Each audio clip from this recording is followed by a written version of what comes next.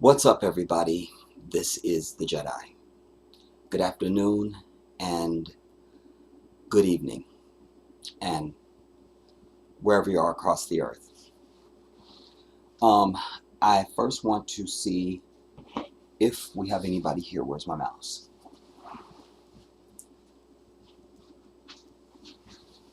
Oh, unbelievable.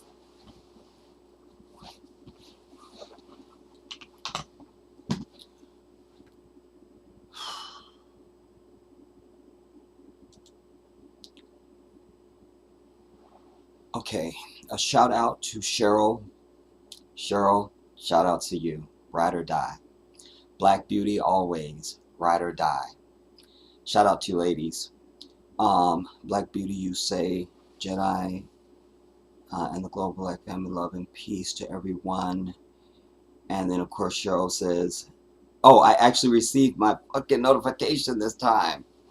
Yeah, because this channel is still small. And Portia, shout out to you. I see you, Queen. Good afternoon. Um, and thumbs up, everybody. We still got 3 people that need to thumbs up. Thumbs up. Thumbs up, thumbs up, thumbs up. Looks like we got so far 11 views going on right now. Hit the thumbs up. Hit the like button. Let me refresh.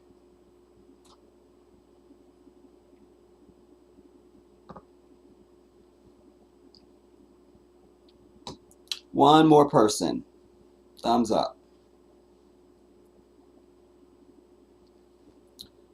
One more person. Thumbs up. Waiting on you. Unless you're a white devil, go away. This is definitely not for you. um,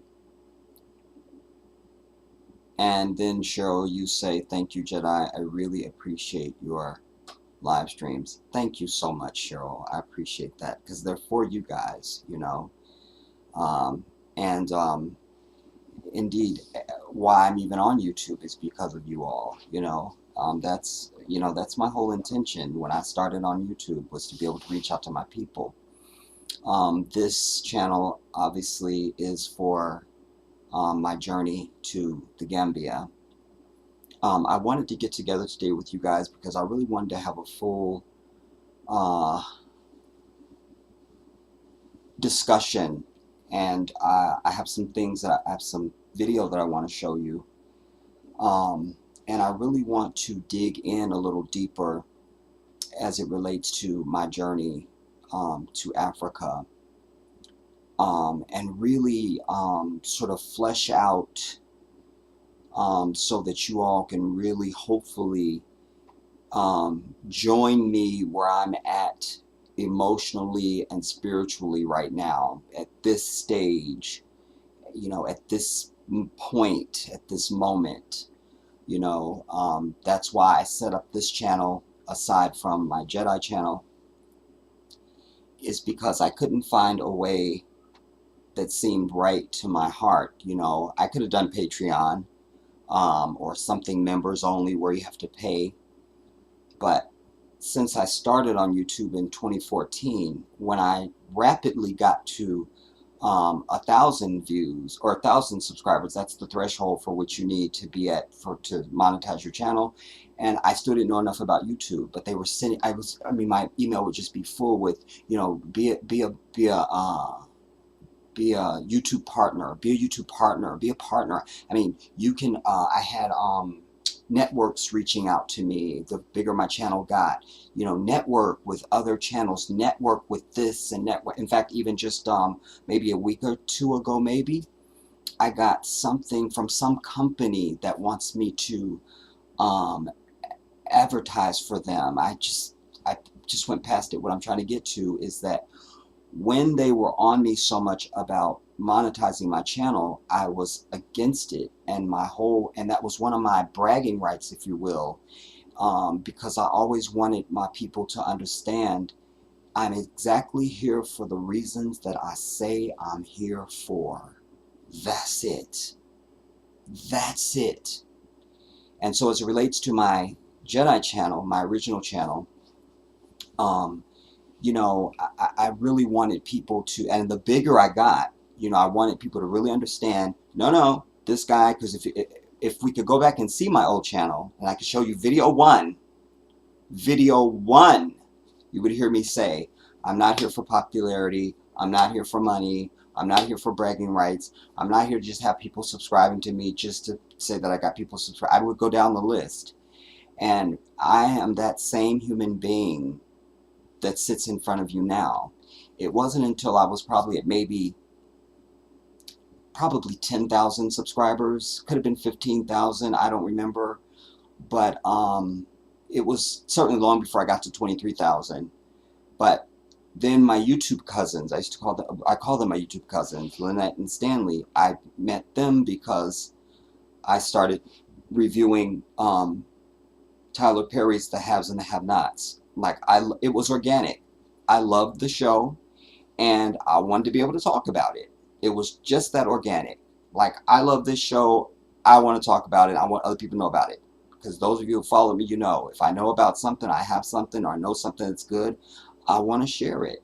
It's always better when you share. It's just better. Even if you just got a candy bar, you just give it to somebody else just so you can say, isn't it good?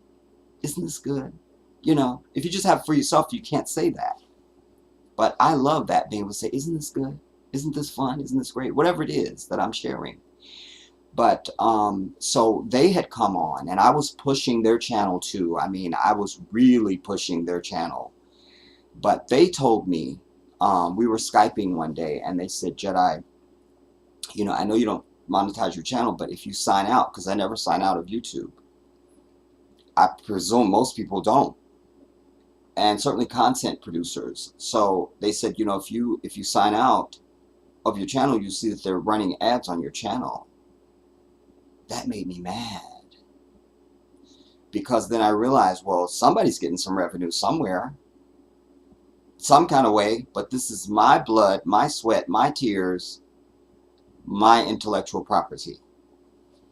And so I came to my audience, I told you all about it, and I said, for this reason only, I monetized my channel. And I did.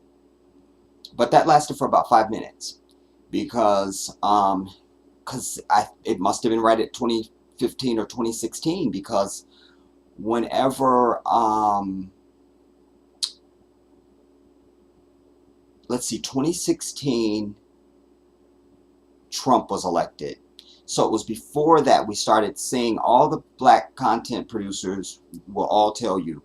We started seeing they were coming down, and everything was a copyright claim on your channel all of a sudden. Everything was third-party use. Everything was a copyright strike. Videos were taken down. This violates, and all of this and all this. And they were just going in. Even Willie D got shut down. Lisa Cabrera got shut down. I could name some other names, but people were just getting shut down. And I was among them, So that all went away. But I was only monetized for about 5 minutes, figuratively speaking, of course. And so I didn't make any real money. I think the first time that I saw an AdSense deposit in my account, I think it was about $500 actually. It wasn't anything to frown at,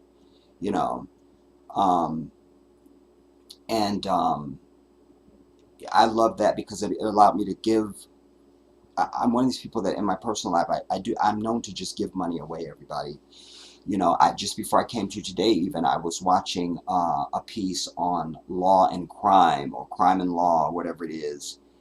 And it was, the police were harassing this homeless veteran. And I thought, how ironic, because I was just talking to you about veterans last night on the other channel, when they mentioned that the paid murderer, the fat ass that choked out the other officer, they described him in the article that we read as a 21-year veteran. And I did about 5 minutes on that. Like, this is not a veteran. These people are not veterans. And I made my case as to why they're not veterans. So here it was, a real veteran with his dog, no less. He was a white dude, but it was the principle of it. I didn't even care that this was a demon. Both of them were demons. it was the idea that you can't even be homeless in this damn nation. You know, you can't even be homeless in peace. There he was at a like a shopping center. You know, like the grocery store is usually like the anchor business, and then there's all the other stuff. I think I saw Marshalls, and there was a McDonald's, and he was standing on this island. You know, that's like where you would drive in or drive out, and there's an island. And the cop was just harassing him. I didn't finish watching the video because it's nearly 2 hours, I think. And I clicked on it because it said that the cop tased the dog. Well, I didn't get to that point. But I bring that just now because I'm just trying to say, like, you can't even be homeless in this place. Like, you can't, his whole thing was you can't panhandle. You can't panhandle. So what's he supposed to do? If this guy is out there, anybody is out there, and people are willing to help, that's between them and that person. This should not be a legal issue. I mention it because I'm one of these people, I'm always giving to people that don't have. It's my responsibility. That's what I've been trying to teach you to do over the years. It is your responsibility because our Maker says to us, charity is the right of the poor upon the rich. The right of the poor. And what that means is you don't have to have Oprah money. It just means I've got an extra $5. I may have just filled up my tank. I've got everything I need from the store. I have $5. I need to give that to somebody that doesn't have $5. It's not mine. It's their right. They don't have, you must give. The divine intention for this is that we would never have the story that I just told you about. We wouldn't have the guy standing on the island needing people to give him anything. Somebody came by and gave him a box of I thought it was McDonald's, but actually they gave him some dog food for his dog. And I think they gave him $10. But if we had this divine principle in place and not the selfishness being the norm, remember, that which is wicked will seem normal to them, says the prophecy. Nope. So, if we had the divine principle, then no one would go without. How can Oprah Winfrey have a home on every continent, damn near, and there's people that don't have a place that they can call home? Home. Home. Home. Peace, serenity, comfort, shelter, you know. So, to bring myself back to center, so I wanted to set up this channel because I wanted to be able to communicate directly with the people who have supported me, you know, not just financially, but also those who are really looking forward to my journey as much as I am, who want this for me, those who will potentially make the journey themselves, you know, to open the eyes and to try to do my best to inspire as many of us as I can to leave this place. And as I've said to you before, even if you don't go to Africa, that's fine, but you got to get out of here. I think you should go to Africa because it's the best place. Africa is for Africans. Japan is for Japanese. China is for Chinese. The Philippines is for the Filipinos. Hawaii is for the Hawaiians, goddamn. Vietnam is for the Vietnamese. We could keep going. But what do we have? We black people. What does that mean? Well, you're just black. Okay, so show me the place that's black. Show me. But there isn't. And then the overly hotep types will come, well, you know, it wasn't really named Africa, and I don't want to hear that. It's called Africa. I'm cool with that. It works for me. I'm good. So, I wanted to have a place where we could do this, and then also, this will be my Africa vlog channel, to that I pray Allah will continue to grow, and that I can get to where I was even on my original channel with 23,000 subscribers. Maybe I can get to that on this, with dealing with the continent, my journey, and then my subsequent life as it will be, and so forth. What I wanted to primarily try to do today is cover as much ground as I can. I want to, in no certain order, I want to talk to you about where I'm at in my process, where I'm at emotionally, where I'm at physically, challenges that or foreboding feelings or any trepidations. I just want to really explore all of my everything in a real time with you, and I think that's also cathartic for me. I also want to try to show you some of the atmospherics in Gambia, and I want to introduce you to, I want to show you some of the apartment hunting that I've been doing, pricing. I want to show you some people that I've reached out to, that will be my sort of liaison on the ground as far as helping me find a place, because I really do want to try to just go ahead and finalize a place when I get there. I don't really plan to spend a whole lot of time in Senegal, where I'm landing in Dakar, and I figure maybe just a few days so it's just gonna be organic. I'm not gonna be on a schedule. So if I'm feeling Senegal, I'll stay there a little bit longer, and that will depend on whatever the price of my Airbnb is, because I'm still cheap. That won't change. And when I think I've seen as much as I need to see of Senegal as an initial sort of entrance, then I'll catch the bus and I'll go into Banjul, Gambia. And at that time is when by that time I will have made final preparations with my people that I will meet with, and I'm praying that at that point they will maybe have a list of showings that I can go and see. I still have to work out, will you guys take me? Will you guys take me? I'm going to be, I haven't worked that out. And then find a place, because what I know for sure is I have and am learning a lot about the Gambia. As I told you all before, the Gambia was one of the first countries that I looked at back in 2015 when I first started being determined that I'm moving to Africa. I'm going to Africa. It's happening. I'm leaving here. I'm going to Africa. And then it was just about, well, what country are you going to? There's 54 countries.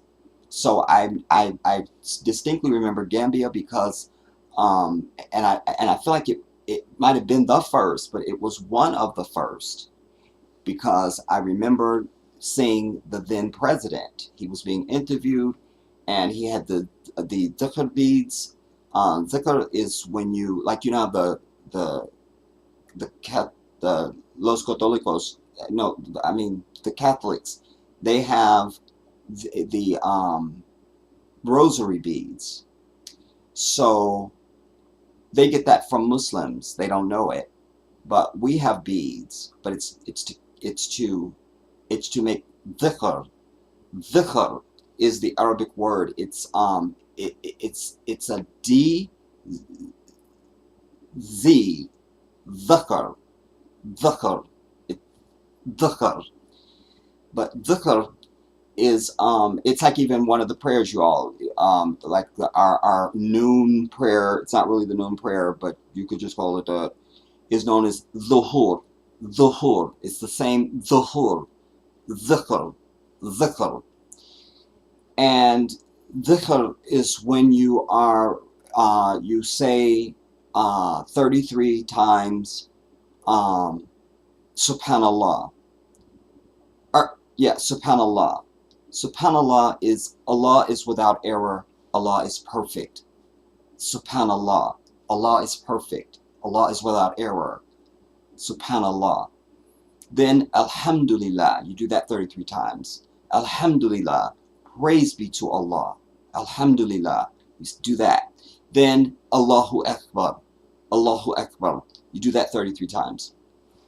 And one of the reasons for dhikr is to, again, Muslims are always keeping our tongue wet with the name of God at all times. We're always proclaiming grace and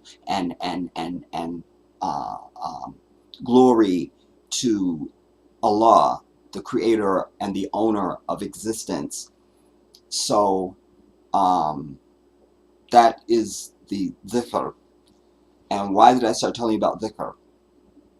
Because I don't know. Oh, because the president, alhamdulillah, the president of the Gambia at that time, he was there with his dhikr beads. He had his Quran, and they were literally carrying his chair around his throne, like, and they would sit it down, and he would sit and he would be interviewed. He was very defiant. I just loved everything about him, but it was the Gambia.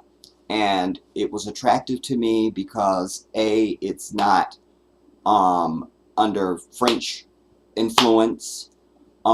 They are not under British influence.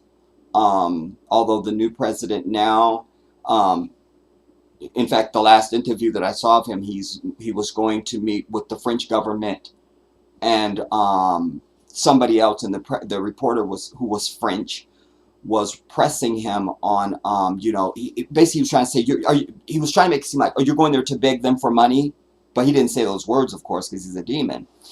He was saying, you know, are you looking for support from them, you know, and then also he named some other stuff, and then financial, and then, but he kept repeating that, but definitely more financial, you know, and that made me a little furious because it was just perpetuating this idea that any nation in Africa must be poor.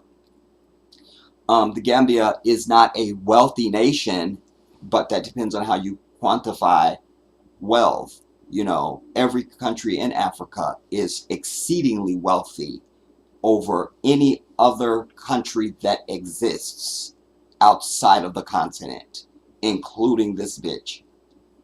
So, their main thing is agriculture.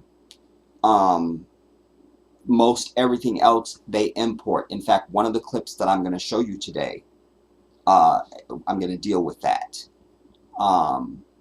But as I was going to say, one of the things that I know for sure is I know where I want to be.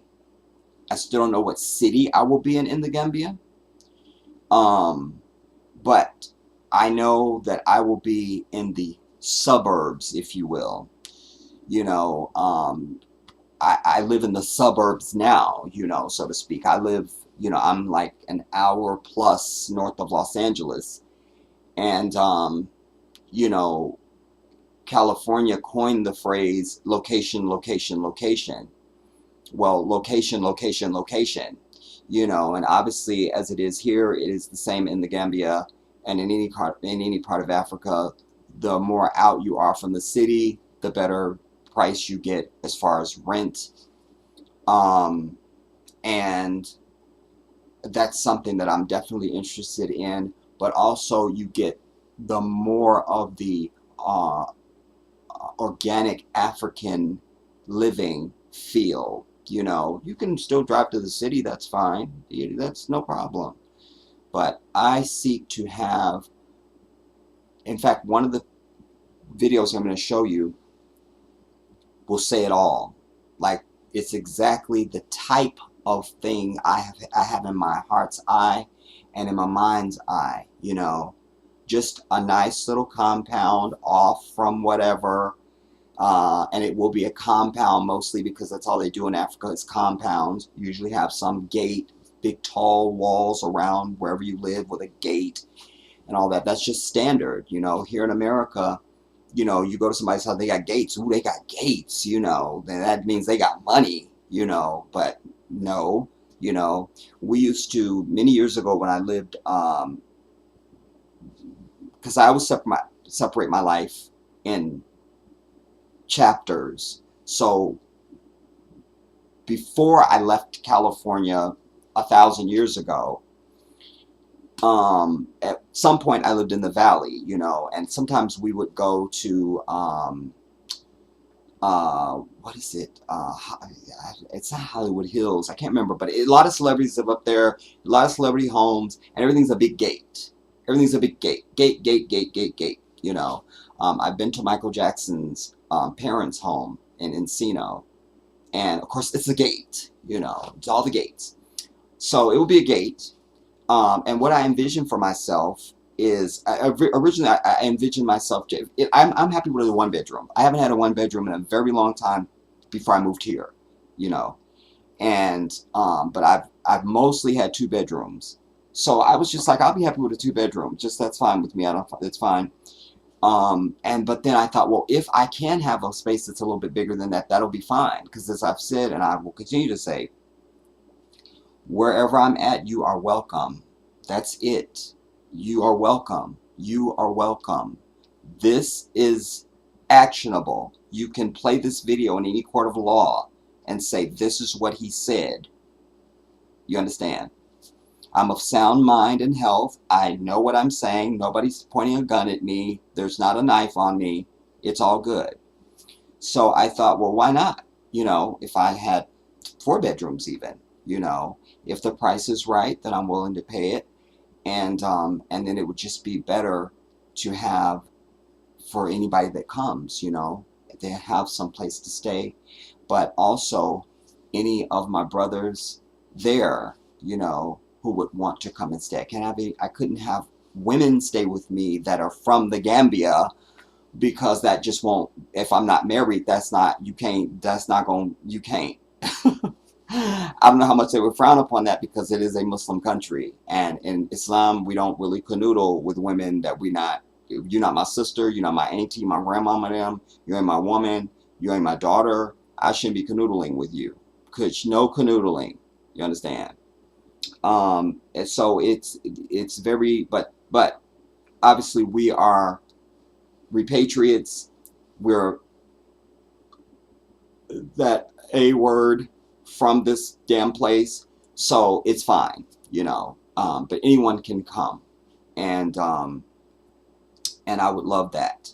And most of the places, a lot of places, especially if you're renting a house, they also have what is known as a boys' quarter, which is like another little small house, because most people, you're not wealthy, but most people have boys' quarters. There's literally people that stay on your property. They just kind of look after it for you, security type thing, whatever, you know. But it's also a place where people can stay and things like that. So, you know, whatever. And I dream of, you know, at Ramadan, if I want to say, I will host the iftar, you know, for a night or 2 or something like that. I'll have a big enough space where a lot of my people from the mosque can come, and we can have food and all of that. I dream for that.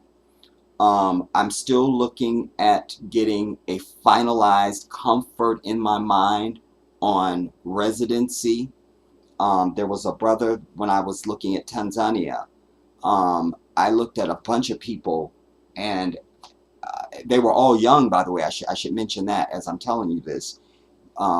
They were all young. In fact, one of the brothers, I sent his video to my nephew, because I'm like, this dude is your age. He's your age. He kind of looks like my nephew a little bit. He's just in like the phenotype, the silhouette and all that, but he's not as handsome as my nephew. No one is. And well, maybe me. All right, we're going to look at some, they're going to look at some photos, and they're going to tell me. But I was really latching on to him because of the information that he was sharing. And then suddenly there was a video that he had left Tanzania. Well, why he left Tanzania? is because, and then I've seen subsequent videos about why is everybody leaving Tanzania? Why is everybody leaving? Because the visa is 3 months, and then you can get an extension. And what happened to this kid particularly was they have a 2-year extension that you can get.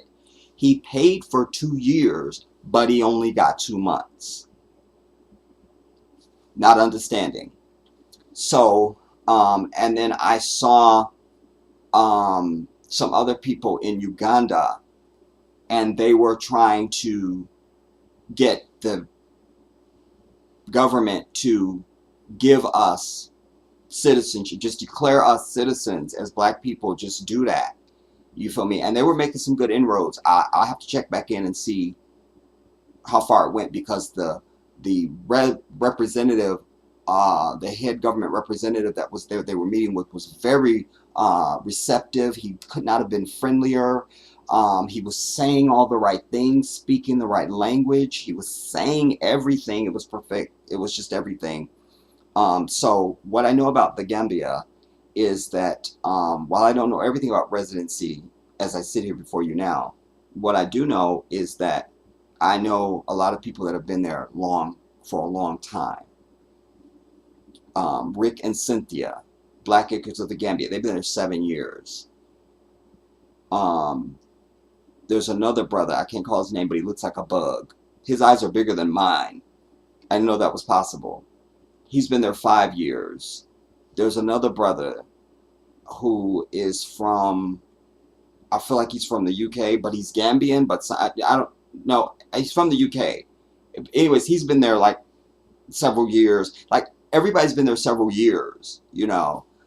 And they're constantly arriving. There's another sister, she went, and some of her friends came, one of which had just never been to Gambia at all, had never been to Africa, hadn't been nowhere, sold all her shit and moved to the Gambia, and they chilling, you know. So one of the things that I want to also do today is give you some visuals on, so you just could see some things. The purpose of any of this channel is I want your heart to be able to see and feel, to maybe you will begin to think. At the very least, you'll know, okay, Africa is not what I thought it was. It ain't. I could almost see me there. I could kind of see me there.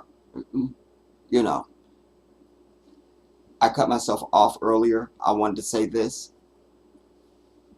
I know if I have a place to live that I feel is right for me, locationally, financially, it just feels right,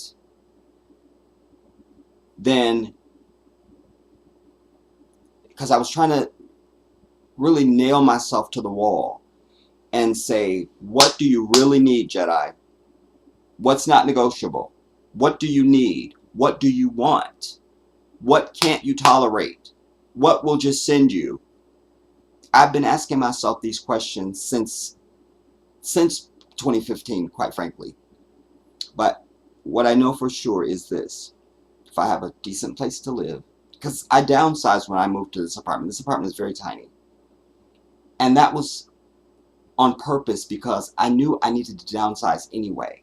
Like, you're going to have to downsize. You're going to have to downsize, you know. And, you know, when I moved here, I got rid of cable. I got rid of all the shit that, anything that was extra luxury, you know. I got rid of my internet, and I got rid of a lot of things financially to downsize financially, but also downsize physically. Like, my life needs to be downsized. You need to have like one bag of shit that you could just, you know, whatever. So I know that any place that I get in the Gambia will be bigger than this. They build big in Africa, and it will be substantial because, you know, in America, and certainly here in California, You know, the architecture is just different depending on where you live in the country. Out here, you can't really build a lot of things certain ways because we have earthquakes. And before I even revealed to you all that I live in California, it used to be every once in a while coming back in my mind, what are you going to do if you're unalive and there's an earthquake that happens? People are going to know you live in California. Thankfully, that didn't happen. But you know, I will have so I just know if I have a decent place, and if I'm able to walk to the mosque, if I'm able to walk to the market, that's really the main things that I need. Like, those are the main things. Place to live, gotta have a mosque, gotta have food. Can you get that? You're good. You know, and and and then everything else I'm flexible on. You know, the mosque won't be a problem because there's so many mosques. It's an Islamic country. And then you don't just have mosques, you also have what are known as musalla. Musalla is what you all know as a sanctuary as Christians. Like, you have the church, and then when you go through the doors, you're in the sanctuary. You know, that's where you call the blood of Jesus and all the other Christian dumb that goes on. So we have musalla, and in the musalla, so it's not a full mosque, so but it will be a proper building for you to go in and pray, you know. And so I will have a mosque near me, and musalla, probably, most, you know. And what I have known for a very long time is that I'm not interested in going in with a business model. There's so much business opportunity in all over Africa, but certainly in the Gambia. You could do anything. I mean, it's just unreal. You know, like, I'm somebody that doesn't mind driving. I'm sociable. I love talking to people. I could see me running a taxi service, a fleet of taxis even, you know. The only barrier to that, or real consideration, would be like, well, what's the insurance going to be? Because it's a very dangerous place to drive, you know. So you're assuming a definite level of liability, not only just on your vehicles, but your drivers and your passengers. Probably that's something I wouldn't do, but it crossed my mind. What I am sure about is that I know that there are a lot of brilliant minds, and there are people that are there that are doing and or trying to do things. So I'm happy to join with someone, because what I'm very clear about is I don't want to be the American dude showing up acting like I'm flossing and it's all this and all this. Not here for that. Not here for that. And I don't want to come like I'm taking over, because there is concern. I saw some brothers, this brother is making bricks for homes, and they're both Gambian, and he was saying, the owner of the business was saying to the brother that was interviewing him, he was saying, you know, if we don't protect the Gambia, then pretty soon we will be visitors in our own country. He was talking about everybody, you know. So I don't want to do that. And you must understand, you have no way of life. I've told you this over the years. You don't have a way of life. That's one of our issues as a people. You don't have a way of life. We don't have a way of life. You don't have a way of life. You don't have a code that governs you. You don't have a code by which we live. We don't have a code by how we interact and how we treat.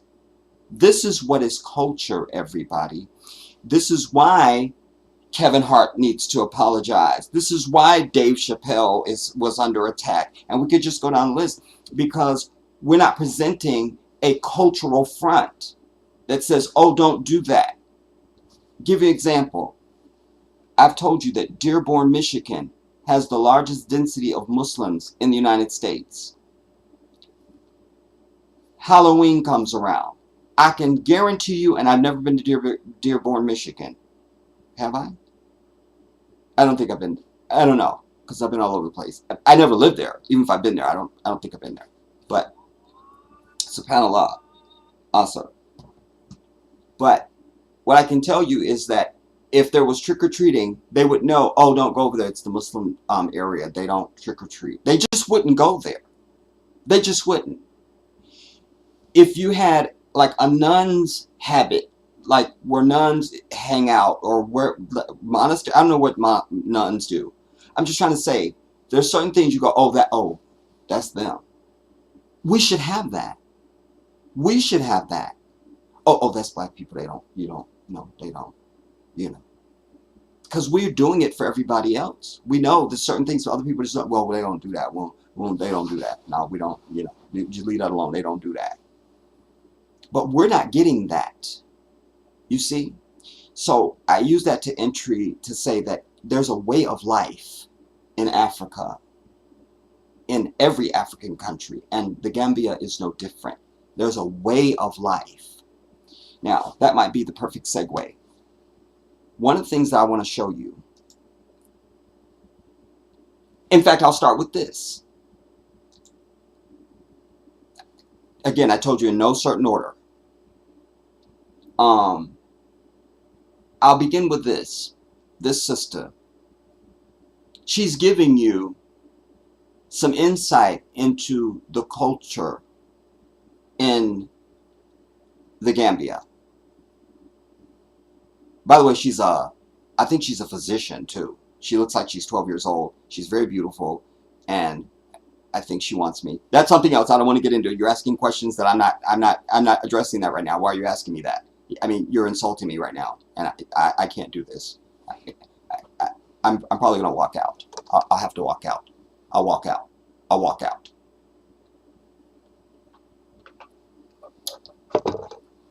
That's white folks. I'll walk out, especially in like Hollywood. You know, I'll leave. I'm walking out.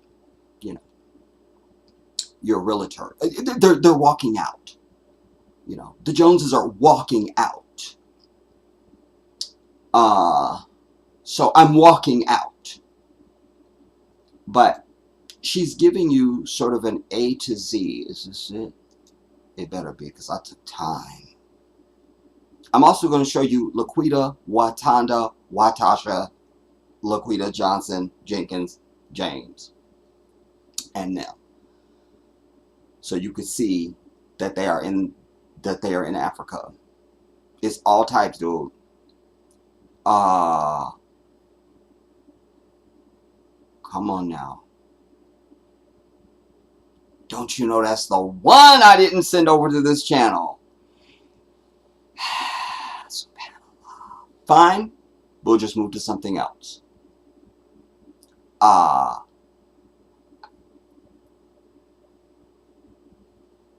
Yeah, we'll have to move to something else, because I wanted to bring that sister, but I don't see her.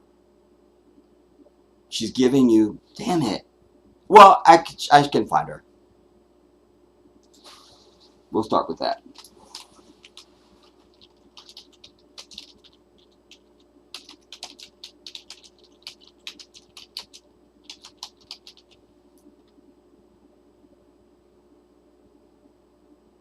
No, open another page. But, well, okay, fine. Subhanallah, I have it.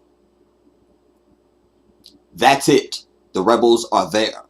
Prepare your course for the Hoth system.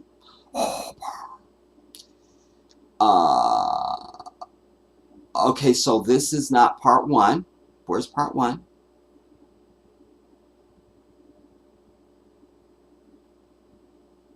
We'll start on part two if we have to. Damn it, I'll do it. All right, fine. We're gonna have to start. We're gonna have to start on part two. Is that the part one? No, that's the different. We don't need all of it. And alas, there's part one. Is that part one? Do's and don'ts. Yeah, this will work. Now, this will just give you some idea. Oh. Let me see if I have anyone else who's come in that I need to shout out before I go into full mode here now. Let's see. I think I shouted you out, Portia Snelling. If I didn't, shout out to you, Portia. What's up, girl? I read that, Cheryl. I'm going to try and do this today because I can't. There's Portia. Cheryl, you say PukeTube was hating on your channel. Of course, I remember when you had at least 23,000 subscribers on your Jedi Revolution channel. No, that was the Jedi channel. And then there was I found in my files not too long back, because I never knew, well, what was the count on Jedi Revolution? I think I was at 8,000 on Jedi Revolution, but the 23,000 was so far on Jedi.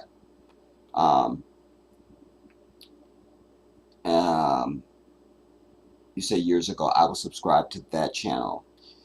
I was subscribed to both of your channels by 2016 and 17. I'm sad because I would like to see you again, a huge following. I would like to see you again have a huge following like you did years ago, but genetically recessive PukeTube fucked that up. But fear not, my sister, fear not, because I'm still the same dude. I am the intellectual property. It's me. I am the Jedi. It's not a channel. It's me. You feel me? So I did it before I could do it again. You know. Sweet Akibalan Violet, my angel, a big shout out to you. I hope you feel that. Kiara Irvin, shout out to you, girl. What's up? Jedi, stopping through to say hello, and it just went away, right? To say hello to you and the family. Thank you, Kiara. Thank you. And I found your twin. I saw your twin in Africa. I saw your twin. Something I was watching, and I was like, I probably saved it because I know me, but I found your twin. I found your folks. They was looking for you. That's Cheryl to my angel, angel to Portia, Portia to my angel. Ronaldo Win, shout out to you, my brother. Barakafik, Alhamdulillah. Good evening. Just got off the plantation. Perfect. Anjane 23. This is an embarrassment of riches here. Shout out to you, Queen. And another shout out to my angel. Now, let us begin. Okay, wait, I'm showing 36 views, but I'm also showing, I'm not understanding. I don't care. All right, let me bring you in. I don't remember this sister's name. I just know she wants me. That's not important.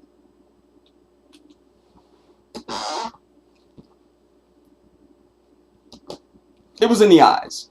It was in the eyes. It was in the eyes. Anyways, this is, she's sharing. We don't need all of this, but I want you to get an idea of, let me see if I enlarge it, will I be in the way?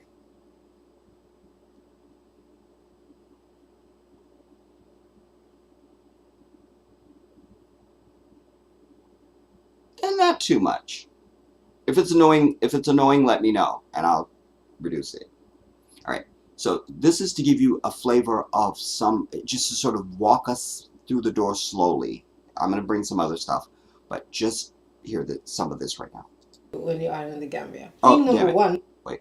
Living in a country where they have different set of norms can be very good to know about. By the way, she's not always in the Gambia when she's doing videos, because she's some kind of a doctor, and I know that sometimes when she's shooting, she's not in the Gambia. That doesn't matter. She's Gambian. All right, go. Living in a country where they have different set of norms can be very good to know about. You wouldn't want any like awkwardness or you wouldn't want to get in trouble without even knowing about it. Well, in this video, we are going to talk about do's and don'ts when you are in the Gambia. Greetings extended family, it's your sister Mari here with African Diaries. So this channel is all about spreading knowledge and inspiration of the Gambia so that hopefully the African diaspora will want to visit, relocate or invest in the Gambia, and also for the people living in the continent, for Gambians living in Gambia, that they will want to stay in the motherland. To stay in the motherland. I love that. She always puts that up there. Low battery already. I can't do this. I can't do this. Where's my agent? Yeah, I can't do this. I can't do it. It's off. I'm not doing it. I'm not doing it. I'm walking out. I can't do it. So if you haven't already, hit the subscribe button and do me that favor, hit the like button, share this video, and we will get straight into it. Okay, so like I mentioned before, in this video we are going to speak about do's and don'ts when you are in the Gambia. So these do's and don'ts that I'm about to share with you right now, they are basically culturally related and they are very general. But all in all, I think they are some of the examples that are very good to know about when you are in the Gambia. So yeah, and I'm also sure that those of you who are Gambians and those who are Gambians living in Gambia may have never thought about these things before because they are basically day-to-day life routines for us. And those of you who are new to the country and have never been there before, this might be something totally new for you. These do's and don'ts might also be recognized across cultures in Gambia and also across countries in Africa. And if you are guilty of one of these things that I'm going to mention, then sorry. So finally, without further ado, let's get into the video. Okay, so let's start with the don'ts. Let's start with the things that you're not supposed to do when you are in the Gambia. Thing number one that you're not supposed to do, the first don't is actually not to yawn without covering your mouth. So yeah, in the Gambia, it is basically... That's... That yawning thing is also, again, it's an Islamic country, but that is the way of Muslims. You are not supposed to not cover your mouth when you yawn. And I've shared with you all in the past. Again, this is just, I'm teaching as I go, everybody. Like, I noticed, so I should tell you, like, just, so, that's what she's saying, you know, because you might go, wow, yawning, like, what? No, it's an Islamic country. But you must understand that most African culture is about steeped respect and manners. There's a way of doing things. It's not just anything goes like it is here in America. This is the anything goes place. So something as you would probably think as insignificant as yawning is still insignificant, but yet and still there's a way. And for Muslims, we always cover our mouth when we yawn, and we always say, A'udhu billahi minash shaitanir rajim. Bismillahirrahmanirrahim. That's, I seek refuge in Allah from the power of the accursed devil. And then you say, in the name of Allah, the Beneficent, the Merciful, again. Like so, A'udhu billah, I seek refuge with Allah. A'udhu billah, minash shaitanir rajim. In Allah from the accursed devil. That's enough. Then, Bismillahirrahmanirrahim, in the name of God, the Merciful. By the way, my channel icon on the Jedi channel, the red, this, you can't see it all, that red, the Arabic that's in there is Bismillah ar-Rahman ar-Rahim, just so you know. Alright, moving on. Not considered well-mannered if you just yawn out in the open without covering your mouth. You know, just to open your mouth like... That was actually a yawn. This actually made me a bit tired. Growing up and spending a few years in the Gambia, when I was a child, I always remembered the grown-ups. They would always remind us that if we were to yawn, we were always supposed to cover our mouth. Like when we did it in public, someone would either like smack our hands and put it next to our mouth, or just... Shout out to Andrea Smith. I see you, girl.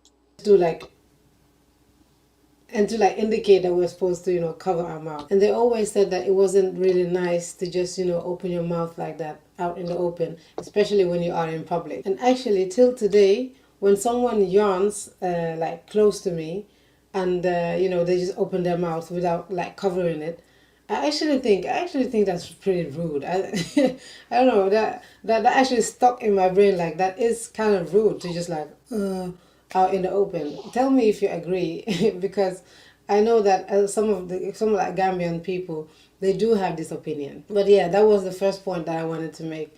Do not yawn out in the open without covering your mouth. Okay, so the second don't that I wanted to speak to you about today, extended family, is not to speak to someone unless you greet them first. Okay, so That is just African, period. I don't care if you in Gambia, if you in Ghana, if you in Nigeria, if you in Kenya, it don't matter. If I call, we'll use Neldo. I call Neldo.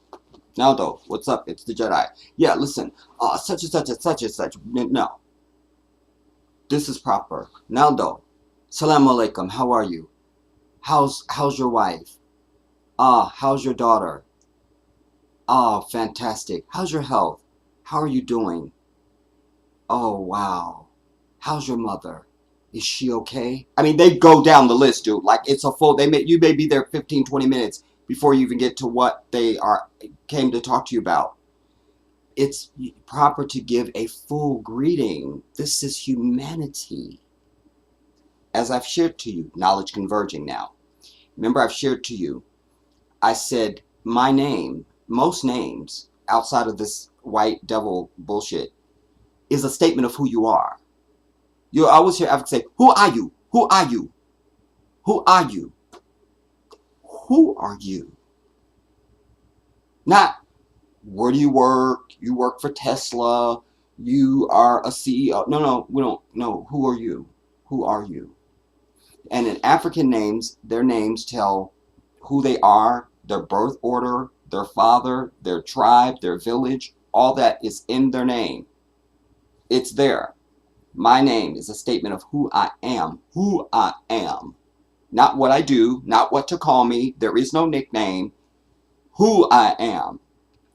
So this is in that same wheelhouse of greeting. You want to know, how is someone? How are you? How are you? You know, I love it. It's beautiful.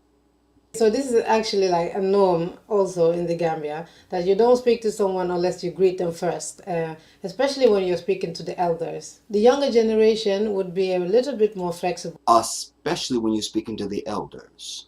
when it comes to this, I would say, especially in like text and informal acquaintances and just conversations, basic conversations. But when it comes to the elders, nah, I wouldn't really say that you can do this, even if it's not a formal meeting or conversation. And to me, it's like it's not even nice talking to someone if you don't greet them first. If you don't say hello, hi, assalamu alaikum, however you want to say it, nangadef jamangam.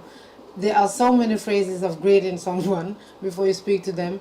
Pick one of those first before you talk to someone. And I know in some cultures like it doesn't matter, but to me personally, I think it's so rude, like if you don't greet someone. And as I said, the younger generation, and in informal contexts, like when you text someone, etc. Like I don't really take it personally. I mean, if I haven't seen you in a while, and I actually like see you face to face, and you don't even greet me, that can be something. Yeah, that can be rude. Yeah, so especially if I've like never seen you before, or if it was like a long time ago I saw you, or if it's like at work, you're supposed to give me a report of a patient or whatever it may be. Like if you speak to me for the I'm first going to time in skip a a little while and bit. you don't say hi at all, or without greeting them first, let me know if you agree, and let me know if that actually is a Gambian thing, because it kind of is. And it might not even just be a Gambian thing, it can be like across African cultures. Okay, so moving on to don't number 3. That's actually 2 in 1. So don't talk to the elders however you want to, and don't call them by their first name. So this is actually, That's self-explanatory. But I shared with you that that's one of those things that we carry over. You know not to call your mom and them by their first name, or you will be killed. actually common sense So for some people out there. that's So the mine. people that you respect and the people that are older than you, especially the Gambia, like the Right elders, now, or we're gonna skip. Sainabo, say, or Alaji. So I also started to say that. I was like, okay, maybe their names are not mom and dad. Why is everyone calling them something Maybe it's else? right Why at the am I the chapter. strange one? Tell you why. Okay, because of Gambians being generally like friendly people and peaceful. Now this one can be very interesting, and I'll tell you. Basically, don't be too friendly to someone. I love this. I love this. I love this. Turn back the air back off. Damn it.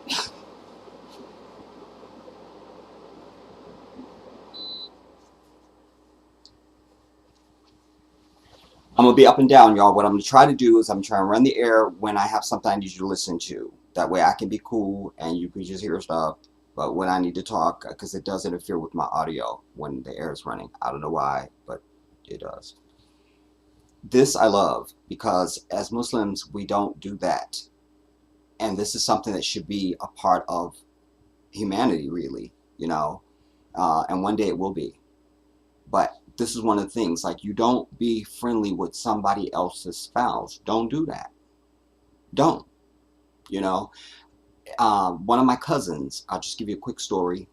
One of my cousins, Jumani, lives in New York.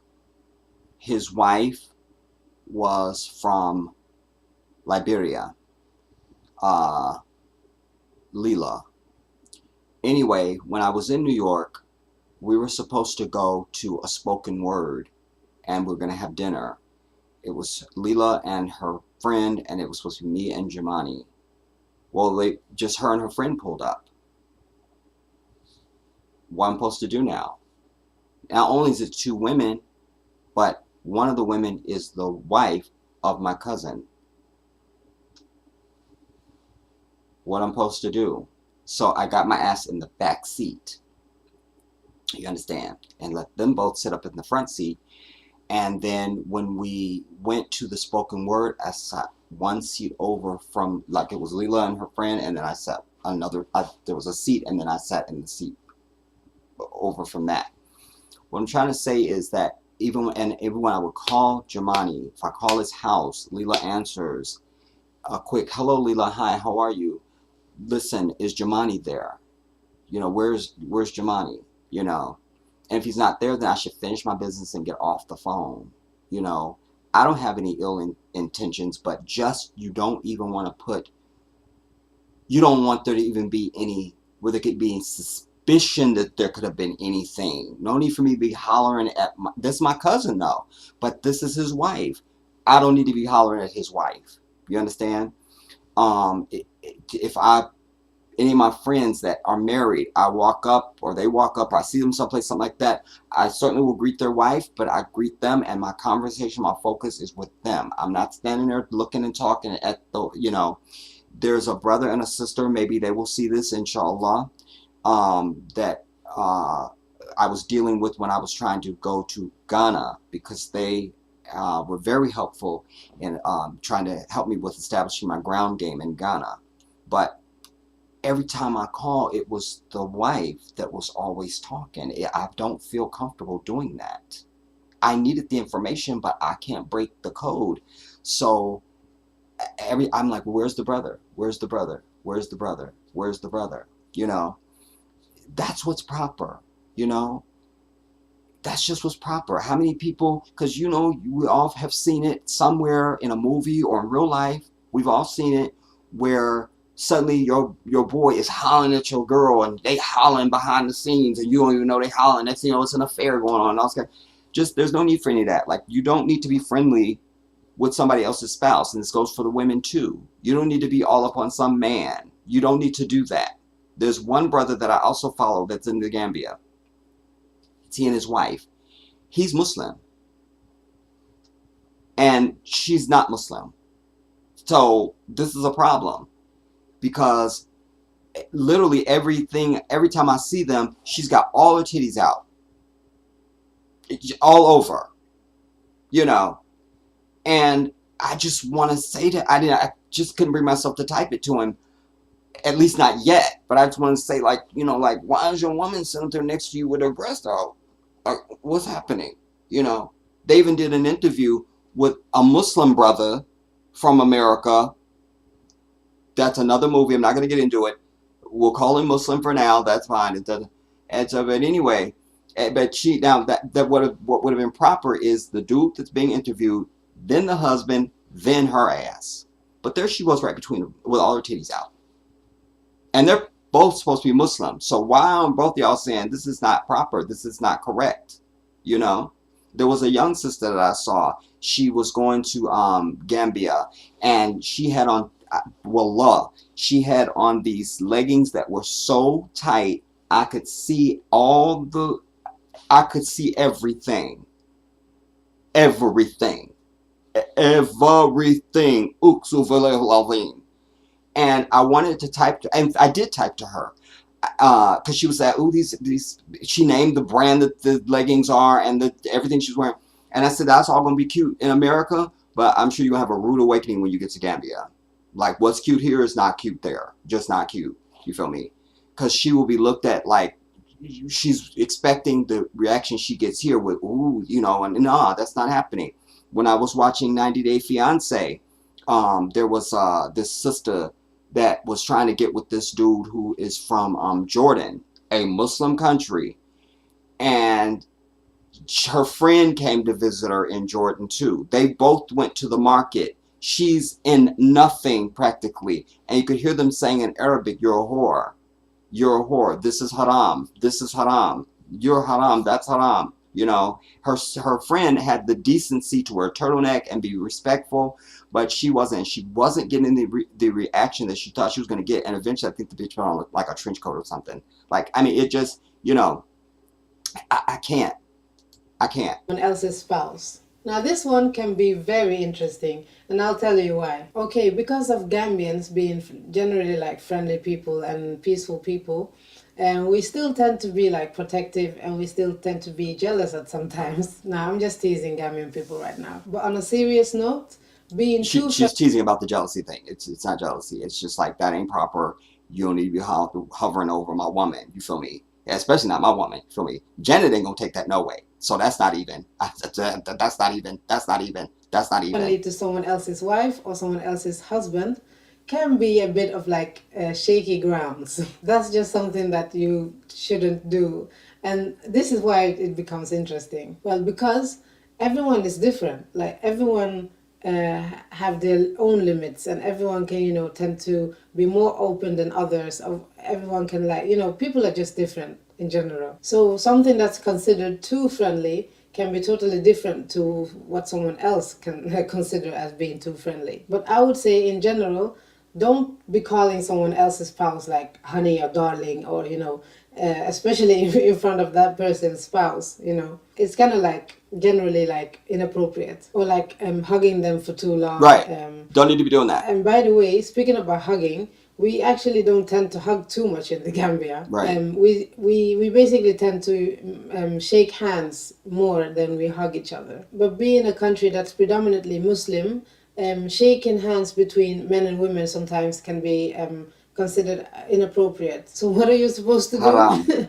That's why I said it's interesting. This one is kind of interesting because you never know what someone's limits are, and, you know, what's friendly to someone can be something else to another person. Right. No. Is that if you don't know someone by their first name, do address them with like bra, sister, mom, dad, auntie, uncle, etc. Okay, so when you are in the Gambia, or actually amongst Gambians everywhere, we tend to have this like, if you don't know someone's name, do call them by like a title that you see fit for that person. This is actually a good and respectful way to address one another when you don't know someone's name. And this is a very general statement, not everyone. It's all about respect. You know, we here in this nation, we big on respect. You feel me? The largest word in a real thug's vocabulary is disrespect. You feel me? They say it like nobody else. That's straight disrespect.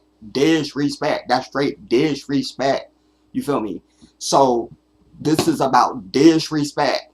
So this is something that carries over. We are not a people naturally who are given to being disrespected or disrespecting.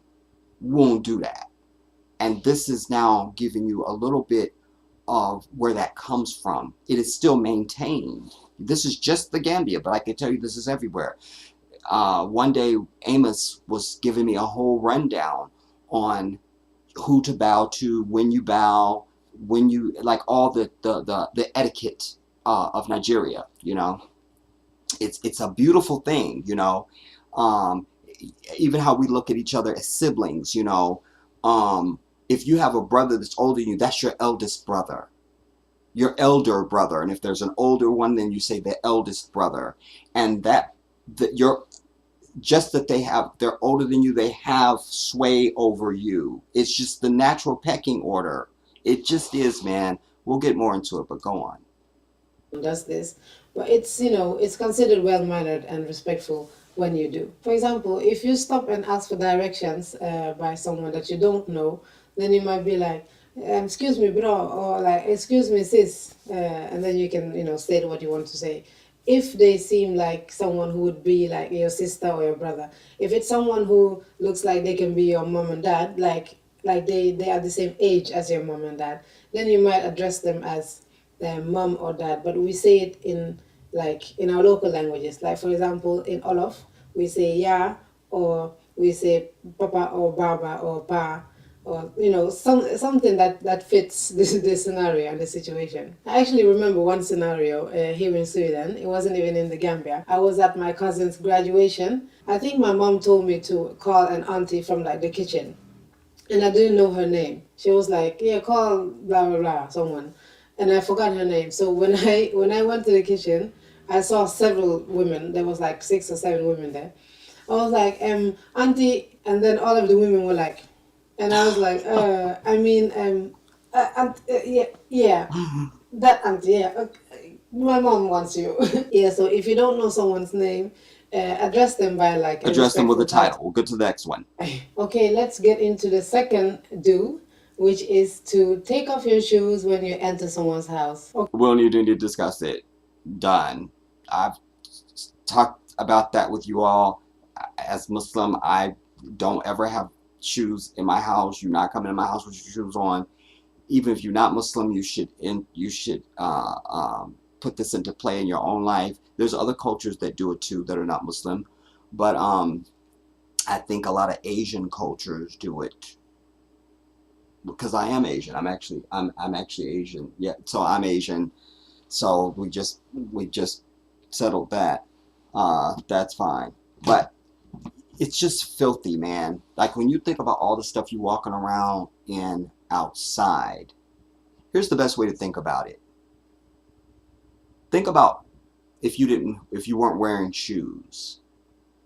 Most of the stuff, most of the places where you walk, would you want to walk there in your bare feet? So if you want to put your feet there, then your shoes are going there, and that's coming back to your house. I'm somebody who likes to sit in my floor or lay on my floor. Literally, if I drop something, I can pick it up and eat it. I know it's not a problem. It's not. My house is clean. You could eat off the floor literally in my home. Subhanallah, that's the truth. I do eat off the floor in my house. So don't wear shoes in your house, everybody, if you're doing it. But also, it saves your damn cleaning bill too if you got carpet. You feel me?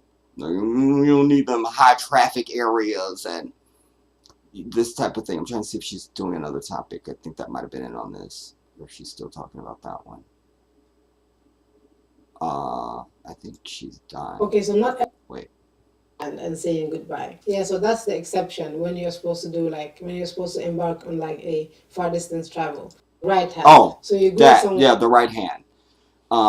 You always offer the right hand. Most African countries do this. Be they Christian or Muslim, it doesn't matter. The right hand is what you offer. You should offer the right hand because, and as Muslims, I've shared with you, I don't even touch my penis with my right hand. Do you understand?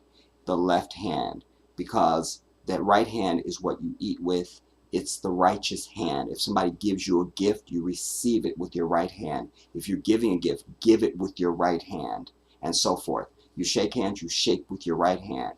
And then she makes an exception. She says, if obviously if your hands are full, oh my God, you can, and you'll only have your left hand, then you can do it. And she makes the point that you'll hear people say, sorry about the left hand. Like they're that on it. Like, sorry about the left hand. I didn't mean to do that. Didn't mean to give you the left hand. My bad. Don't offer it. Again, these are advantages that I have because our way of life, I've said to you, no matter what we call it, the way of life of African people has always been that of the Muslim.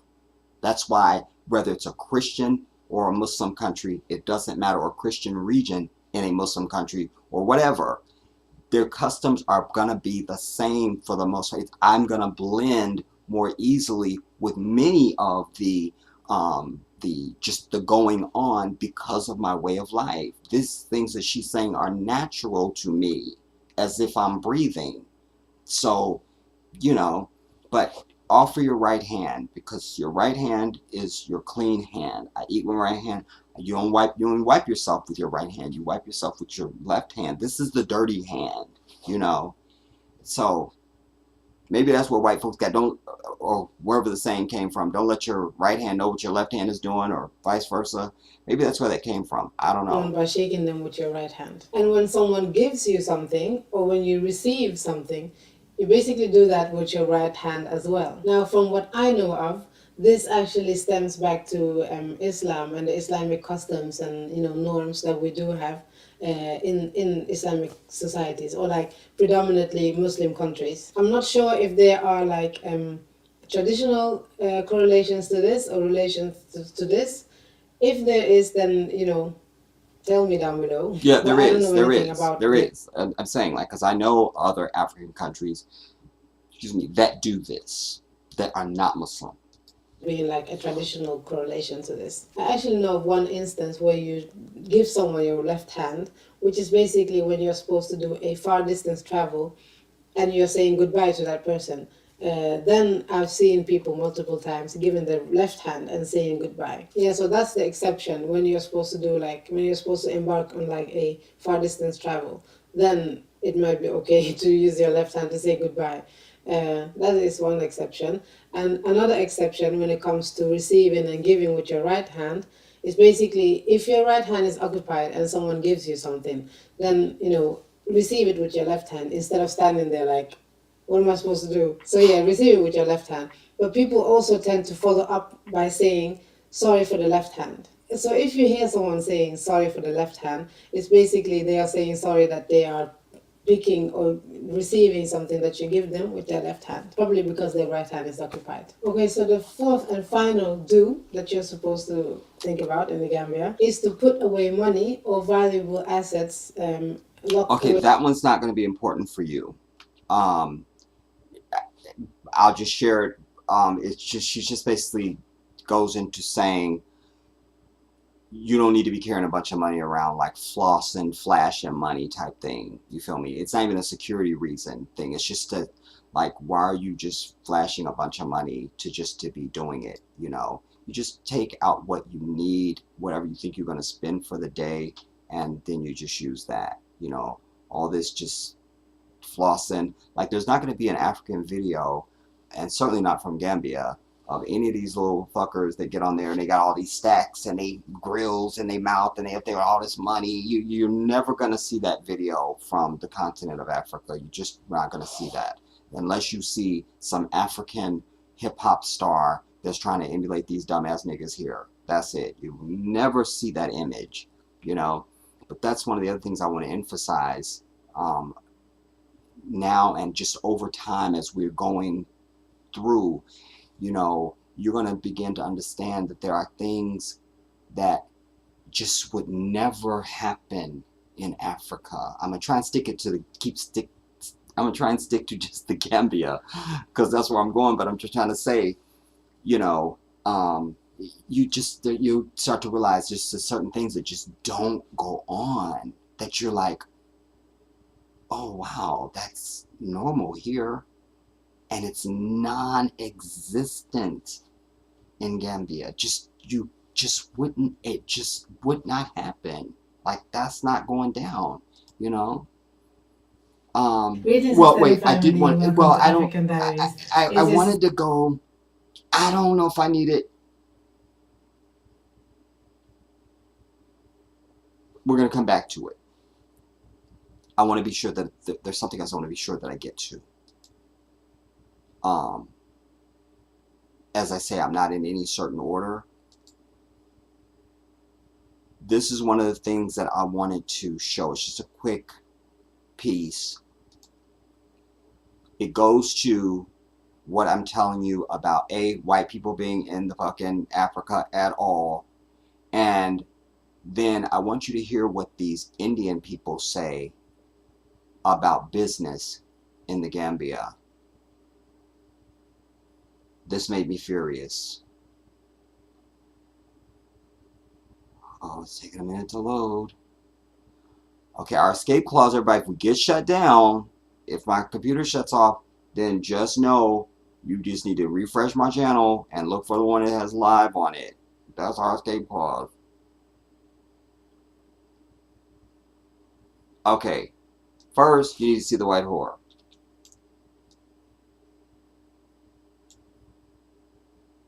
Switch. Hear this. Have a puke bag ready. Ready? Here we go. Woo! I'm in the Gambia!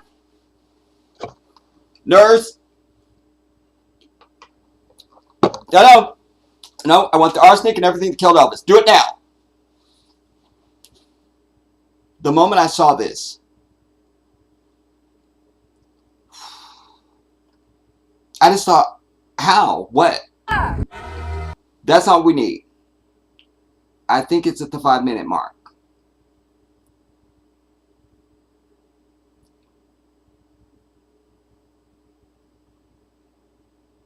I think it's at the 5-minute mark for some reason. I'll start here 4:47. India की business में क्या फर्क है? And she's speaking Hindi, so there's that. Well, like here, you know. Hear carefully. Listen.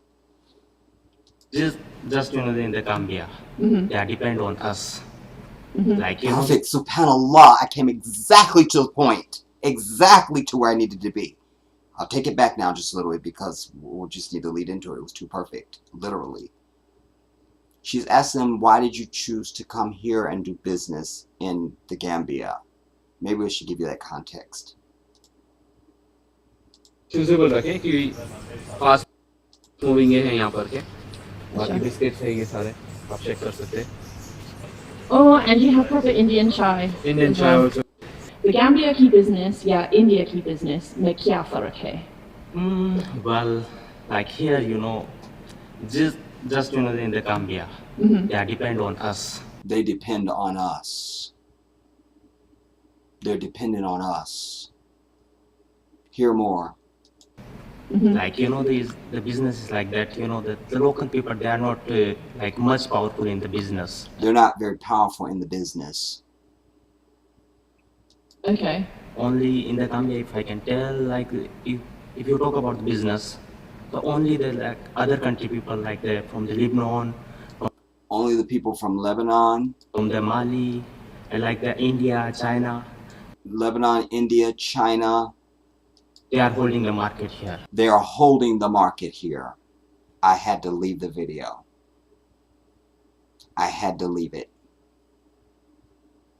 I had to leave it. Because what I can also tell you is that there's dissension going on between these Negro types in the Gambia. Everybody's trying to be a leader and shit. What? You know, I was seeing rumblings of this in Ghana. When and there's also some things going on in what is that country? It's Senegal, actually. There's another dude in Senegal. He's kind of cornered a market, you feel me? He's doing real estate. He's the dude you gonna see to go anywhere or do any fucking thing. But him aside for a moment now, I've seen with my own eyes in Ghana, where you have black folks that come from America and they trying to have like their own fucking community, like apart from the natives, if you will, you know, and you know, having boards and you know, committees and shit. Nah. Listen, this is the quickest way to get your ass kicked out of a country. At the very least, have people be like, I'm not feeling y'all at all. So I'm like, this is going to be something else I have to fucking deal with, because I'm exactly not that. Like, I don't want to go and live in the city and I'm apart from everybody else or something like this. I want to live as a local. Like, what y'all doing, that's what I'm doing. That's what we're doing. So we're doing it. This is what we're doing. Like, and that's the best way to even learn a country, to learn its flow, its mood, is you got to just be in it. But they're having all this dissension and this and the third, and we're going to have this and we're going to have that. Why can't you just go there and take that same energy and join with some of our brothers and sisters that are already there and do something? Like, I spoke about this sometime in something not too long back, where I'm seeing from certain Negroes this, I have something. First of all, they get there and they feel like they're better than, you know, so they're taking that, I'm sure they will deny this down to their damn tooth enamel, but that doesn't mean anything because I'm proclaiming the truth. Some of them have this self-entitlement, like, you know, because they just feel like, because they was broke as fuck here, but suddenly now they're in a little bit better position financially because they live there. And you could hear it in their tone, it oozes out of their pores, you know. It's disgusting to me, man. But this is the result. Why y'all focusing on all that bullshit? What did he say? They're holding the market. We'll just hear it again, because I may have heard something wrong, and I hear weird things on Saturdays. Weird things. I can't get into it. The only the like other country people like the from the Lebanon, from the Mali, and like the India, China, they are holding the market here. They're holding the market. Holding the market. So that most places, like most anything you would want to conjure and articulate in just even the Gambia, you would have 100% of the market. 100%. You make great hamburgers. Oh my God, here you go to the Gambia. You could corner the market. You would be McDonald's in Gambia, literally. If you, let's say you did, I don't know, you have an investment, you want to do a gym, you would be Bally's Total Fitness of Gambia. I'm just trying to tell you, anything that you do, you would corner them, that you would have it. That's it. But they stay together. So she's in their supermarket. I think they also have a restaurant, but she's in their supermarket. And so that's the type of things that we should be doing. But you also need a voice like this to go to our Gambian brothers and sisters and say, look, don't go in there and do business with them. Don't do it. Don't go down there. Don't do it. Because you're never going to have a supermarket if you don't. And many of them have never had to think of this. They just haven't considered it. Just hadn't thought about it. Just didn't think about it. And that's one of my tasks, is to be a bell ringer when I get to that bitch. Do you understand? I must ring the bell. I must. Now I want to come to, well, let me quickly see what you're saying, and then I want to come to another video where I leave off. I'm not going to read everything. We'll start with, we'll do another shout out to Ronaldo.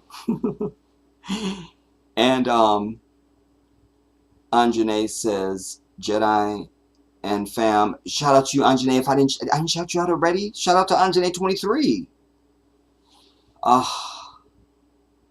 Anyways, yeah, I read that. I did. Then I read,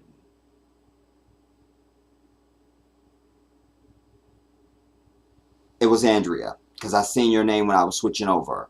All right, so Anjane, not covering your mouth when you yawn is just nasty. It is too. Like, just you don't have to have any culture or any way of life. Just your your spirit should just tell you nah. But ironically, I love it when little babies do it. Just yawning all over everything. The little nasties. That's my angel to Andrea. Then Anjane to Cheryl, my angel. Jedi, I thought that your air conditioner had a remote control. It does. See you keep jumping up and down, turning that thing off and on. I do have a remote. I just don't use it. Why don't I use it?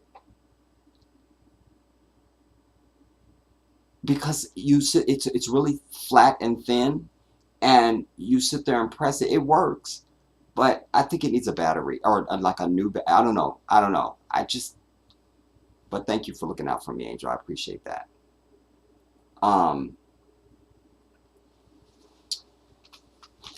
Let's come to Laquita Watasha. Because she's a movie. All right, is this it? Wait.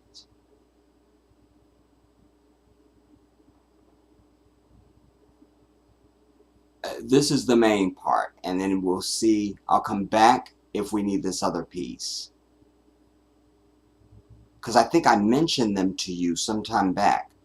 And this goes with what I was just talking about these self-entitled ass Negroes that are showing up there. You know what I mean? Like, we don't need no committees and nothing like that. I could be here for, like, okay, if you want to be like a liaison, you want to be a point of contact, you know, we should have, and it certainly would even serve me, you know, when I arrive, if there's somebody or some people that are designated, because this is one of the things that I wanted to do. So I will establish this, inshallah, but it's not ready for me. So that's why I must lay the path for you. But to have that person that you call and you say, Jedi, this is such and such. I'm coming to Gambia. All right, when you coming? Well, I'll be at the airport to meet you. You already know you coming to the crib, so I got you. This is all. But then I'm also there to show you the lay of the land. You know, if you need to get such and such, you know, this is where you need to go. This is what you need to do. Woo, woo, woo. You need that. You know, I'm here for that. You know, any of our people getting together for that. But this just sectioning off black folks like we something special or something set apart and shit, fuck that. Because even back when me and my sister, when I was going with her tragic ass to Nigeria, you know, she was moving very quickly because she was so size, you feel me? And you know, my brain is trying to work, and I'm one of these all points type people. Did you cover all the ground? Did you cover all the landing points? Did you cover them? Did you cover them, Jedi? You know, and re-questioning and reassessing. That's how my mind works. So we got off the phone, and I don't know how long. Maybe it might have even been the next day. I doubt that it was. But I called her and said, don't make accommodations yet because I want to see what's not Beverly Hills in Nigeria. Because I just know instinctively, again, I live from my soul. The whisper tells me, don't and do. So I knew Allah gave me the inspiration, like, don't go there and be standing in Beverly Hills. Don't do that. So I called her to say this. Bitch had already made the damn Airbnb in Lekki, please. And of course, Lekki is Beverly Hills of Nigeria. I'm over it. I can't.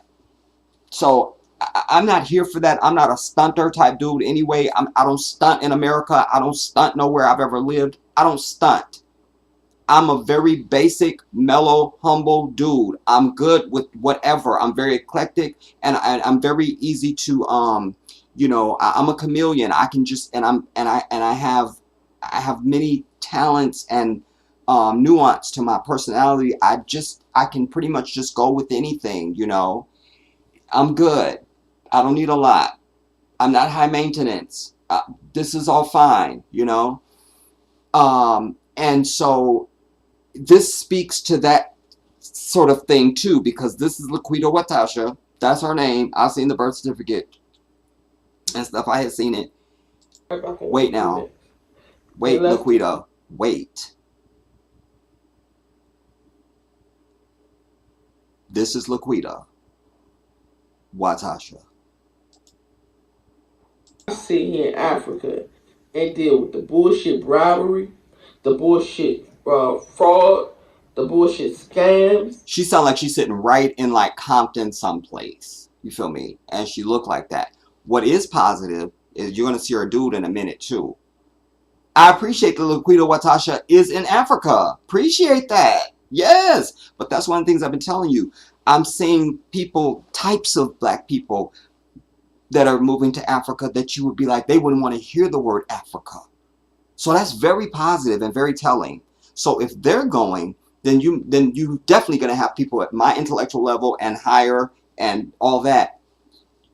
People that are enlightened will say, you know, those of us that are interested in consciousness definitely will be on our way. But here's Laquita Watasha, and I'm sure she got some sunflower seeds in her hand. Go. The bullshit too expensive. The bullshit not having no snacks. The bullshit not having no food. The bullshit electricity. The bullshit hot water. Did she say snap? We have to hear that again. Before I sit here in Africa and deal with the bullshit bribery, the bullshit fraud, the bullshit scams, the bullshit too expensive, the bullshit not having no snacks. Did she say snacks or snap? Cause I know they got snacks. We'll just go back. The bullshit too expensive, the bullshit not having no snacks, the bullshit not having no food, the bullshit electricity, the bullshit hot water, the bullshit what's that shit called that be coming down? She's in Ghana, by the way. The bullshit animals and scorpions outside the house. It's big ass spiders. It's big ass lizards. Colorful lizards you ain't never seen before. All in the fucking room with you. Sleeping with you. All the bullshit people trying to scam you when you go outside thinking you rich. So they trying to get more money off of you. I'm really trying to wrap my head around this shit. I'm really trying to wrap my head around how are Americans coming to Africa and being happy. Please comment down below. Because for me, I'm ready to go. And I always used to say, if it's up to me, it will be. And I'm going to go out to Africa and make shit happen. No, I don't want to. I want to take my businesses back to America. I want to open up shop back in America, open up my dentist office, and all the stuff that I was going to do out here in America. She is a movie. That's first. This bitch is not a dentist. Look at her grill. That's first. You're not opening up a dentist's office. You're not you, Laquita. Not you, girl. But not you though. But not you though. But this, they were scandalized back even when I was still looking at Ghana. I had come across them, and there's been a lot of dust up around them. You know, because people in Africa watch YouTube. Let's be very clear. No, let's be real clear. Let's be real. Because Joe Biden, no, I'm not gonna do that shit.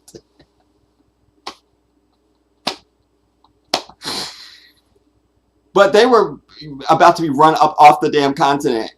You feel me? Because, and I don't know if she's going to say it in this because I didn't pre-watch this. I just know them and I've heard from them. But they have this thing like she's rich. You feel me? I had 3 and 4 houses back in America and they come. Shut up, Jedi. Play it. Because I was basically telling everybody what they will experience when they come to the motherland. So for the people who need to study or research, that's Raekwon right there. You feel me? That's Raekwon there. You see, he just got his beeper real quick. You know what I'm saying? Because he waiting on a phone call and stuff. and stuff. So you had seen it, you feel me? He had just did it and stuff.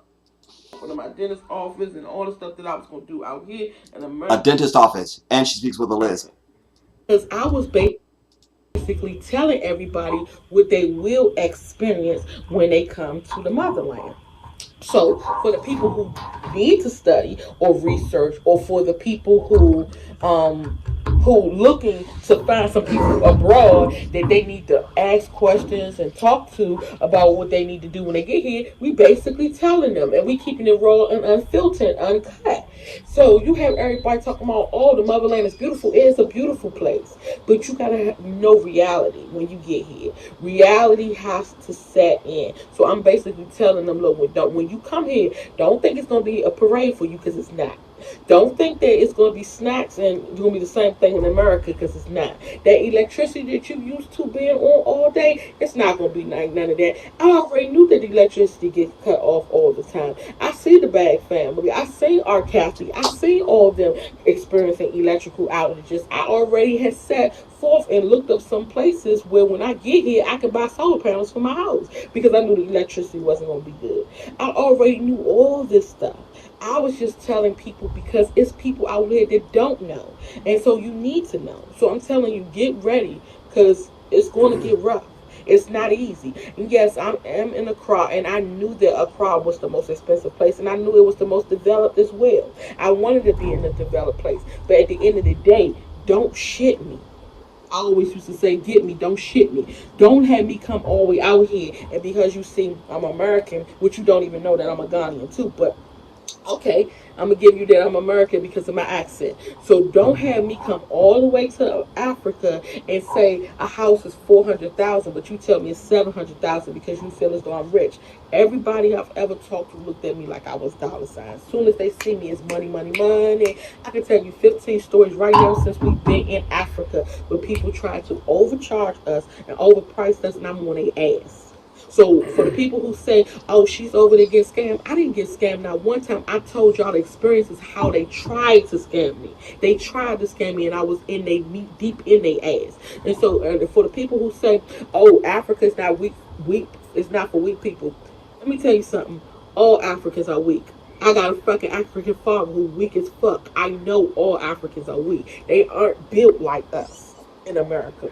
So I'm all in their ass when they try to take their weak asses and try to use me or try to bribe me or try to get extra money out of me. You gotta wake up pretty early in the morning to pull one on me, because I already see the shit coming. Then the other thing, people say, oh, she didn't do no research and she hasn't built a network. All I do is build networks. I'm on all the groups that's on Facebook, that's on WhatsApp, all that. I've been there, done that, years, all that. I don't trust people. Because first of all, everybody has an agenda. They can act like they're going to be good for you. They're going to show you and teach you the ropes and show you the way. People will come out here from the diaspora and say, oh, I'm going to buy me a house, and then I'm going to rent it out to all the people that come from the diaspora so they can have somewhere to stay when they get here. I didn't come here to rent. So let's clear that up too, because that was another situation that I came to rent. I didn't come to rent. I don't rent at home, so why would I rent here in Africa? But I want to live better in Africa than I do at home, of course. So of course I came out here to buy beach land. You know her ass was on Section 8. It's fine. And no shade to Section 8. At all. At all. Because my second to the oldest, well, all my sisters have been on Section goddamn 8. At some point. Diaspora and say, oh, I'm gonna buy me a house, and then I'm gonna rent it out to all the people that come from the diaspora so they can have somewhere to stay when they get here. I didn't come here to rent. So let's clear that up too, because that was another situation that I came to rent. I didn't come to rent. I don't rent at home, so why would I rent here in Africa? But I want to live better in Africa than I do at home, of course. So of course I came out here to buy beach land, to build a house, and while I'm building the house, buy another house to live in while I build my house, because I'll be damned if I'm gonna be sitting in somebody's living room. If I'm gonna have 5 kids, we have 5 children, but we only have 4 of us, four children with us. There's 2 of us, so it's 6 of us all right now. And my oldest son, when he come out the military, he will be here too. I'll be damned if we're gonna be laying on somebody's couch from the diaspora talking about some, oh, I'm gonna give you somewhere to stay until you find your room. No. And I did not rent a room for $100. I rent an Airbnb for $100 a night. Airbnbs, if you want a nice one, it's going for $100 a night. The Airbnb. Not true. Not true. I saw some very nice Airbnbs in Ghana that were as low as $17 a night. Wallahi. But this is Laquita, so we gonna go with what she's saying because she knows stuff. You feel me? I just need her nail to be long right there because this is the type of sister that would have that long nail so she can really tell it. I need that nail. It was nice, but at the same time, it had its issues, and I was just sharing the issues that it had. And secondly, as far as me renting a car or whatever, how else am I getting around? Every little car is that small. It's little bugs. All of us, 6 of us, cannot get in little bugs and ride around. So I had to rent a big SUV that can go through these muddy streets because the streets, as you know, aren't paved. So we have to have a full. Not true. Yes, there are roads in Ghana that are not paved. Absolutely. But the main roads are paved. His Excellency Nana Addo Dankwa Akufo-Addo, I saw the ribbon cutting when they had a 4-level addition to the main highway in Time. I seen it. I watched the whole damn ceremony. It's beautiful. You'd want to drive on it. There's a main freeway, all that stuff. And she's in Accra, bitch. So Accra is the capital city of Ghana. That's the spot if you want to be in the spot. You feel me? So she's just... Look, shut up, Jedi. You don't know anything. Drive that can get through these streets. So me renting a vehicle was $130 a day. I knew that was going to be the case anyway. If you go research too, you'll find out that that's the average of a vehicle. So I didn't get gaffled nowhere. I just don't like the prices. And you can't, and I know I can't compare. And these little cars she's talking about, those are called yellow. It's like a 3-wheel, but you could sit 3 or 4 people in the back, and then there's a driver. It's almost like a motorcycle, like a covered motorcycle almost, but it's 3 wheels. You feel me? And they're very popular. They have them in Gambia as well. So this is not the truth that she's saying to you. It's not the truth, everybody. I'm trying to shut up, but she's just putting out so much blasphemy. I can't just sit here and wait. But go on. Because the streets, as you know, aren't paved. So we have to have a 4-wheel drive that can get through these streets. So me renting a vehicle was $130 a day. I knew that was going to be the case anyway. It's not $130 a day. That would be more like Enterprise rent a car here in America. So sat her ass down. If you go research too, you'll find out that that's the average of a vehicle. So I didn't get gaffled nowhere. I just don't like the prices. And you can't, and I know I can't compare Africa to America, but what I can say is I'll be damned if I'm going to buy a 3-bedroom house for $5. Her favorite term we've learned is I'll be damned. So we just want to be sure that we know what her main, that's fine. And I know I can't compare Africa to America, but what I can say is I'll be damned if I'm gonna buy a 3-bedroom house for $500,000. I got a fucking 6-bedroom mansion sitting at home for $100,000. It just don't add up, and it's not equivalent to. She's probably not doing the translation. Let's just see what 500,000 Ghana CDs is in the American dollar. We'll just see, because we'll just see. And you should have this on your phone too. It's called XE. It is a international money exchange app. It stays up real time. So when the currency changes, you know it changed. And I have it here on my phone. We'll just look up to see how many. This is Ghana. That's going to be the CD. So I had actually taken Ghana off of this once I wasn't going there, but I'll just do the Dalasi, and since I'll do that first. 500,000. Wait, 500.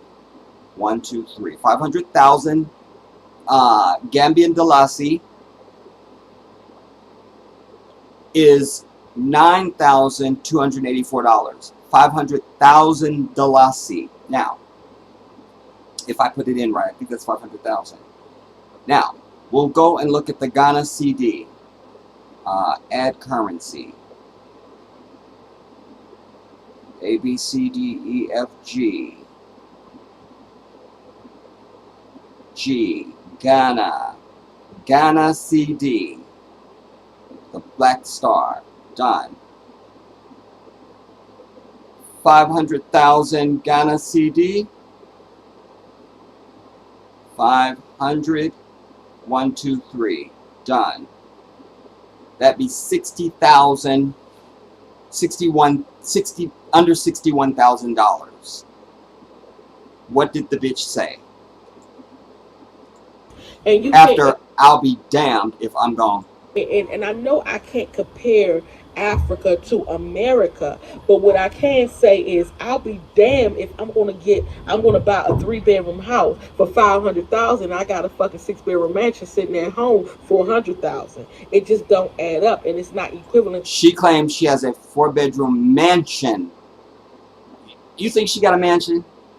Be honest, y'all. You don't gotta agree with me on anything ever.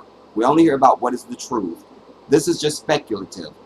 What do you think? You think this bitch got a mansion? We'll just hear it again. And I'm sure it was next door to Oprah's house. I know it was. I knew that was going to be the case anyway. If you go research too, you'll find out that that's the average of a vehicle. So I didn't get gaffled nowhere. I just don't like the prices. And you can't, and I know I can't compare Africa to America, but what I can say is I'll be damned if I'm gonna buy a 3-bedroom house for 500,000. I got a fucking 6-bedroom mansion sitting at home for 100,000. A 6-bedroom mansion. I misspoke. It just don't add up, and it's not equivalent to what I'm willing to pay for. Everybody got what they're willing to pay for. And notice all this talking she's doing. What do we always see? The niggas sit up there and ain't got nothing to say. Quiet as a mouse. You feel me? All his wolf is for another brother. But when the shit count, he sit up there like a mouse. Now, nothing to say. We see this all the time. Sitting at home for 100,000. It just don't add up, and it's not equivalent to what I'm willing to pay for. Everybody got what they willing to pay for. I'll be a damn fool to come out here and get a house in Africa when I'm looking outside in the dirty slums and seeing goats and dogs and shit running around for $500,000 for a 3 or 4-bedroom house. That makes no sense. But don't look at me that I'm wrong for feeling like that. Because everybody got their way of living. We came from the gutter. We both was next door neighbors, grew up on the same block. We came from the gutter, and we managed to pull ourselves up and look at everybody else still sitting there. So how did you pull yourself up? I'm sure she'll never tell us. We're not going to go to Africa and be fucked up and be guttered too. I ain't asked nobody for nothing. I ain't asked for no handouts. I didn't ask for no parades. I was just sharing my experience. My experience is that Africa needs help. It needs work. And she's saying Africa. She's not saying Ghana. She's already let us know she is in Accra. But she's saying Africa. Like as if, you know, if you're not sophisticated or you don't know, then you think, oh, she telling us all about Africa. Good? Yes, I'm good. Alright, so oh, a couple of shocking. The mouse is going to speak. I'll just step out of it. Help. It needs work. You good? Yes, I'm good. Alright, so it's a couple of topics I want to handle. First off is, like she said, ain't nobody fucking complaining. And even if we was complaining, that's our freedom of speech. We do what the fuck we want to do. If you don't like what we gotta say. By the way, notice there's an airplane that just went by in the background. I'll just take it back. Detail everybody. The Jedi don't catch everything, but it don't much get past me, goddamn. If we was complaining, that's our freedom. There's an airplane. And it's low. So it's on final approach. So they're near the Kotoka airport. Of course you're going to be paying more damn money. But still, it's not going to be what you're going to pay here. This is all lies. I don't know if there's some kind of paid agents or something they look like they dumb enough to do that, we'll talk.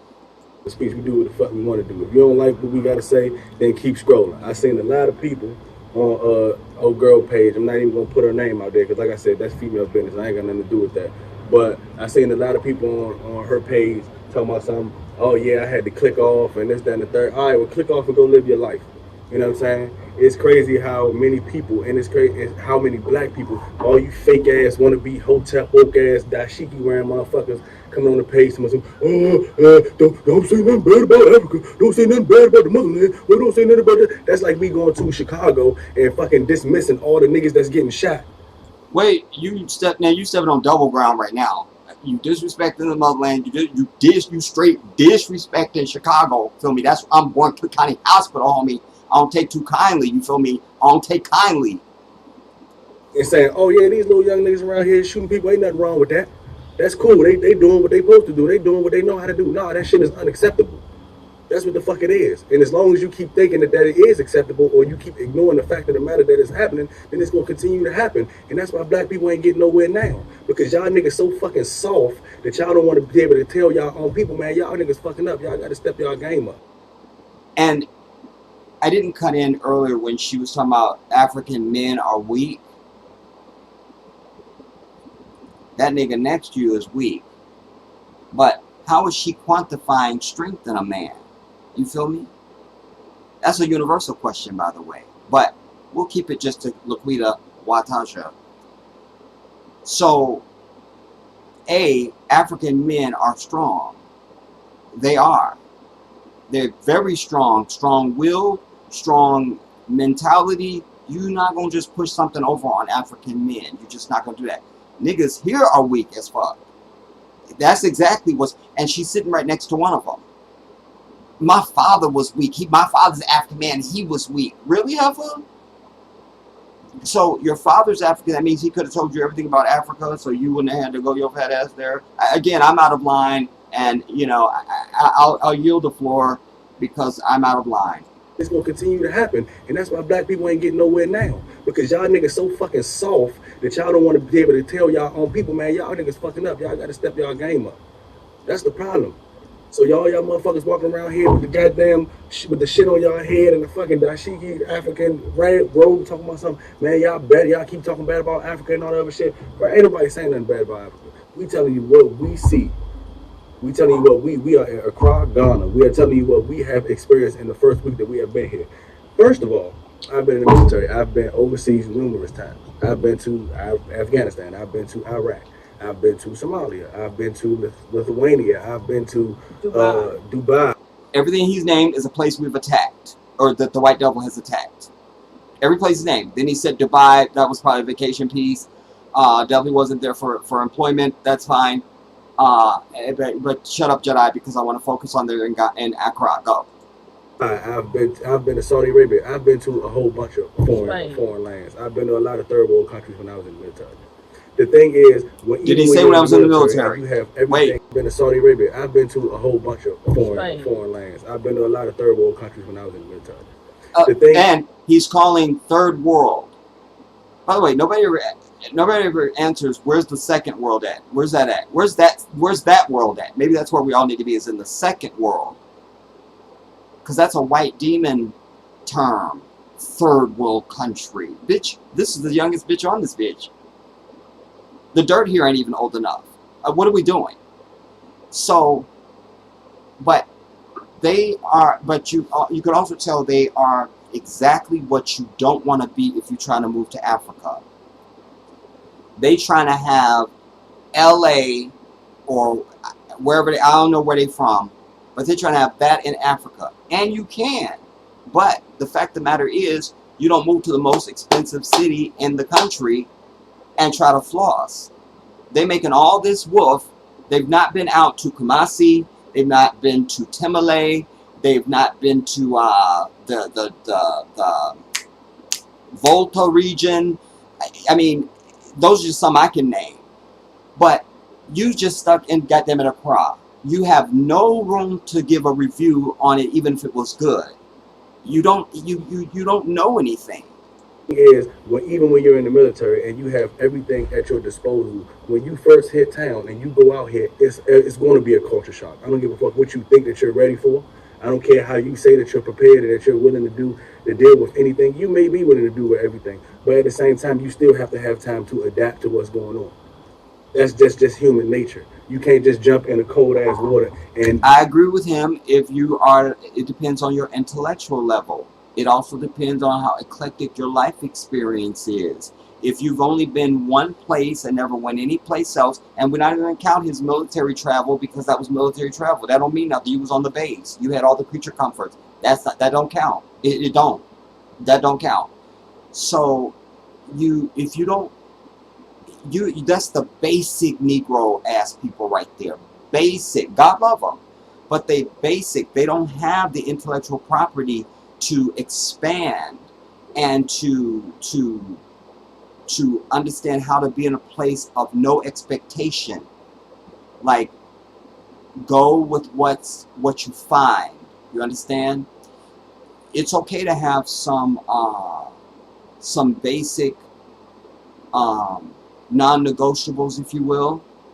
Like, just say if you were a mother, like you're pregnant and you just arrived, like, so I'm definitely going to need to know how I'm going to have my baby delivered. How does that happen? That's not negotiable. Something like that. Or, anything else would just be specific. But you can't go anywhere, not just Africa, you can't go anywhere without a certain understanding of go with no expectation. No expectation. And I would offer that to you for your life, not as it relates just even to travel, but how you even deal through life. Don't expect anything. That way you can never be disappointed. Don't expect anything. Don't expect it. You see? It's like if you weren't expecting Oprah to show up at your house today, you won't worry about it. But the moment you think Oprah's supposed to come to your house, now, oh my God, I'm worried. What time is it? Is Oprah still won't come? Is she coming? What if Gail is coming with her? Don't feel nothing. You're going to have to jump in that cold ass water, get that chill off, and then you'll get used to the water. That's how it works. So when we come here, we're telling you the experiences that we're seeing because we're... So, by the way, they've got 6-bedroom mansion in America, but they didn't have money for a light to light themselves while they're shooting this at night. Again, I'm out of line. I'll redirect, Your Honor. I'll redirect. And we get all this bash from these fake ass woke people because they don't want to hear nothing bad about Africa. Y'all some bullshit. And half of y'all motherfuckers ain't never even left y'all city. Half of y'all are sitting around here in the inner city where motherfuckers are getting shot and stabbed every day, walking around acting like ain't nothing happening, but want to tell somebody not to talk bad about a country that you ain't never even visited. Go get your money right and then come out here and then put your shit on YouTube. A lot of y'all motherfuckers coming out here or not even out here by yourself because y'all ain't even invested enough money to come out here and do something like this. We've been saving up money and we've been planning on this for years now. We've been doing research and everything. We got 4 kids with us and 2 adults. None of this. You did research, but you didn't know what the cost of housing was, that you are exaggerating the price on. You didn't research it, but you got the kids and you did. So, again, I'm out of line. I'm out of line. For years now. We've been doing research and everything. We got 4 kids with us and 2 adults. None of this shit is cheap. None of this shit is cheap. I hate to keep interjecting everybody, but I have to because I won't remember everything. If you're someone who does, I always tell you this anyway, wherever you go, there you will be. That's with anything. Your life is fucked up. I've got to move. I have to move. And then you move someplace else, it's the same shit. At some point, it's you. So if you are not someone who is a good money management person here, you're going to have your same financial habits there. There's people that go, like, if you buy, like, and I think one of the things I'm going to show you is going to tell you this, but if you, let's say you love Doritos or Cheerios or Oreos, everything ends with an O's. Interesting. Doritos, Cheerios, Oreos. A lot of O's going on. Very peculiar. Never thought about it. Anyway, A pack of Oreos is going to be twice or triple what it is here in America in any country you go to in Africa, because that's imported. It's not produced in Africa. And they will have a off-brand, but you know Laquita don't want that. You could tell she don't miss no meals at all. They are too, I don't know how old they are, but I don't need to. Their intellect is still very infantile. They thought, oh, they just saw the star, like, ooh, I have more money so I can floss. You can't. You can be successful if you're somebody like myself, who's not, I pinch a fucking coin here. Pinch the fuck out of a coin. Pinch. That can get you by, you see? But if you're trying to floss and you got 4 kids and these are not people that can go without things. She can't even control what's going in her face. That's just it. So that tells you a lot about her other disciplines in her life. And him too. You feel me? They went out there trying to floss. They moved to Accra. That's fine. You can be fine in Accra. That's fine. You can even be Accra adjacent and still be good. But with the explosion of African people moving to the continent, and many of them are going to Ghana, I've shared with you that there's even new development happening now. There's a market that was in Accra, and on one of the main streets. It's been there forever. People come like a flea market. They sell their stuff. New developments are going up, and they're pricing them. The Ghanaians would never be able to rent those places. They're building them for me and you. So we become the gentrifiers in that regard. You feel what I'm telling you? Like, I'm not interested in going and renting something that is going to be extravagant, that a Gambian wouldn't be able to live in. You know, most of what we pay for rent, even there, that local person don't make that. You understand? So to some degree you're already aloof, but you can mitigate that by bringing it down. You feel me? You don't gotta live big. You can live big, that's fine, but you take what comes with it. They went there trying to floss. I'm looking at what's behind them. You feel me? So they probably in some main housing, what do you call those, subdivision, like track home type things. You have developers that are going there. They targeting fat bitches like her and him, because they know that we're coming there. They know you want that American thing, so that you live on a street that looks like America and all of that, with all the houses look the same and it's the same thing. So they probably went exactly for that. I wish I could find their channel and find everything they've ever done. You feel me? So everybody want to sit right here from the comfortability of their American home talking about something. Don't be talking bad about Africa. You can't even afford to fucking leave your goddamn state. Stay the fuck off our YouTube page. That's what y'all need to do. Because we over here, we know what we got to do. We invested our money, we paid our costs. So now we over here, we telling you exactly what we see.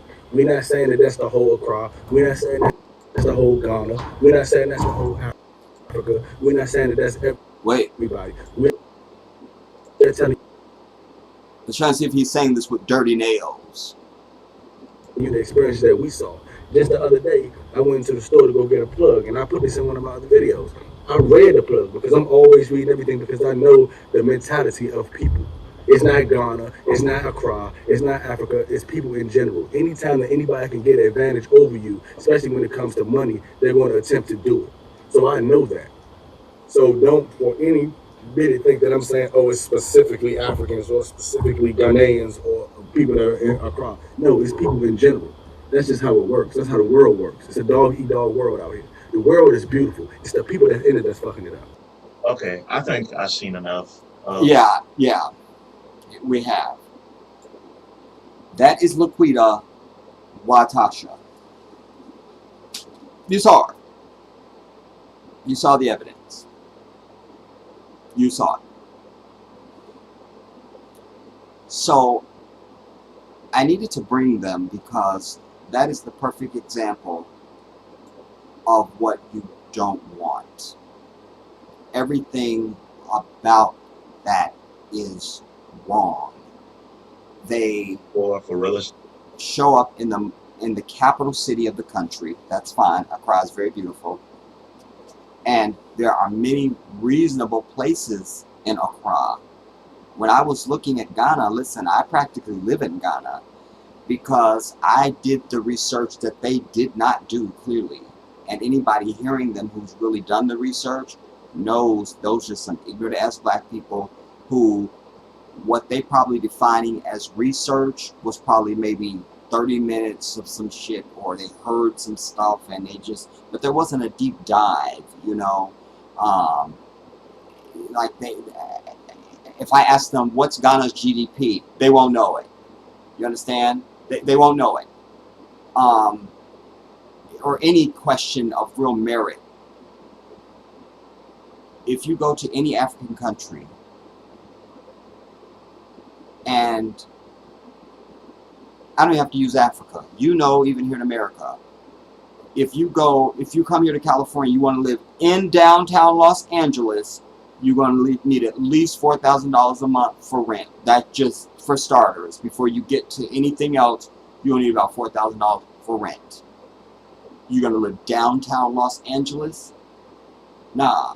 Then if you go to Orange County, you get that. Well, that's all the rich people. So, oh my God, you know, I mean, you go to I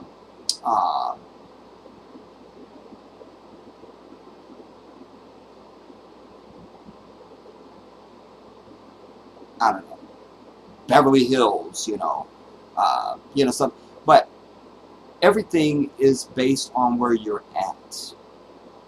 No matter where you live on the planet, for the most part. But such is the case in Africa.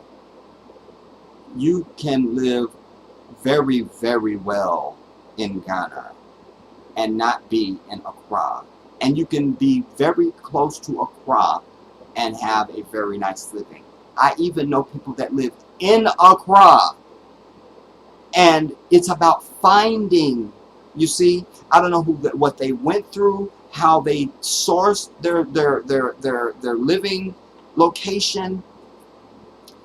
One of the beautiful things about Africa is everything is negotiable. So if you trying to buy a house, you know, you then you don't go through a real estate company. Go to the owner of the house. You can come to a meeting of the minds and buy that house at a price that you both can agree on.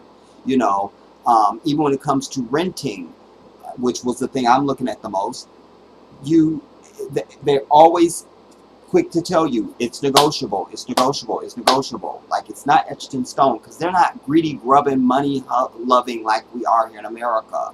You know, they don't expect you to get over on them like you wouldn't want to be gotten over on, but they're happy to accommodate to something that you feel is reasonable if you can present yourself well, you know. They just didn't do that. And they probably got a bunch of kids in tow. They probably look like they just look like a mark to me. A mark. You know, she's probably going out trying to floss, wearing stuff that makes her look, and acting as though she's this and that. Because that wasn't the worst I've seen of them. I've seen videos where she's talking about, you know, I have mansions back at home, and I had 2 and 3 mansions back at home. And this and that, like they was living this Beverly Hills lifestyle and shit. And we know as black folks looking at them, that ain't them. That you wasn't doing that. That was not your life. I don't know what it was, but that wasn't it. That wasn't it. That wasn't it. Not that part. That wasn't it. Like, find something else, because that wasn't it. Well, I think this would be a good time to bring in Amina now. Well, all right, we'll bring in Amina, then I want to show you some units. I want to bring you this one first because her little bug is everything. Now, this sister got 8 kids and a king.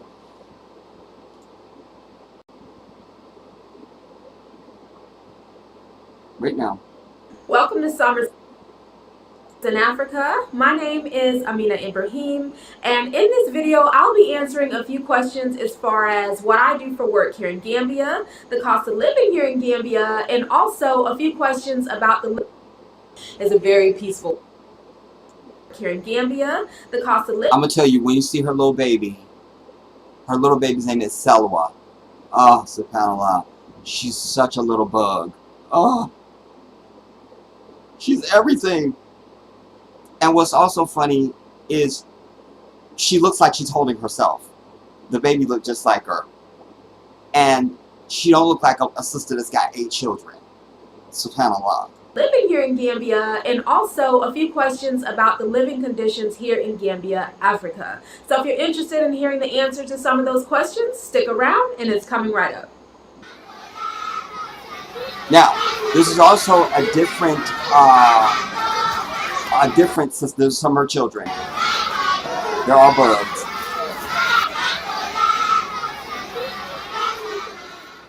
It's a really laid back video. Look at the bug, y'all. But look at the bug. Look at the bug. I can't watch her videos without just being stolen away by this little girl. She's everything. I just want to hold her and bite her, man. But I want to say that this is the perfect contrast to show you after showing you Laquita Watasha.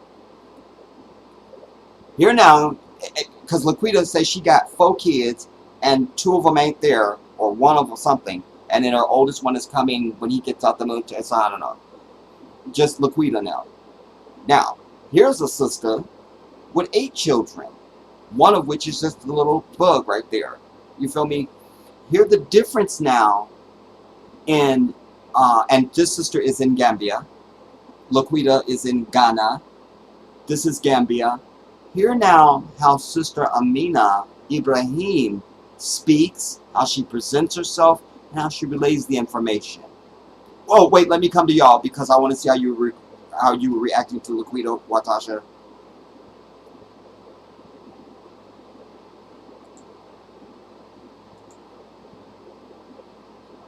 Let me not be remiss.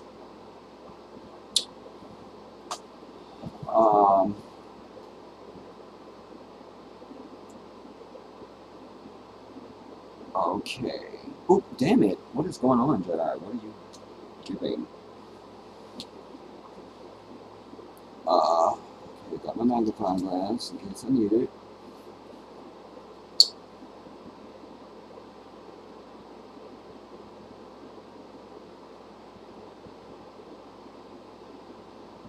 Okay, Angel, you said she said snacks. Shout out to you, Sweet D. Anjay, you say, I've done some research on my own, and I have seen them overcharging for some homes in Ghana, overpriced even higher than they are in America. It's here on YouTube. I've seen that. I'll talk about it. Melanin, shout out to you. Shalom and salam. Listen, then my angel said Laquita and Ray Ray are straight hood. That's so true. Listen, are there bad actors? Yes, there is. Damn it. And I really don't. I try to be very careful not to over romanticize Africa or make it seem like it's not a jihad. It is jihad, but it's but there's a qualifier that has to be added to that. So there are bad actors. And increasingly now, because, as I said, there's now a boom on us moving to the continent. So you have people, some people are scrambling and doing it the right way, and they're building things and selling and renting things in a way that's like, okay, that's what I told them. That's all good. But then you do have bad actors that are Microsoft problem. We need to fix. You don't need to do shit. Get out of my face. More lies. More lies. Lies. Lies. So I have seen some areas where they there's a sister that I follow. Her name is Jasmine something. I still don't know where she's actually from. she's African because she speaks many of the languages, and she's African. I think she might be Ghanaian, I don't know, but she be all over. And I have seen some of the overpricing that has gone on.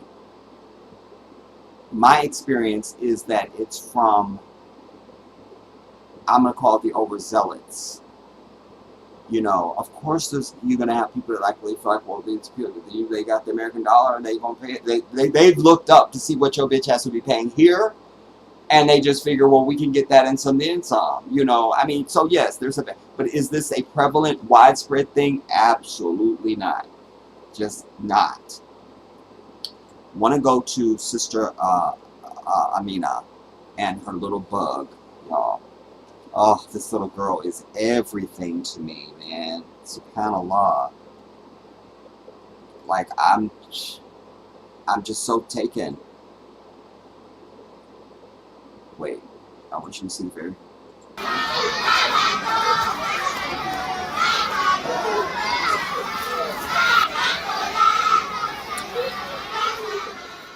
It's a really laid back video, and I'm just going to do a question and answer to answer a lot of the questions, or at least some of the questions that were in the comments. The first question I'll be answering is Gambia nice to white people that come here? And She had me hooked right there. I appreciate that she even covered it. I know the answer before she even said it. It's all fine. But I need to also just tell you this too. This little girl, I've watched all this sister's videos. Every single one of them.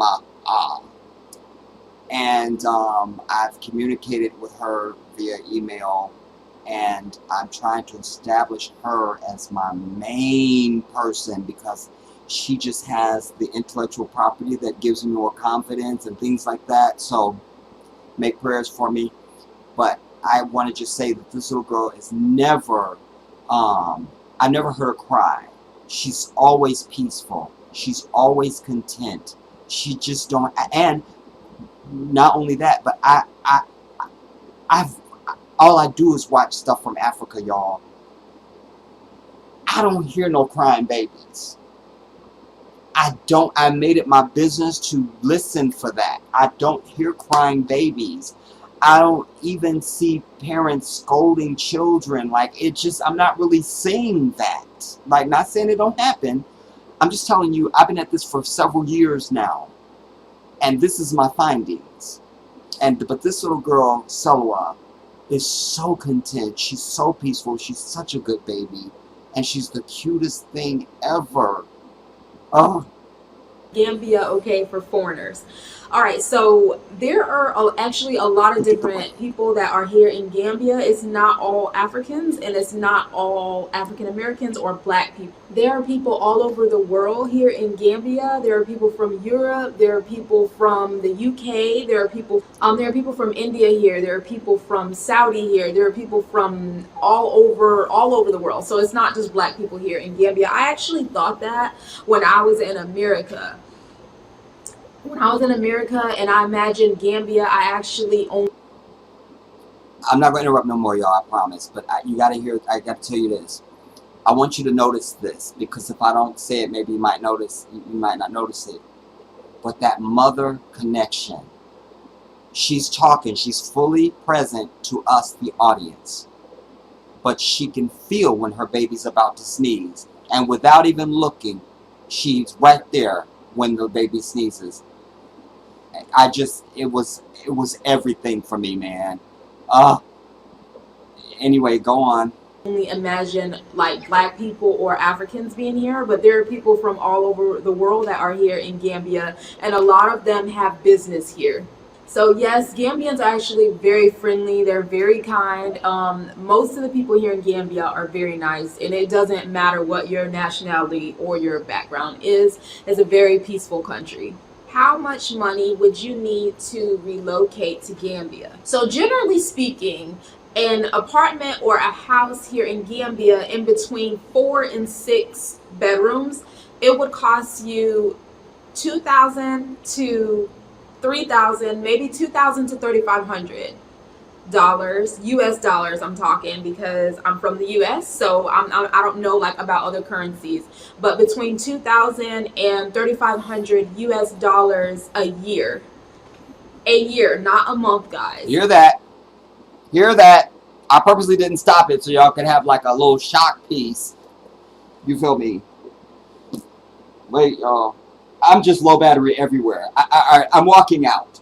I'm walking out. I'm not doing this movie. I'm not doing it. I'm not doing it. I don't care what they're going to pay me. I'm out. I won't do it. Because you got the wrong shit plugged in, Jedi. Oh, everything's going down at once. I'm at 9%. We're going down.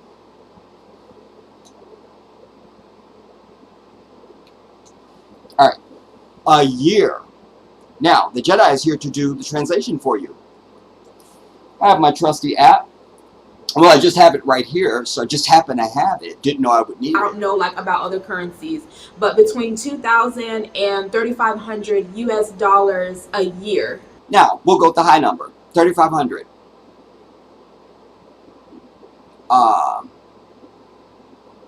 Well, she's got to say the Delasi. How do I translate backwards? Oh. Well, no, that's the wrong equation, Jedi. I don't need my translator yet. We'll go with 3,500 a year, because why not? So we're going to go 3,500 divided by 12. That's $291 a month, pay the cashier. $292 a month for a 6-bedroom house. I'll just go back so you can hear it again. Now, she's not living in the capital city of Gambia. You feel me? And she wouldn't have been living in the capital city of Ghana. But this makes my point. Hear this. I'm from the US, so I don't know like about other currencies, but between 2,000 and 3,500 US dollars a year. A year, not a month, guys. So if you want to get like a 4-bedroom house, and I mean nice, I'm talking about like the nicer houses, okay? So not like you having to downgrade or anything. It may even be an upgrade for you, but yes. Here in Gambia, they take your rent every 6 months or either every year. So it's not like a month-to-month thing where you're having to pay rent like every month. So if you wanted to rent a place, you would expect to pay, it depends on how nice the place is, but you can get a really nice place. For $2,000, you'd pay your rent for the whole year. Yeah, I didn't believe that either when my family members moved here and they were trying to tell me that was the situation. So the question about how much you would expect to spend like trying to relocate from the US here to Gambia, that is I'm going to move past this part. I'll just go through it because I can go through it faster than her and do a better, just do a quick dissertation for you. The plane ticket, that's going to vary. But, so throw that out. And then the 3,000 US a year, or 2,000, whatever, depending on how much space you need, you feel me? And this is in Gambia. Shipping large containers, you're not shipping containers, throw that out. Shipping a vehicle, throw that out. Groceries, 200 US bi-weekly. So that's reasonable. Every 2 weeks, maybe $200, but probably even less than that for myself, because I don't think I even spend $200 on grocery a month now for myself. It's just me. So you can do your math on how many people, you know, the additional cell phone, and then of course the internet. Now I'm willing to pay premium for the internet wherever I'm at, because I need to be able to do this, and I won't be able to share anything with you if I don't have the internet. I've already made sure my phones and my tablet are already unlocked, so I can put an SD card in there wherever I am and have cell service. I'll be fine. So you could just insinuate your own life in these numbers to understand what you would need and what you don't need. Like, I don't need most of that stuff, so it immediately doesn't even apply to me. I'm good. But you heard what she's saying about be the able rent to live pretty and comfortably. the quality of the housing. So it's not like some rundown. Like she even made it a point to say you don't have to downgrade, and it might even be an upgrade for you. You know, certainly I live in a 1-bedroom apartment now. Even if I was in a 4-bedroom house, that's kind of an upgrade for the Jedi. Just kind of an upgrade. And then I'm going to show you some stuff where you can see the outside of her structure. For at least 1 year. So I hope that you guys are satisfied with that answer, but that's kind of the best that I could do there to answer that question. I had actually another question that was a little bit related to this one, so I'll go ahead and answer that one as well. But look at the bug, y'all. Look at the bug. Look at the bug. Question about if you should rent or if you should buy land. So I will say I highly discourage buying land here in Gambia from another country or from another place. It's not safe. I know that Gambia is a Muslim country, alhamdulillah, but it's still, everybody cannot be trusted. So you don't want to send money over here to Gambia to purchase land and you haven't laid your eyes on like a contract, you haven't signed a contract, you don't know the people, you don't have someone over in Gambia that knows the people, right? That trusts the people. So you can send that money and end up losing that money. That's very important. So I recommend coming here to Gambia, even renting temporarily, even if you know you want to buy land and you want to build or you want to buy a property. I highly recommend you coming to Gambia, renting, checking out the place, getting to know the person that's trying to sell to you, getting to know them and whether you trust them. Because a lot of times what people do is, unfortunately, like they'll sell land that doesn't even belong to them. So you have to be very careful. Alhamdulillah. You seen that? You have to be very careful about buying Gotta see it again. land. You have to be very careful. Getting to know the person that's trying to sell to you, getting to know them and whether you trust them. Because a lot of times what people do is, unfortunately, like they'll sell land that doesn't even belong to them. So you have to be very careful.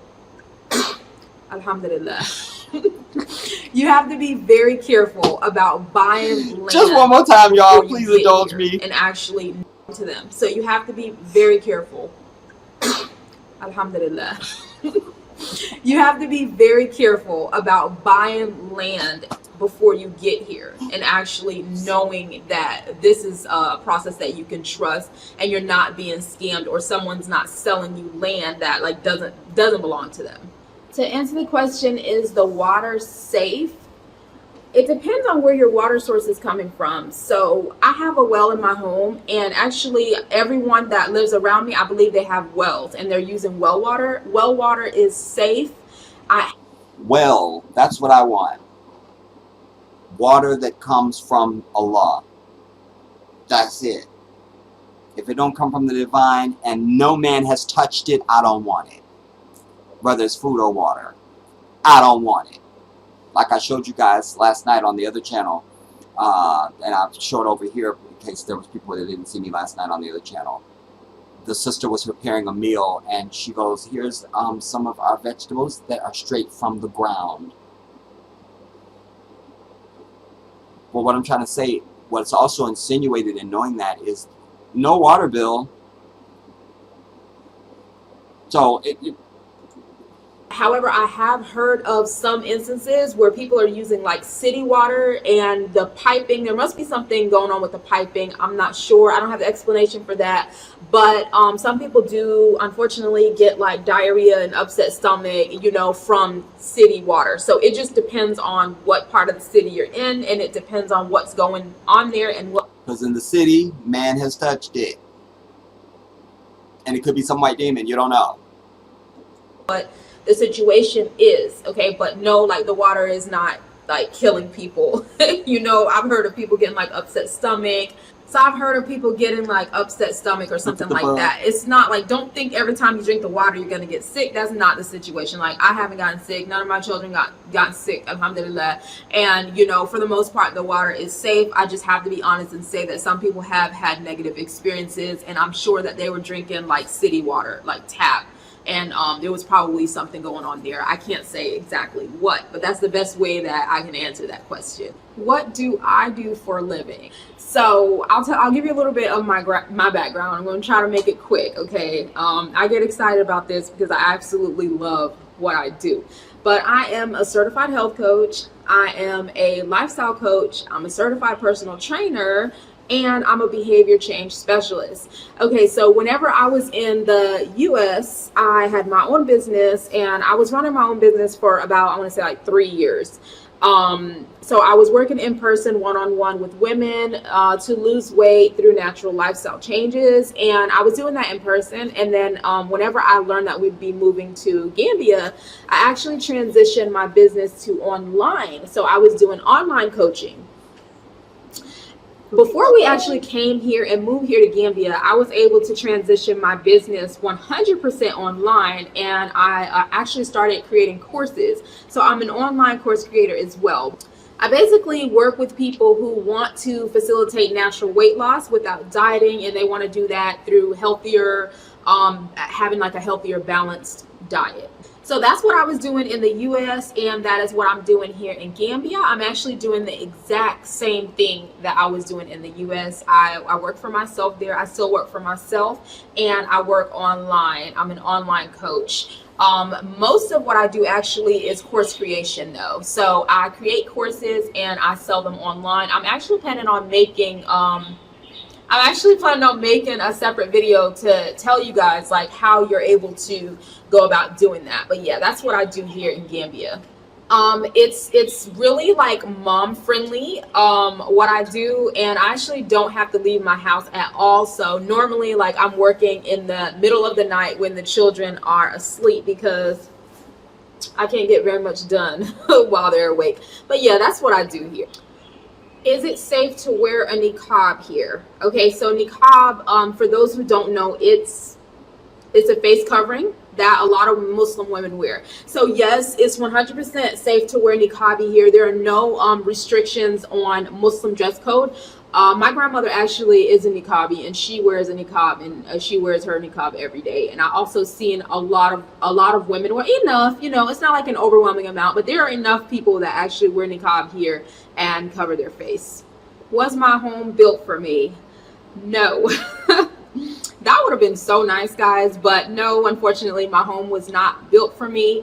In the beginning of the video, I actually mentioned I do not recommend like purchasing before you come here to Gambia. So we're renting our home. I actually love our house, and I'm hoping that we're going to purchase the house that we're in, but we definitely wanted to get here to Gambia first and kind of get to know the place and get to see like where we want to be, where we want to live before purchasing a home or purchasing any land. So that's what we're doing. We're actually renting our home. Came here, we moved to Gambia without visiting first. So it would have made the most sense to like rent before purchasing in a place where we've never been. So yeah, our home was not built for us. How is the water system and the plumbing? We have a normal water system and plumbing. We have toilets that flush. We have running faucets, alhamdulillah. We have running faucets in the house, and so do all of the people that I know, but I do know like a lot of the local people in the Gambians, they have bathrooms outside. Some people have outside bathrooms, and some people have a different type of toilet, but I'll only talk about the type of toilet that I have, and it's the same type of toilet that I had when I was in the US, where it just flushes. But we have a well, we have a private well, and it's cemented here, and it's under lock and key. Okay, so that's how we get our water in the house. And okay, so this here, that's actually a part of the well. Check the house. Check the house. Well, let me try to get it.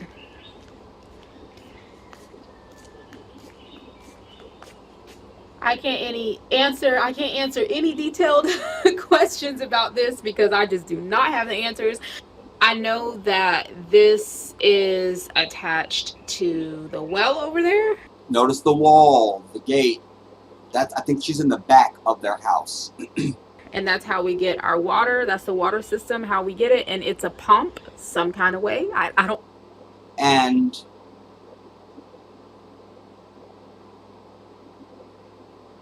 don't know if this is the one. I have exactly like the details about that, but there's a pump that pumps the water like directly from the well into the house, it is and this that's one. how we. That's a mango tree. Because there's another video where they were having some sort of outside event. The men were building a pit because they were going to cook out. And I remember her king was doing the thing to get the mangoes. And that day they also got a leak on their water thing. That black container that you see that all over Africa. Because they're either getting the well water is being pumped up, and then that's how it supplies water to the house, or you'll just have it's just collecting rainwater, you know, and then you just have rainwater. It's a beautiful thing, man. But either way, you end up with the water that the divine meant for you. Water is supposed to give life, everybody. Allah goes out of his way to say to us in the Quran, I've created every living thing of water. When the divine speaks, he's telling you exactly. There's no like, that's kind of like, that's probably, no. Exactly what he's saying is what he means. Exactly. And when you know the divine language, it's more, it's specific to your soul. Like, this is what it is. I can't answer any detailed questions about this because I just do not have the answers.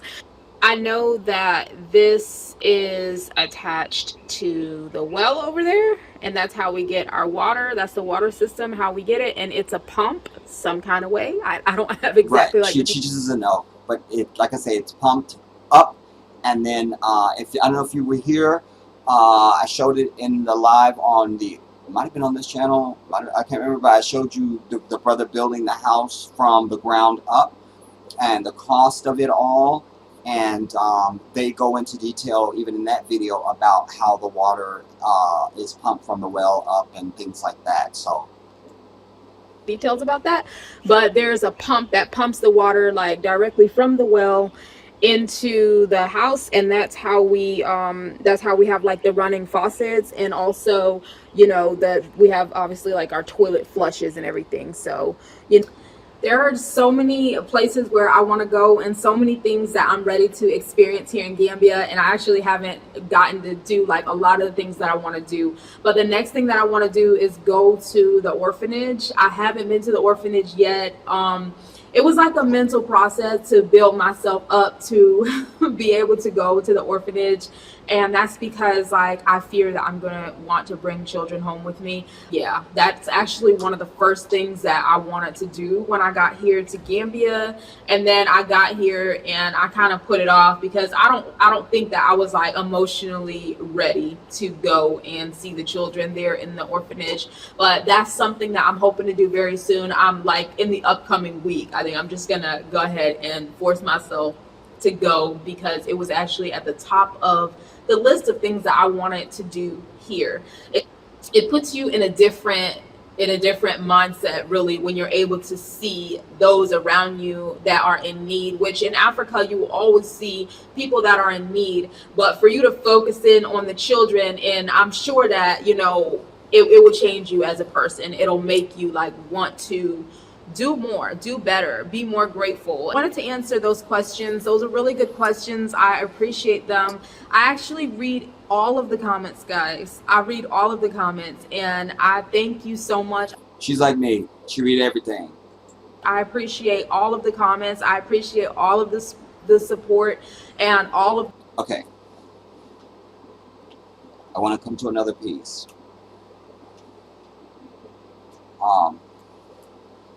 But I think that goes a long way to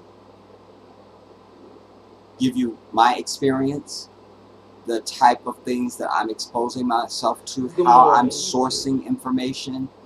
And so that's just one example, but you see, but also the person giving me the information matters too. So there's, I'm sure, many hundreds of people I've clicked on, No, I can't. They may have some really good information. I don't know, but I can't just. I'm not really getting the right read from you, so I can't. The source is very important to me because the information is so critical. So this is one of the reasons why I love Sister Amina Ibrahim, because she's so thorough and she just tells it as it is, you know. So, but there you heard her. She didn't even believe you could have a 6-bedroom house for $2,000 or $3,500 a year. But damn it, you can. I want to give you some atmospherics. My name is Wait, is Amina this the one? Go back. That's Good Laquita. morning, YouTube. Moving past Laquita. Alright, we're gonna go with this one. But isn't her little bug the cutest thing ever though, y'all? Oh! If you don't love that little baby, you're evil. Now. Here, My name is Amina Ibrahim, and she speaks about some of the struggles. And why I love this is because this speaks for me. It speaks for me. You'll see what I'm talking about.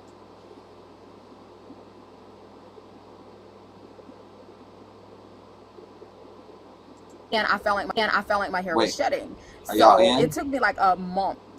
My name is Amina Ibrahim, Okay, and you're today I'll be answering the question, what are some of the struggles of living here in Gambia? Today I'm going to be answering that question, and I'm going to be sharing a few of the things that were personal struggles that I experienced with being here in Gambia. Myself and my family, we moved here about 5 months ago from the United States, my husband and I, with our 8 children. And, you know, it's been a journey.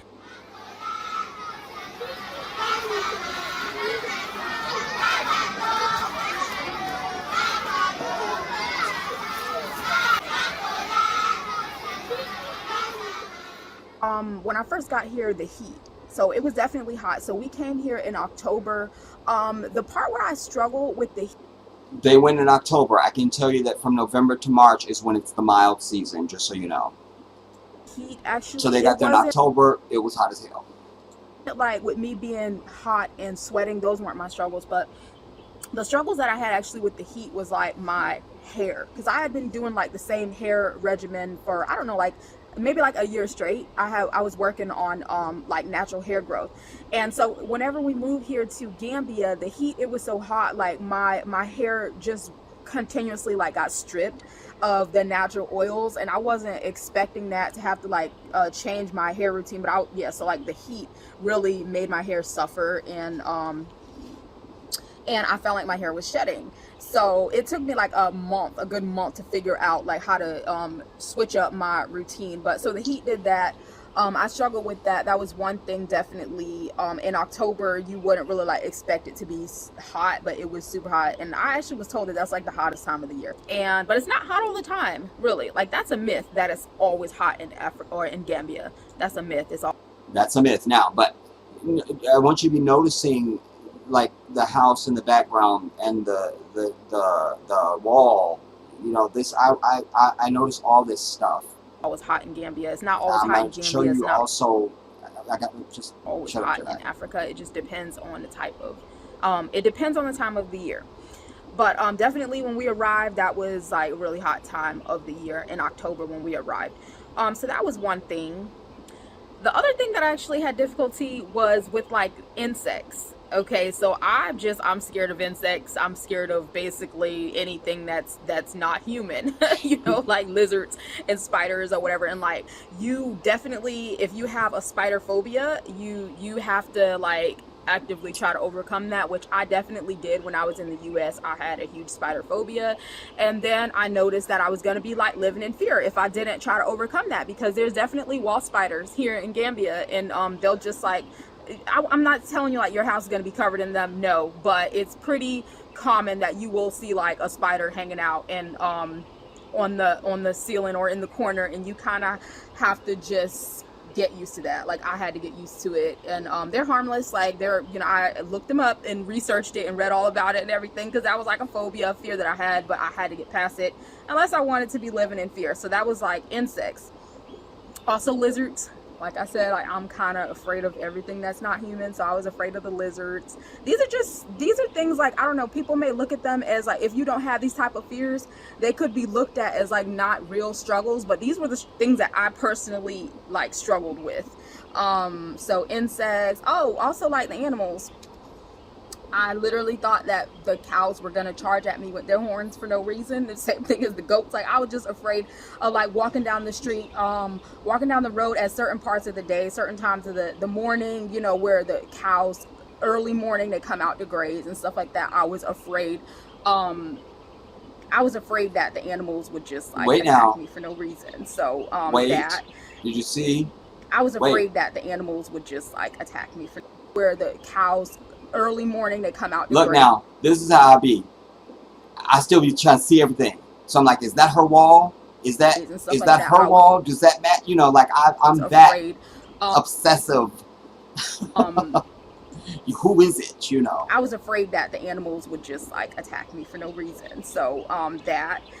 Oh, a big one that was difficult for me to adapt to was like the sanitary habits when dealing with food. So like I struggle with that. You will see that depending on where you go, depending on what side of town you're in or whatever, they will lay your food like on the counter with no barrier, or you know, sometimes even like your food will be touched or handed to you like straight out of someone's hand. And I'm saying like you're out and you're purchasing food, bread or something like that. So like we struggled with that. I know my whole family struggled with that when we got here.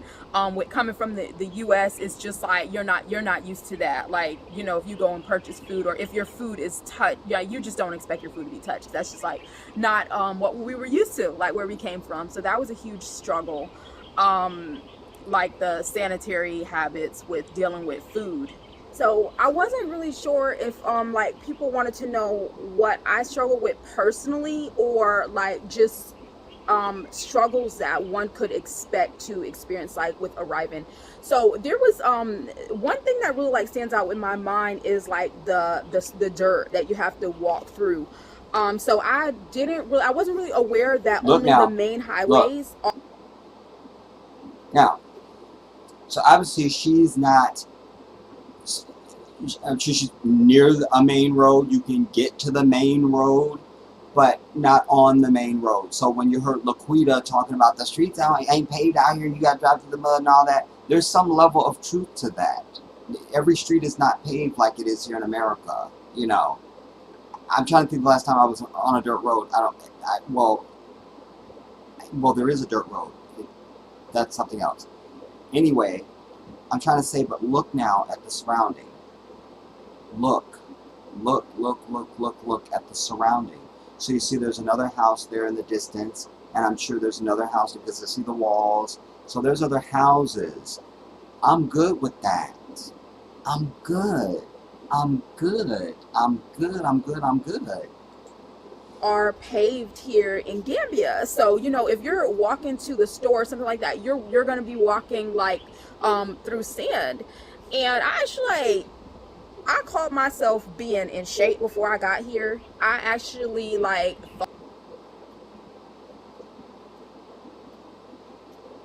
thought that I was really fit. Definitely I love exercise. I'm a health and wellness person, and I exercise on a regular basis. But whenever I came here to Gambia, it was a different type of exercise, like walking through that sand. And I really it kind of hurt my feelings, made me feel like I was out of shape. So I would say that could be a struggle with someone who is not used to exercise, because like my body is used to exercise and I struggled with it, getting through the sand. Now, alhamdulillah, I've gotten stronger, so I'm actually able to run and jog through the sand, alhamdulillah. But it was a struggle when I first got here. I definitely was used to like pavement, you know, on the streets, the roads and the sidewalks and everything. So I would say if you're able to work on you know, fitness, if you're not like used to exercise, if you're able to work on getting more exercise into your routine before coming to Gambia. I would say even before visiting Gambia, you know, before coming for a visit, you know, I would definitely start like walking and exercising so that your body is not like in shock, because I feel like if your body is not used to the exercise, it can really cause you to have like a more difficult experience. I can tell you that I have been getting out in the sun more on purpose, just to acclimate myself. Even me and my nephew were talking about, you know, I need to, actually there's 2 schools that are near me, and then there's also a big ass baseball thing, and I've started doing that, like just walking, also for my high cholesterol that I've been told I have now, and I'm sharing that because I want you to understand that I'm thinking about that level too. Like I need to physically, I drive, I have a car, so I'm understanding you need to get out and do more walking. Start walking now. Like, don't drive to the Family Dollar. Walk your bitch ass, you know, and get used to walking. Because you're going to do more walking than you would normally ever do. You got to start now. So I'm doing that. Experience with being here for sure. Automatically, like if you're from the US, you're gonna be charged. I always know when I'm getting dark, because I be looking at my hands. If my hands and my face don't match, it's a problem. But I don't give a fuck. Like, I just need to be in the sun and I need to be walking. Get over it, Jedi. Even sometimes like 3 times as much as what something costs. And if you don't know any better, if you don't know the price for the item, then you're just basically gonna get ripped off. So, you know, like I said, I feel like that's gonna be the situation, because like when they see you, they don't know. That would be her front gate. You know that you're not African, but once you start talking, they know you're American. They're gonna jack the price up. So that's definitely a huge issue. That it's a huge struggle of being here in Gambia. You're not gonna be given like charge fair prices. The power outages are another one. So I actually whenever I was told about the power outages, I was expecting it. The power outages is something I always hear about across Africa. You know, certainly in Ghana. And you know, this is something that's common, and it happens also in Gambia, where you just have power outages. You know, To be like, it's not just like guaranteed. You know, your lights are gonna be on. Horrible. Like, people talked about the power. Some places are better than others. You know what I'm saying?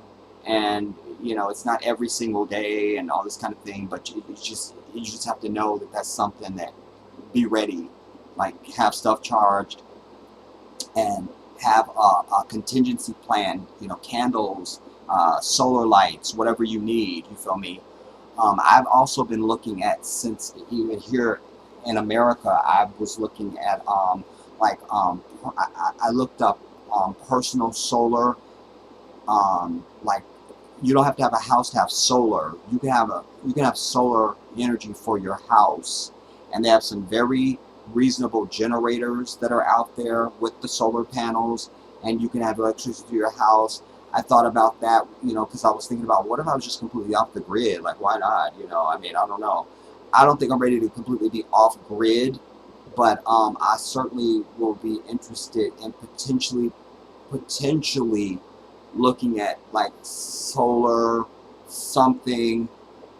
Just, you know, just depends, you know, if I end up someplace where, you know, if the power outages is too much for me, because for someone who is a content producer, I can't really have power going out, but at the same time my devices have batteries, so even if I need to just record video on my tablet, which I've done here, and my phone, full videos and all that, then I can still do that. So it's not even, like, that's just not even.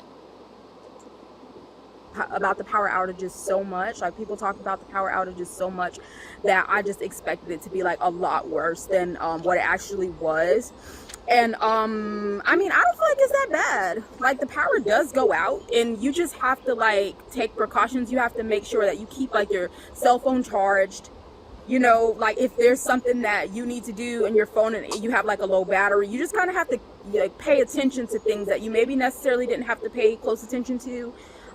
You know, if you were in the US or somewhere where they don't have power outages. So like, if you know that you're going to be going out, you can't like wait till the last minute to charge your phone and stuff like that, or your computer. If you know you have something to do and the power goes out, you know, there's no guarantee that it's going to be only out for a short period of time. So you kind of have to like make sure you don't do last minute things like that, like charge up your cell phone and things like that, you know, because the power might go out. So that's the main thing with the power outages.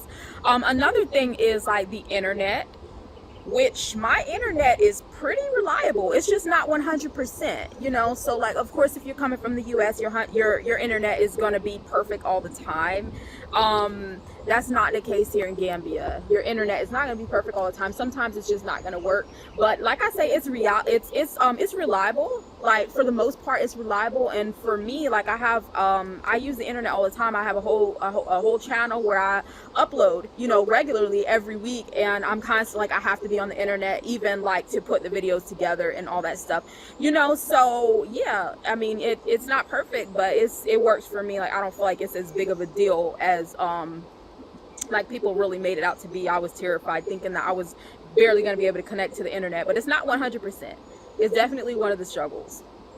So the biggest problem or struggle that I actually have with being here with in Gambia, I actually don't think that I'll be getting used to anytime soon, and I regret to even have to really talk about it, but you know, I want to be fair and actually bring it up. So there's a huge issue with thievery here in Gambia. And the punishment for it is not severe. So like, people don't really suffer the consequences of jumping over someone's gate or whatever to their yard and actually like stealing things out of the yard. I hate to say that, you know, but that's the reality. It's one of the problems that's here in Gambia, and it's a very... Here's what I don't understand.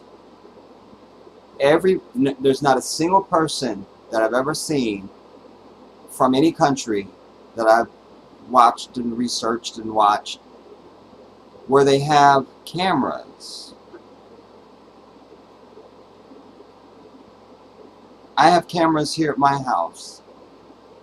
They're not expensive because I'm cheap as fuck. You can pick up Wi-Fi cameras at Walmart for $20. If you have an internet connection, you have Wi-Fi, then you good. So I don't understand. Even the people I showed you that they went through their bathroom wall into their house. But that's the other thing too. There's another brother that I saw that did a piece about how why are people getting broken into. Wait up, y'all. I want you to hear this.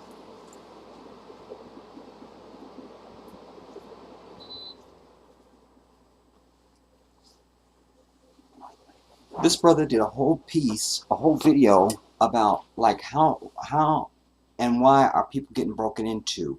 And he did a really good job because he showed from his balcony, like where he lives, you could see then like across the street there's a compound. So like she has a compound, but just their house is on the compound. So, and I would suspect that house probably has a boys' quarters too. But so if you just have just that one house and then you just like out somewhere by yourself, then you kind of more of a target. One of the compounds he showed, you could see everything he's showing you, it's all in one frame. You don't have to. So this one over here had like 4 houses on the compound, big houses. I tell you, they build big in Africa. And so that's not going to be a target. Then across the street you see there's another compound that has, I think, 2 houses on it, something like that. But then the next one is like a big lot. It's a compound, but there's just one house by itself. Like, you just asking to be, and even that really wouldn't be the worst case scenario. But why it was helpful for me is because I realized that a lot of these people that have said they got broken into is because there are a lot of our people that are going there and they immediately want to buy land and build a house. They're building dream houses and all these things. And so you automatically out somewhere. I wouldn't want to live out somewhere like that even here. I just wouldn't. So, it's a few things, but I just wanted to just put that in there for whatever it's worth. Common issue, actually, like, it doesn't even matter what part of Gambia, because we don't live in a bad neighborhood, so it doesn't matter like what area of Gambia. If you're even in the part where there are more expensive homes, you're just probably definitely going to have to hire like a guard to be able to guard your premises when you're not home, or even like in the nighttime. So, like I say, I hate to really like focus on any of the negative parts. I definitely still feel like the pros outweigh the cons with being here. But that is one of the things we've had definitely people like come on our property and take things. So the thievery, that is a big deal. That's the thievery a huge is real struggle with being here. So I also wanted to mention like a few things about the schools. Although like for me personally, it wasn't an issue, but I feel like it could be a struggle for someone if they're used to like things being close to perfection, or just being, well, if you're coming from the US and you think about like school, you imagine, like the students being in a classroom and everything just being like in a professional setting. So the way that the schools are here in Gambia, like a lot of the times the students will be sitting like on the floor, and it's normal, or if there are desks in the school, like there won't be like a lot of them, so some students will be sitting on the floor. It's like, for me, it wasn't a big deal. My children in the Quran and Arabic school they go to, like they have mats rolled out on the floor, and all of the children are sitting on the floor. And like I said, for me, it's not a big deal. They're learning what they need to learn there. Alhamdulillah, they're in a safe environment. Like, I'm not worried about that. But it could be a shock for someone who's not expecting it, and it can kind of be like a turn off. It just depends on the type of things that's important to you. But so I would say, like, for the schools, that would be one of the struggles. And the reason why it's like that, I'm sure, is just about like the school not having the appropriate funding that they need to be able to like provide desks and stuff like that. So that could be one of the struggles, but it wasn't a struggle for me. Like, I feel like if my children are getting the knowledge that they need, and it's normal like for the society, like it wasn't a big deal. But that could be a struggle for some people. For Laquita. But my disclaimer is, I'm not going to say that those are like the only struggles or problems that you could encounter with being here in Gambia. They're just the ones that really like stood out to me, or the ones that I felt like, some of them I felt like that they were personal struggles for me. And I think about like people coming here from, like, I came from the US, people that are coming from the US, I try to imagine like what their struggles could be with coming here. And those were the things that stood out in my mind. But I'm definitely hoping like in the future to be able to do like a pros and cons video about Gambia. For me, like I said, the pros just definitely outweigh the cons, but I didn't want to focus in on this because I actually had a special request to do like the struggles of being here, or what some of the potential struggles of being here in Gambia would be. So that's why I just touched on those things. I hope that my answers answer the questions that people had about like the struggles, or things that I feel like could potentially be like struggles of being here in Gambia. Okay.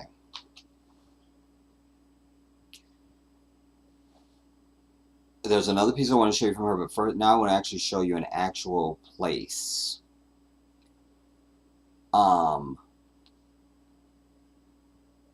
Because when I saw this place, I was like,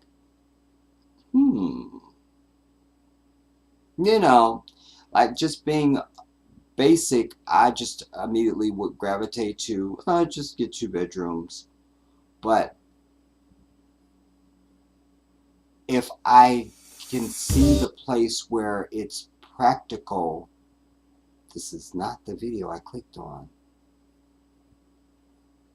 Why is it doing that? Should I go back or forward? Forward. Aha. Hi guys. Then I'm going to do that because I think that that immediately sets me up to be in a position for anyone that comes or that visits. You know, if somebody comes to stay, they stay. If they don't, they visit. Whatever. But my heart tells me that, you know, like even when certainly when I came back to California from Maryland, when I got my first 2-bedroom, I just thought, yeah, I should have 2 bedrooms. It's just the whisper, you know. And good thing that I did, because I've had people come and stay with me. I've been able to help people, you know. And thankfully, I'm that one human being on earth that you could come and stay and you don't got to give me a single copper penny. You don't need to do that. I'm paying my bills. Just stack your paper so you could be good. That's the way it's supposed to be. If you're really trying to help somebody, you're trying to help them. Most people, they tell you to come and stay, but they immediately seeing you as a check. That's not really helping somebody, and you're holding them hostage almost to your place. Their turnaround time would be a lot quicker if you wasn't trying to get something out of it. Just let them stack their paper and go. People just need a hand up. They don't really need a hand out. Just a help up. Help me up. Help me up. Help me up. Help me up. So this is an impressive home, and it's worthy of your viewing because Laquita spoke about 6-bedroom mansions in America. So I thought we should see a 6-bedroom mansion and hear the price of it. Let's bring you in. By the way, this couple they're from Jamaica. They went basically sight unseen to Gambia. I love them, and Allahu Akbar. I spoke with AP, that's the husband. The wife is Miss something, I can't remember her name now. But you'll see them. And let me bring you in.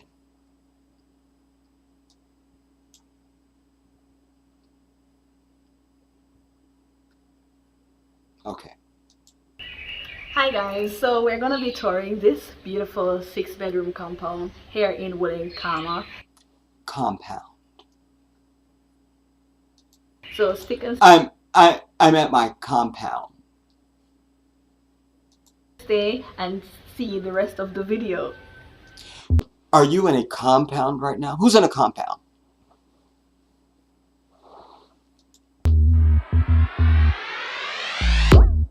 I'm not really impressed with the outside. I'm gonna kill the music also.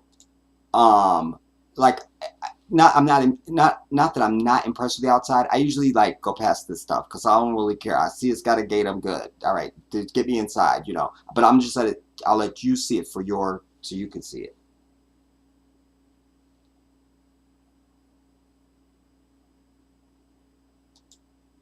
Look at this now. I want you to really notice this house. That's the boys' quarters, by the way. Well, no, that's a kitchen. No, wait. Damn it. I think they're going to say what it is. They'll say it. That might be a boys' quarters. Outside looks like. Yeah, the outside look nice. I won't lie, this is a huge compound. It's very huge, spacious. Watch, 6-bedroom. To me, hey, I wonder if they would allow subleasing on this one. It's very nice. Yeah, right. Yeah. A nice backyard for gardening. Nice, you know, it's backyard. Like, it's somewhere they say, y'all ever heard of Petra? She was big, I think, in the 1990s, and she remade the Grace Jones song, Pull Up to My Bumper. And I love when she said, green light, press the accelerator. Green light, press the accelerator. I could just hear that all day and just get my entire existence on planet Earth. It's located in Willinkama. Willinkama is very quiet. And so they're gonna cut this grass around here. Is gonna look They very want to nice. cook this grass. Oh, this is a back patio. Back patio. And there's an upstairs one right there. This is the kitchen right here. That's the kitchen? Yeah, so. Oh yeah. To walk outside if you want. Okay, so yeah. Wait, go over there. This is like Outside kitchen. yeah, there's an outside kitchen. That's the other thing you find in African countries. Sometimes they have they call an outside kitchen. Like there'll still be a kitchen inside, but there's a lot of times there'll just be an outside kitchen. I'm still not really I haven't processed that enough to give you a full review on it so much. I get it, you know, but they'll have a whole kitchen just like outside. And then some people, you know, if they're really poor, then the house will be one thing. There'll be like an outhouse that you walk to you know, do your business, and there's an outdoor kitchen type thing. So it can be very struggleless, but Yeah, yes, outside kitchen. it is. Yes. yeah, that's an outside kitchen. Wash area. It's a washing area. I like the idea of that actually. You know, the sister I showed you guys with the lettuce, and she was like straight from the ground. You know, that was a kitchen, like an outside kitchen, you know.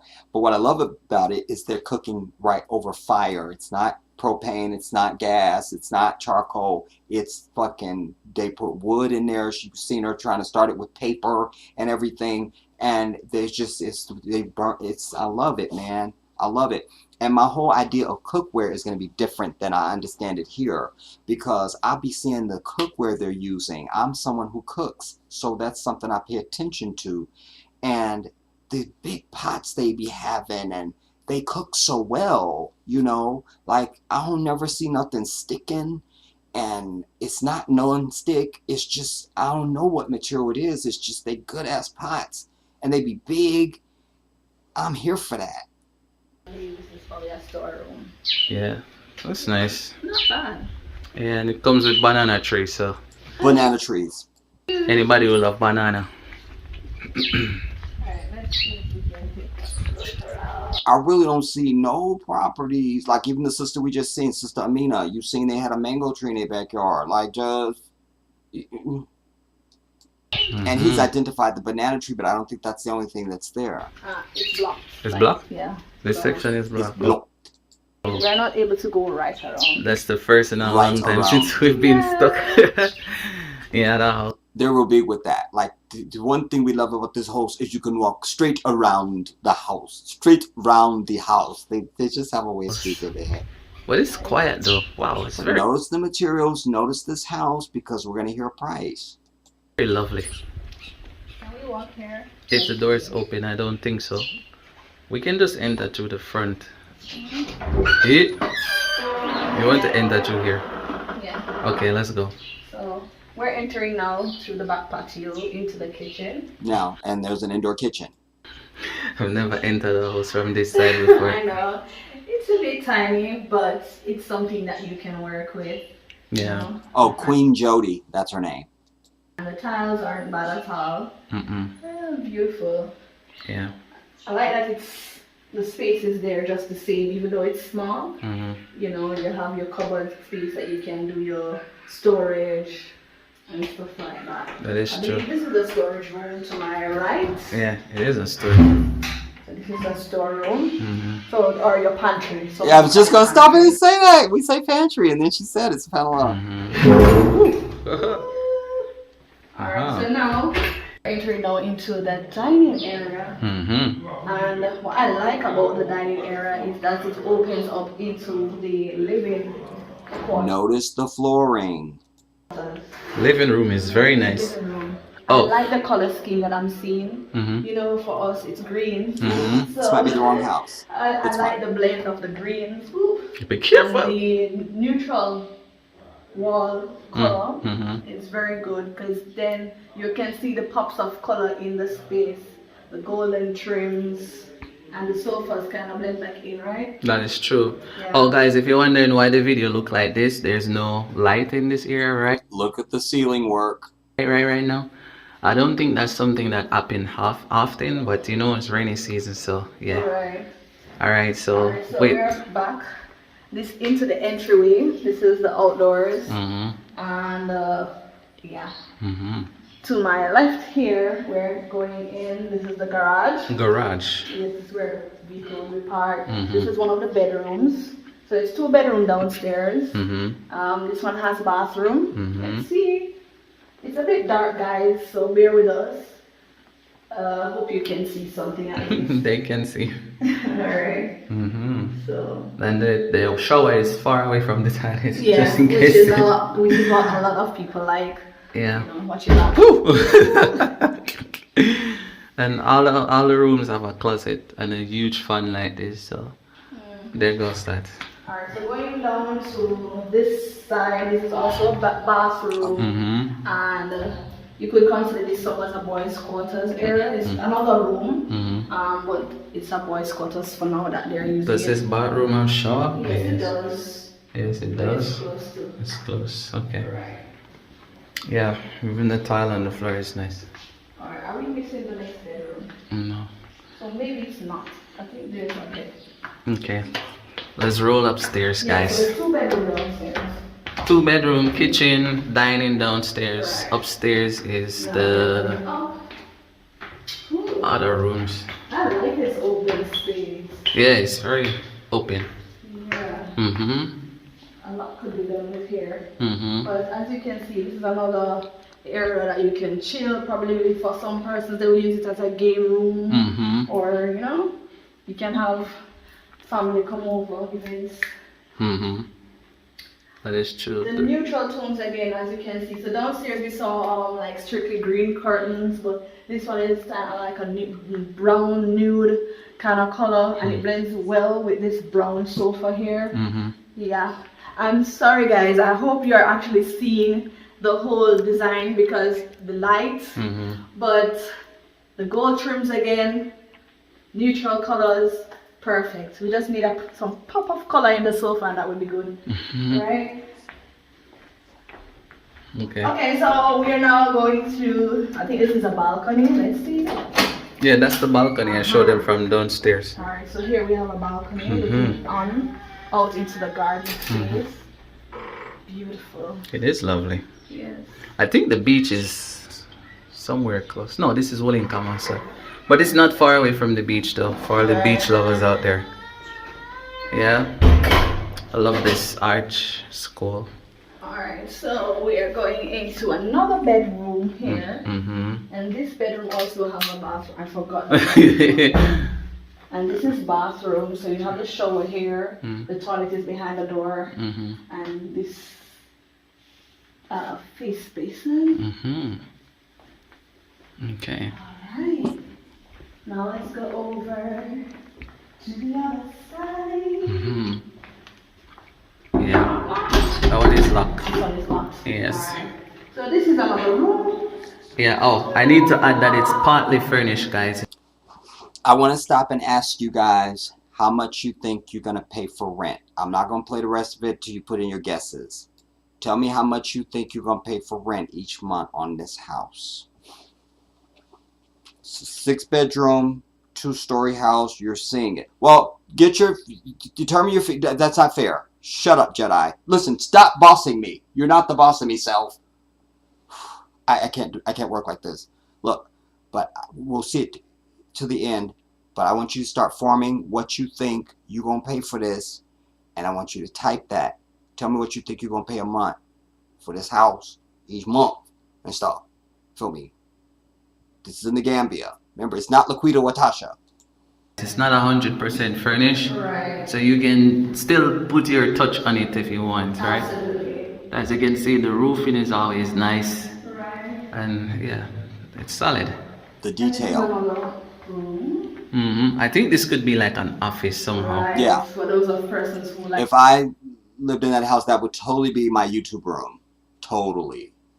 to work From home. you could make Because your my own I can have my Yes, and thing there so I can get that natural sunlight to light up the melanin. This back wall, I will go ahead and finally do green screen, which I've never done. So you can do backgrounds and stuff like that. I'm really doing it up when I get to as you can Africa. see, let me show you guys what going on here. So that's outside. So you have this view as well. Just open the window and you're good to go.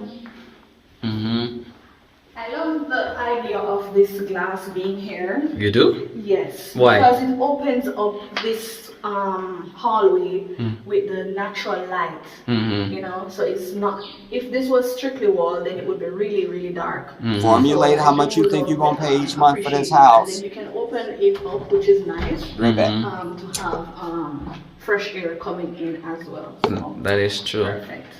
That's good that you I saw guess that. should in case of any emergency, I see them have a thing to pull up. You can jump out. Right. This is a bathroom. Also, this is a bathroom. It's a bit awkward, but we can work with it. You know. You know what? I think they were just trying to utilize every single space. Right. Yeah, but. I mean, who knows? Maybe later on, if you give them some ideas of how to renovate. All right, let's show them the big part now, the this big section around statement. Yeah. here. Alright guys, so we're entering now into the front patio. We call this the big balcony. The balcony. Yeah, the yes. big one. So you can come out here and chill. Right. Oh, and it's You can cash see power more of the actually. community at the front here. Yeah. Yeah, that's it. That's it, guys. That's it for the tour. That's But it it's for the tour. but it's cash powered as well. Exactly. Is it And one I it's- didn't check to see if it works. No, it's no. It's cash power straight. Yeah. Okay, so it's no way. Mavic. So guys, so that's the end of our tour.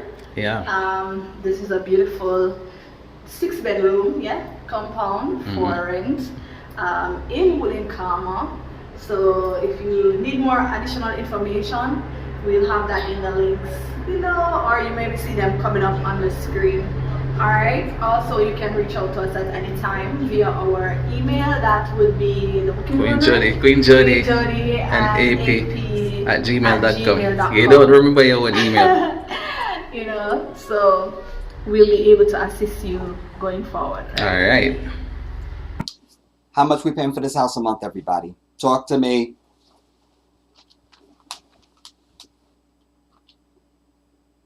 Tell me what we paying. Anjanae comes in at 700 USD. I'll take more bids. I'll read your comment too.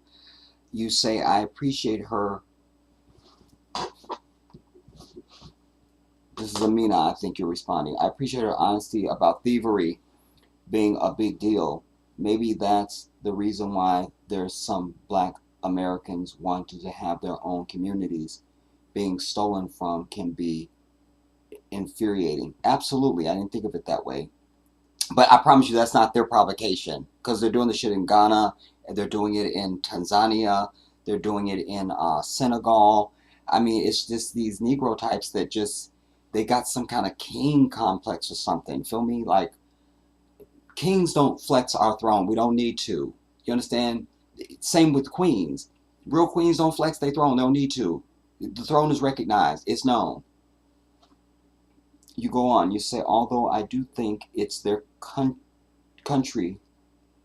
Although I do think it's their country, so we should come with the expectation of fitting in with them and doing things their way.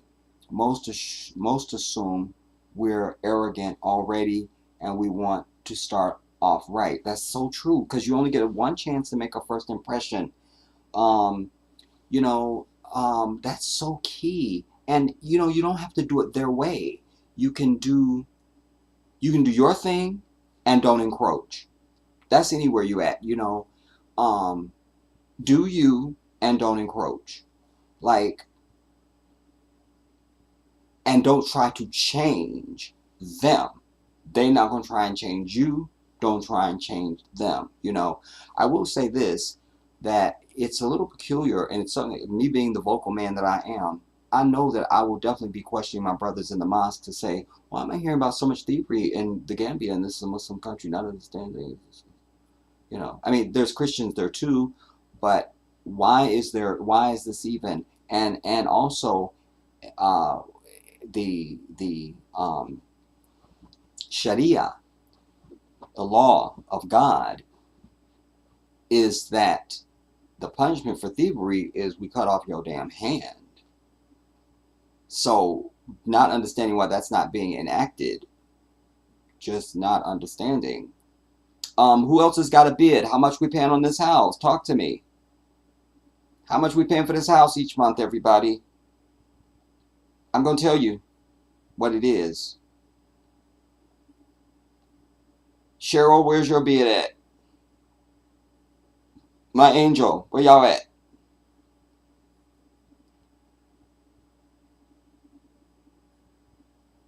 How long have we been on?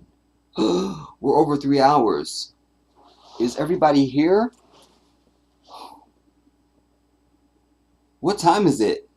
It's not late. Are y'all there?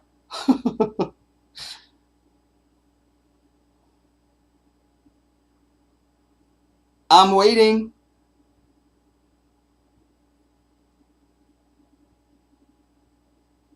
All right. The fact of the matter is this house goes for $325,000. Oops. $325,000 a year.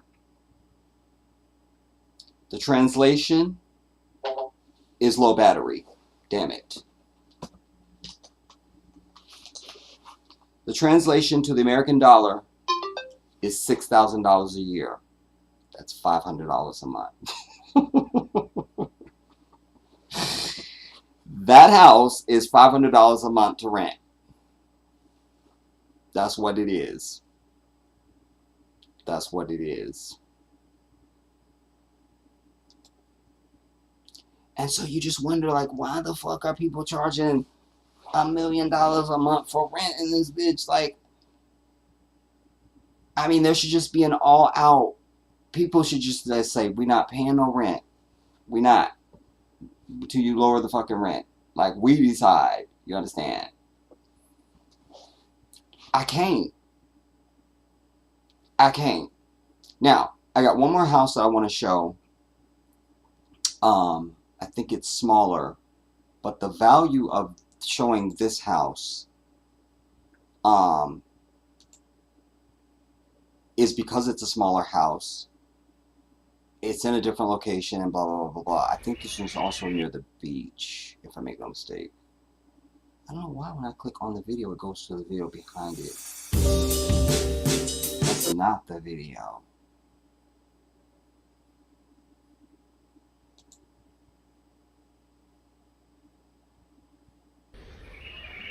That's not the video. I click on the video. Perfect. Now, I want to show this because I didn't realize we were this long in. Not that I care. That's why I did it on Saturday. And then there's one other piece that I want to show you guys, and I'll do my summation and we'll be out.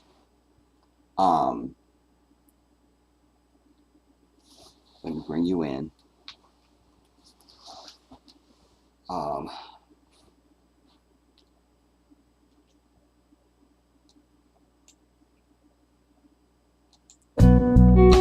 Okay, I don't need any and all music. Don't need it.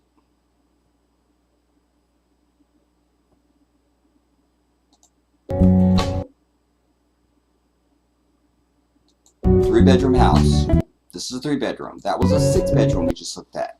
This is in Kotu.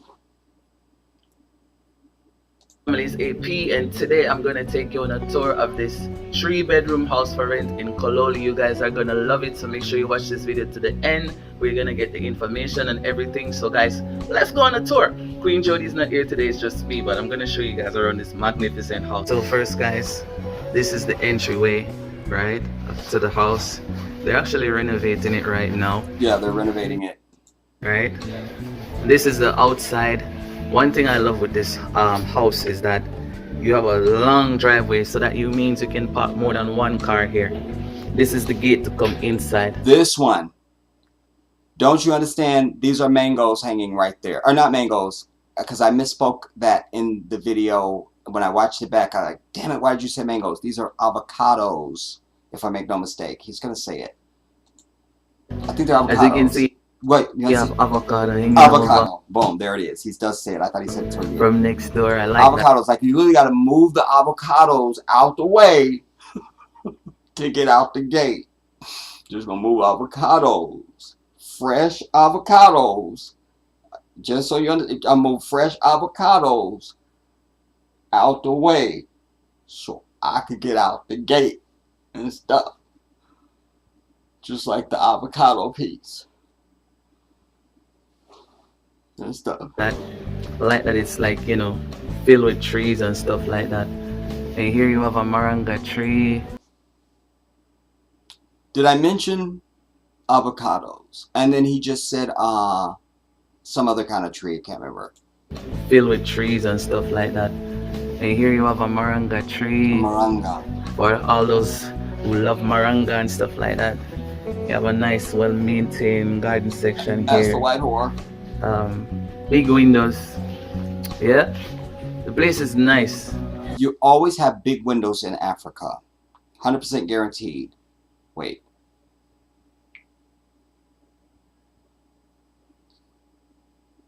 What is a moringa tree? According to medical news today, Moringa oleifera is a plant that is often called the drumstick tree, the miracle tree, the ban oil tree, or the horseradish tree. Moringa has been used for centuries due to its medicinal properties and health benefits. Alright, that's fine. Anyways, a lot of windows and a lot of big windows because, again, the way of life, understanding how you understand existence and how to live. So, big windows, you want to let natural light in, you know. You get 1 or 2 windows in a house here in America, you know, many houses, certainly most places I've lived, whatever. But there's a real focus on big windows and a lot of them because also they use that for ventilation, you know, to get air because central heating and air is just not really a common thing. You know, you'll have air conditioning units. You may see them in this house. I don't know if we saw them in the other house. The air conditioning units, you see those everywhere, whether you're in a business or a hotel or Airbnb or a house, it doesn't matter, an apartment, you see those air conditioning units. And then, like I say, then you usually see ceiling fans and a lot of windows. And so as I said, the garden space right here is just magnificent. I love it. I love the tile work. This is just the outside. Tile work is exquisite.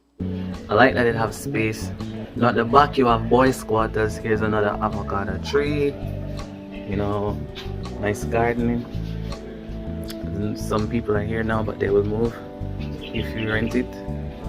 That's the boys' quarters. It's the laundry space. You have banana tree. So the boys' quarters is chilling, though. Like, that's the spot. You feel me? That's where all the folks that you don't want in your crib, that's where you entertain their ass when they come to your house. When they come to your house. We're going to be in the boys' quarters. We just going to be in the boys' quarters and stuff. Just Craig them can meet us in the Not the boys' back quarters. you have boys' quarters. Here's another avocado tree. You know, nice gardening. And some people are here now, but they will move if you rent it. Yeah, there's the laundry space. You have banana tree and stuff around that side. So I'm gonna go inside now and show you the kitchen area. So this is the kitchen, guys. This entire thing is the kitchen. So for all of you who like to cook, this right here is a huge kitchen, right?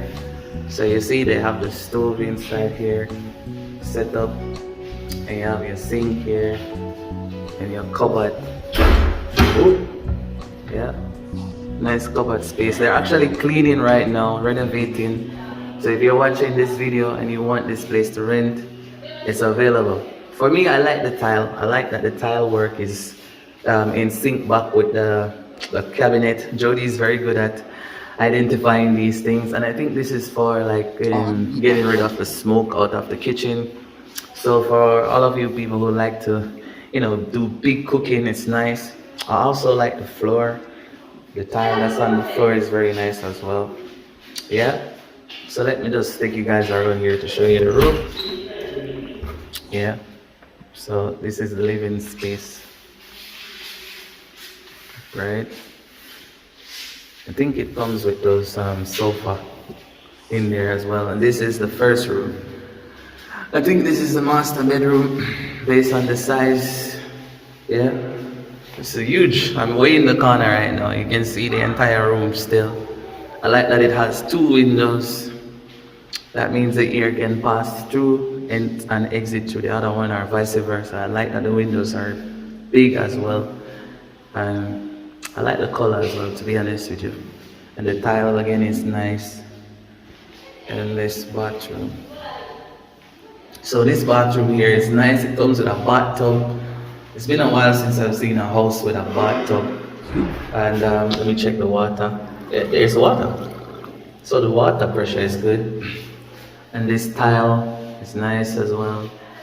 The bathroom has a pipe, toilet, no water heater though, and no AC. But if you're coming to this house, you can always install a portable AC. Okay, there's no AC in this house. I was telling you guys about outside. You can see those boys' quarters are going to be a part of the house once you rent it, and you can store your stuff around there. And if you have stuff that you need to store, yeah.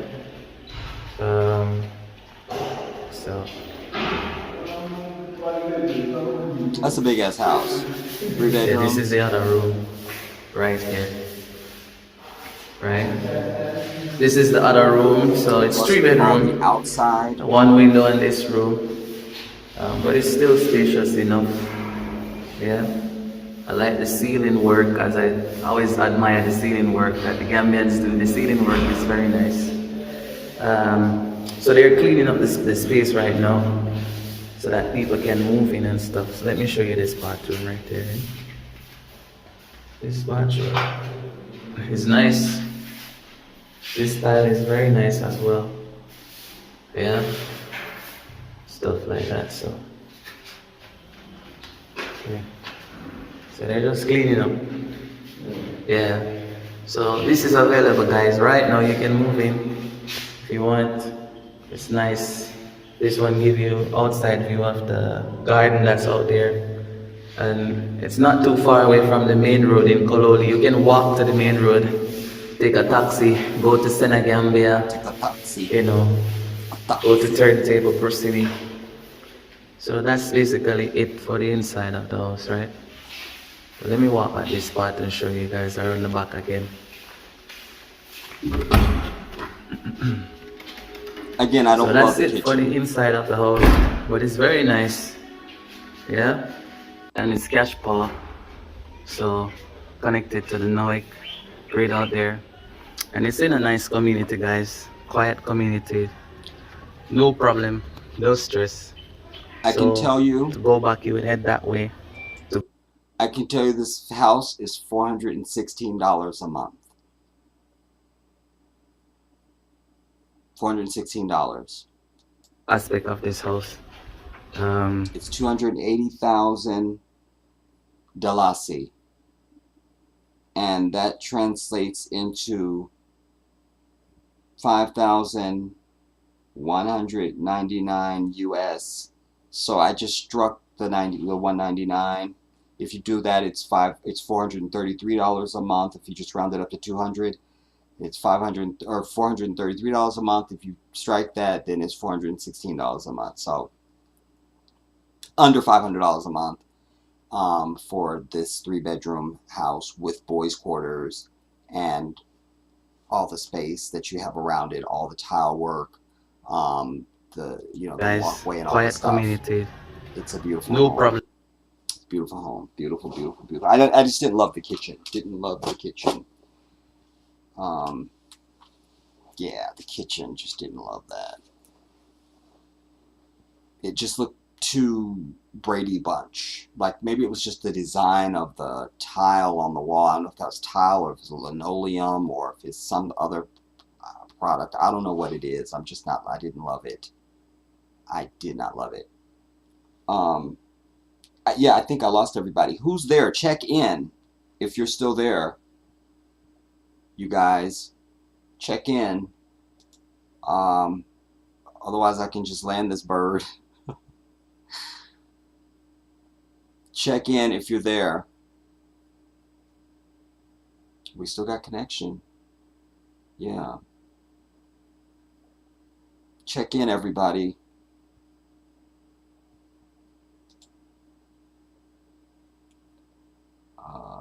Where's that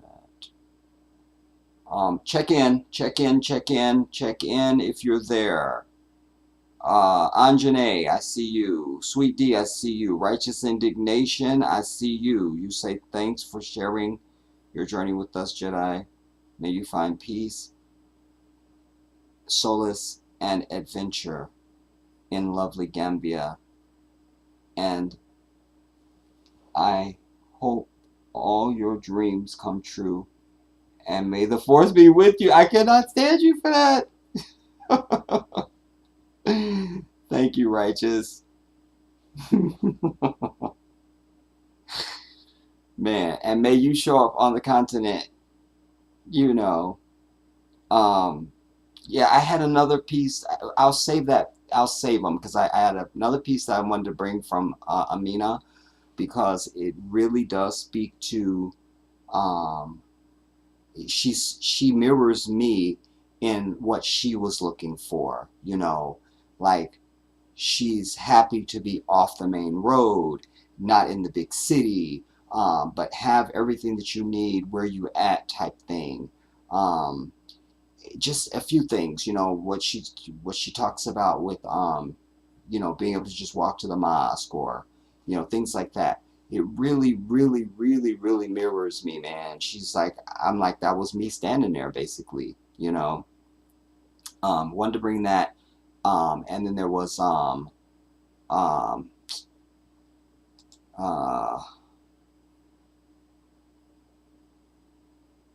me see what else there was.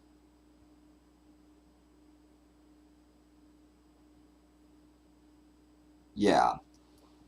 I wanted to bring the other piece on Amina. There was another place that I wanted to show you guys.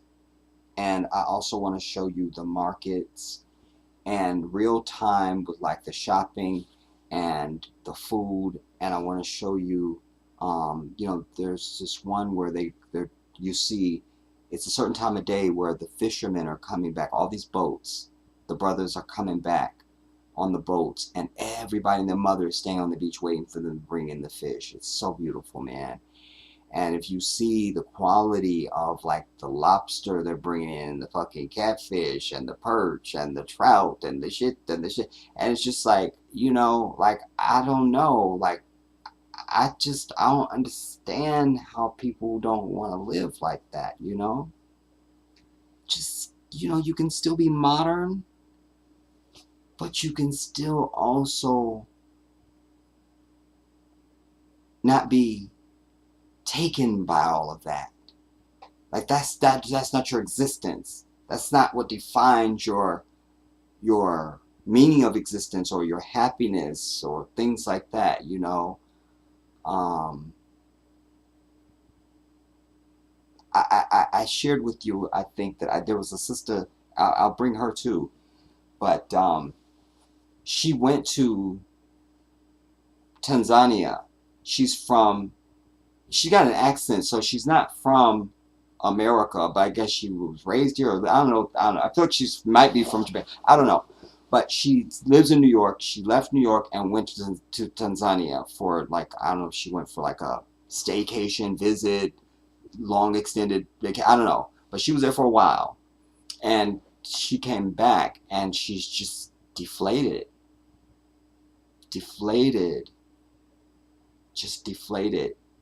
What I do hear consistently from so many people is that Africa changes you. It changes you. You come back changed. You are changed. Some articulate what they mean by that. Some I infer, but I know what that means for me, you know, or how I interpret to hear that. For me, that means, you know, it's the first time people really kind of go without, or have to really not have everything be exactly as it is in America, and you know, just anything different, and people are just like, I can't. You know, it could just be the taxis might be a different color. Let's say everything else was just like America, but they had blue taxis. They would be like, but the taxis are like, they would have something to bitch about, you know. Wherever you live, you have to live, you know. But the most important thing is you got to understand that how we understand what it is to exist and live and to be from day to day is not reality. Most people don't live like this. It's not even on their radar. They don't understand. Like, that's not, what is that? What is that? You know, one, I don't remember who it was talking about, you know, the kids go to school, the parents will still, the teachers will still discipline your damn kids. The village will discipline your kids. Let your kids be out anywhere doing anything. Well, I'm familiar with that. Because growing up in Chicago, you'd hear, it's always the ladies in the window, you know, seeing everything. And let somebody do something. Ain't you Miss So-and-so's boy? They will come out and beat your ass and take you back home, and then your parents kick your ass too, or your grandmama, whoever it is. Like, I'm used to that. So that still goes on, you know. And then specifically speaking about Gambia, you know, the modesty of the men and the women, quite frankly. It's not just the women, you know. The men are modest, you know. I could say I watch many hours and hours and hours of this type of stuff, you guys, from Africa. And I'm noticing everything that I can think to notice. And some things that I don't even think to notice jump out at me, and then I notice that, you know. And so specifically speaking about Gambia, which I would expect and know this anyway, but when I'm watching videos, I ain't seen no Kool-Aid colored hair. I ain't seen no niggas ass, draws. I ain't seen no extreme heels and extreme cleavage, and, you know, a lot of stunting. I'm not seeing that. And I've seen malls, like when they go into the mall, I'm watching the people, I don't care about them even. I'm looking at the mall. You took me to the mall, I'm here to look at the mall. Let me see. What are the shops? You know, who's in the shops? You know, what's in the shops? What are they doing? You know, and still I'm not seeing it. I'm just not seeing it. Is it out there? I don't know. I haven't seen it. It's modesty. Everything is not about that, you know, the over-the-top stuff, and, you know, all of that, man. I also want to speak to the $200 on the grocery that the sister showed earlier, because what you also need to know is that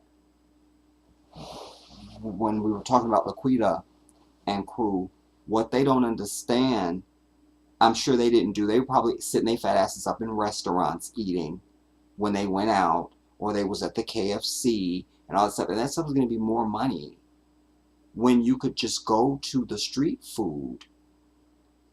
Sisters and brothers are out there fixing. There's one brother that the sister was covering. He was in the northern region of Ghana, which is the Muslim region of Ghana, and she filmed this whole process of how he slaughters the meat and prepares it to take it to the market, and how he seasons it out there and gets it ready, and how he starts his fire and all that stuff, and he's selling that meat right out there. People just coming up buying it, you know. You get the meat, and then I forget what he's fixing with it, but I'm saying stuff like that is just like, it's nothing. It's a few pennies. Good fresh food that you could just eat right now. I'm good with that, because it's a lot of times now that I know I need to eat, and I don't know what to eat. I'm afraid of it. And then I think of something I actually could eat, and then I'm too lazy to fix it. I didn't eat all day yesterday until I think it was 1 o'clock this morning. My stomach was growling, and I'm just like, you need to eat, Jedi. You haven't eaten in a day and a half. What are you going to eat? I just couldn't think of anything. I don't know. I can't. I can't. I can't. I'll just drink some punch, you know. I don't know. And then finally, I remembered I've got some cucumber in there. That could be GMO, but damn it, cut up the cucumber. So I cut up the cucumber, I had some tomatoes, and so I did the cucumber and the tomatoes. I cut them up like chunky type.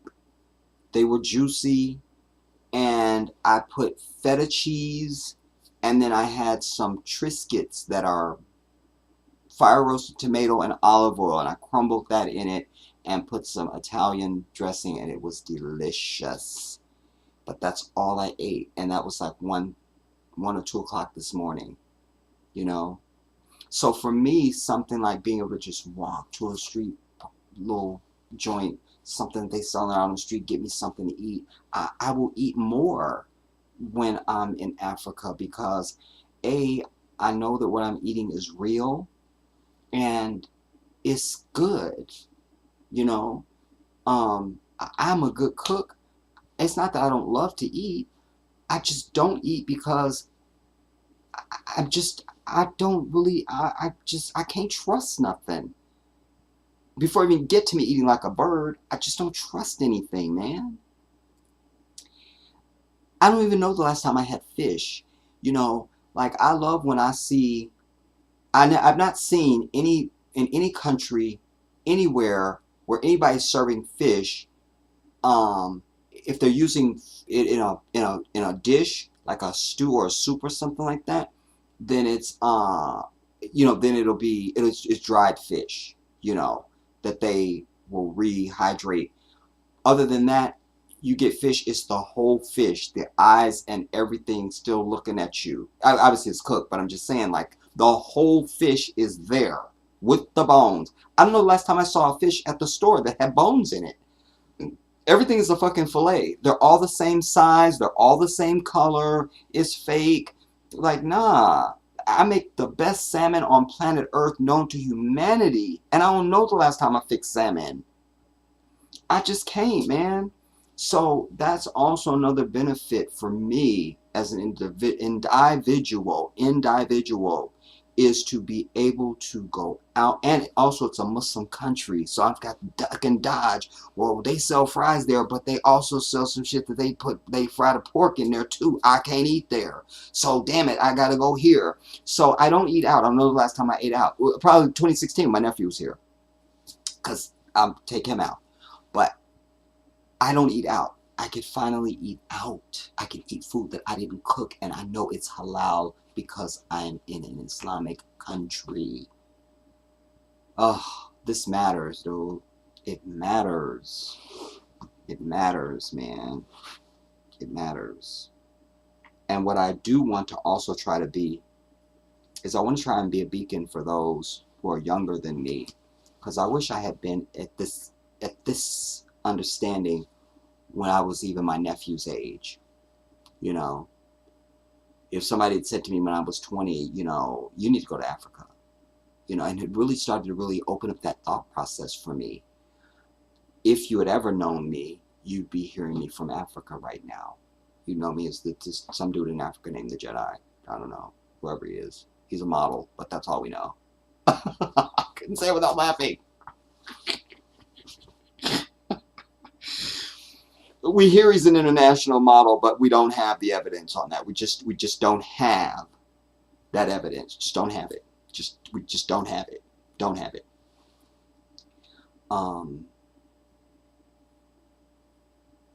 I wish somebody had said that to me. But also think of this too, everybody. Just hear this for a moment. Think of let's say if there was some way Like that last house we looked at, I told you it's like $416 a month for the rent. Or you could pay $6,000 for the year, or you could pay $3,000 in 6 months, or whatever you want to do. But could you imagine somebody, I know people right now that are paying $3,500 for rent, $1,500, $2,500 for rent. Could you imagine they had that 6-bedroom fucking house where they're paying $500 a month, and they could save that other $2,000 a month you're saving. $2,000 a month. Nobody saves $2,000 a month unless you really balling. You balling. If you're saving $2,000 a month, just I'm putting $2,000 in my savings every month. I'm just putting $2,000 in my savings.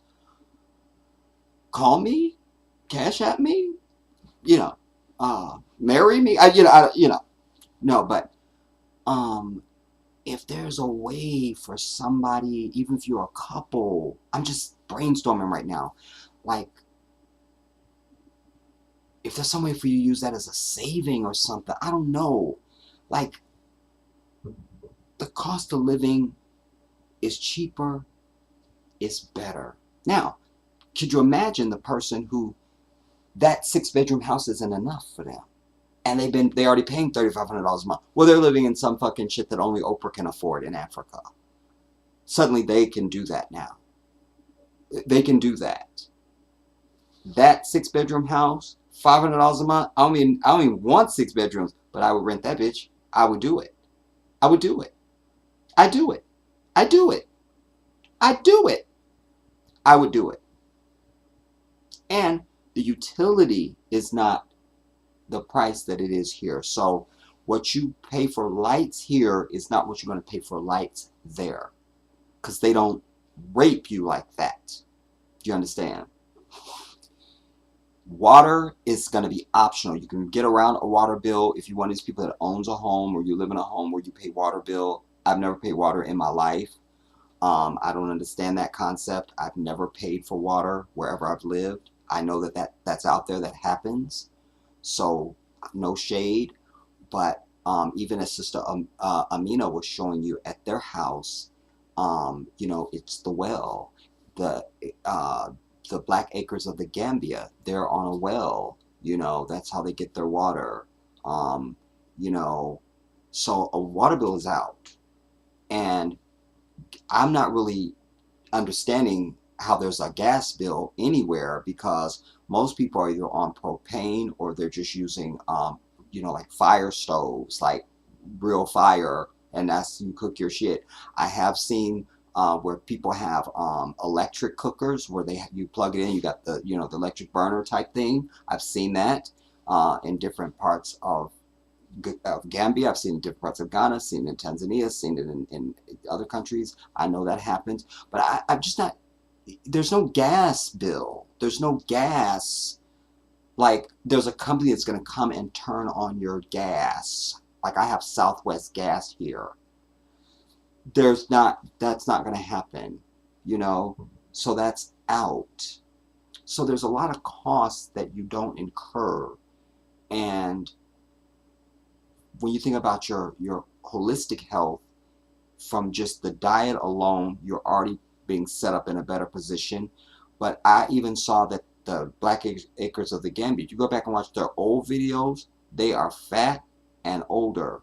Now they're younger and skinnier. It's exactly the opposite. They've gotten smaller and younger. SubhanAllah, I think Rick mentioned that he was, and I don't know, I have to go back and see which video that was, because he mentioned he was 51, but I think that might have been a couple years ago, or maybe longer, because they've been there 7 years, but he looks younger now. He looks younger, and he's got the gray hair, but without the gray hair, I mean, that's the only thing that really is aging him. And maybe he could use some contacts instead of the glasses, but some things will age you, And on him, that's the things that age him, is the gray hair and the glasses. But other than that, he's not really an old looking man at all. And certainly Cynthia is still a very youthful woman. I don't think I've ever seen her with makeup on. She's just natural black beauty. So, you know, the evidence is there. But then also for us as a people, here's what's guaranteed. No more fucking stress, dude. No more stress. Like, that's over. That's over. Dealing with white people every day. Gotta read about somebody getting shot or tased. That's over. The moment you step off that airplane, it's over. It's over. It's over. And even when I'm talking about it, I've seen brothers and sisters that said that they knew that, but you don't know it. You don't know how it feels until you get there and you actually feel it. When you actually feel it, you actually feel it. So I've already experienced it in my mind, but I've not experienced it physiologically because I'm stressed out as fuck. You understand? But just that alone, no more stress. No more. You know, you have your own little difficulties in life that you still have to deal with and face. That's part of living, but not like this. No more. No more. No more. No more. And I'm really looking forward to that. Are you charged yet? 37%, that's all y'all get?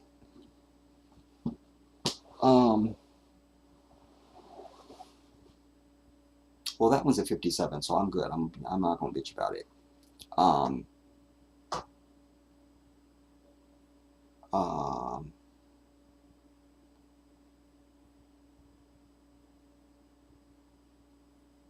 feel like I missed something. Sweet D, shout out to you if I didn't do it already. Righteous, I read that. Portia, you say beautiful home. Rent for $435 a month with 3-bedroom is very good price. Thank you, Jedi. Gambia is beautiful. Allahu Akbar. And I got a lot more I'm going to be showing you over, not today obviously, but this is one of the things that I want to do on this channel. I realize I don't have to wait till I get there to start showing you stuff. I can start showing you some of the things that I'm seeing now, you know, and then I will build on that when I'm there. I can show it and tell it better than anybody. I just believe that. I don't mean that as any shade to anybody else, or because there's a lot of good work out there. I just know me, and I just know what I'm capable of. Sweet D, most people are scared of change. That's 100% true because they've been conditioned to it. You know, people aren't really afraid of change. They've been conditioned to be afraid of change. I believe that. Anjane, you say we have constantly. Oh, we live. I'm seeing words that aren't there. We live constantly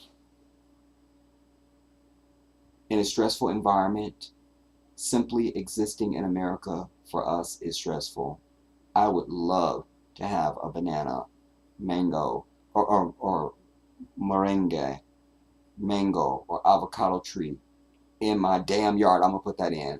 I grow my own everything. Exactly. And when you grow something in, again, I'm trying to stay on Gambia. You grow something in Gambia, there's not the fucking you planet shit police coming around and saying that's against code and you're not allowed to plant and you can't. Like I saw a white couple years ago that I saw where they were arrested for growing a garden in their damn yard, in their backyard. Like what? You know, like nobody's coming to get you. You know, and to your, well, everything you named, Anjane, but certainly the bananas is something I'm really hearing a lot about. Like I already know the mangoes are going to be way, like I tell you guys, if you know somebody that doesn't believe in God, give them a mango. If they still don't believe, then run like hell. Because to me, the mango is the most divine fruit, food, anything that is just, it's everything. But I began early years back, I heard a brother who had just come back from Ghana, and he was saying, he goes, I got to tell you, family, I don't care what, you've never had a banana. you've never had a banana. You've not had it. You haven't had a banana. You've never had a banana. And I keep hearing that, you know, how sweet the bananas are. Just sweet bananas. Righteous indignation. Say travel is the best education in most cases, especially if you can stay long enough to immerse yourself in the culture fully. That's a very key point. You know, you go someplace and just stay at the trendy place and at the beach or some shit at, you know, some resort. Okay, that's fine, but you didn't see anything. You know, you don't know the place. Sweet D, I go through that every day. What the fuck am I going to eat? Righteous indignation. My son's father is from Jamaica, and he makes fun of America because I freaked out the first time he fixed fish and the head was still attached with the bones in it. He called me a punk. I love that. I'm so glad you shared that. Thank you, Righteous. That's the truth, man. Like, I mean, I'm used to, you know, my brothers and my grandmama and them and the Nem-Nems used to go down to the lake in Chicago and bring back fish. That's why I even like catfish to this day. All the fish that I like, I tell you, your taste and your smell have memory. All the cells of the body do, but taste and smell have memory. So, where was I at? I don't know. I don't know where I was at. But, anyways, whenever I had catfish as an adult, it took me immediately back to Chicago. Immediately. And there's a requisite taste, because if it's not that, then that ain't it. That ain't it. That's not it. That's not it. And usually I also know the mark of it. If somebody says they tried catfish and didn't like it, then I know they didn't have catfish. They did. They just simply didn't have it. You just didn't have it. You didn't have it. You didn't have it. Unless you're evil. Sweet D, don't try to live in New York for $5,000. Yeah. You can't even live on the corner for $5,000 in New York. That's out. Righteous, you say, he said that's how the rest of the world eats fish. We're the weirdos that need to be baby. That's the truth, man.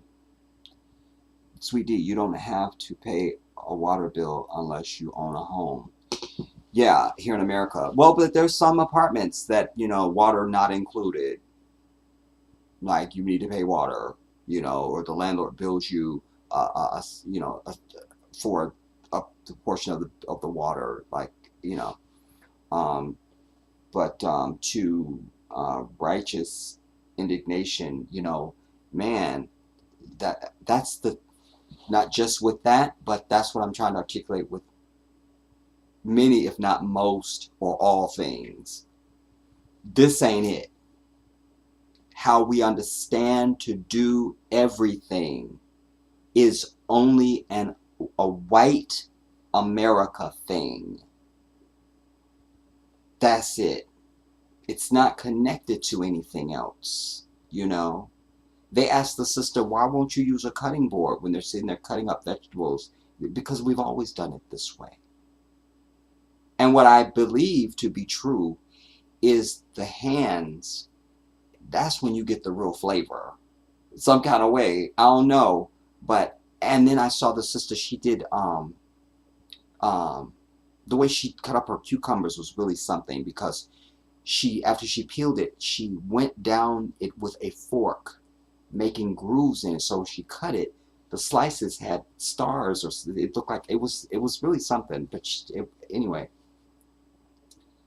you know, when I see brothers and sisters walking down the street and they got some big ass fucking bowl on their head and they not holding it, they're not walking like, wait, don't bump into me. They're just walking along like it's nothing. And I just think, wow, as somebody who watches a movement as a dance choreographer, how are you doing that? How? How are you doing that? The natural physics, that you can't just do that. but they do. You know, it's really something, man. Like, you know, but again, it goes back to Laquita Watasha and Ray Ray, because they have not, I would love to know where they're from. They haven't seen or done or heard enough in their life. It's not it's not really even their fault the way they will sit there speaking. Almost there was some bullshit, because they've grown and they should just know to not use certain, don't say things a certain way, because this could, you know. But I'm not really mad at their lack of understanding, because they don't know, they're ignorant. You know, they don't know. You don't know. And inshallah, they will get down the road someplace in their life and go, damn, we was dumb as fuck. Wasn't we stupid? We just didn't know. You know. So that's how I feel about it. I just,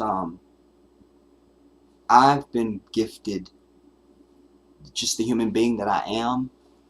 That's one of the things that I evaluated. Well, I know that about myself anyway, because I'm very introspective. But when I challenged myself with this whole Africa thing, I also had to assess myself, kicking my own tires. You know, do you have the coolant? Do you have the tires? You know, do you have the gas, Jedi? Do you have it? What do you have that makes you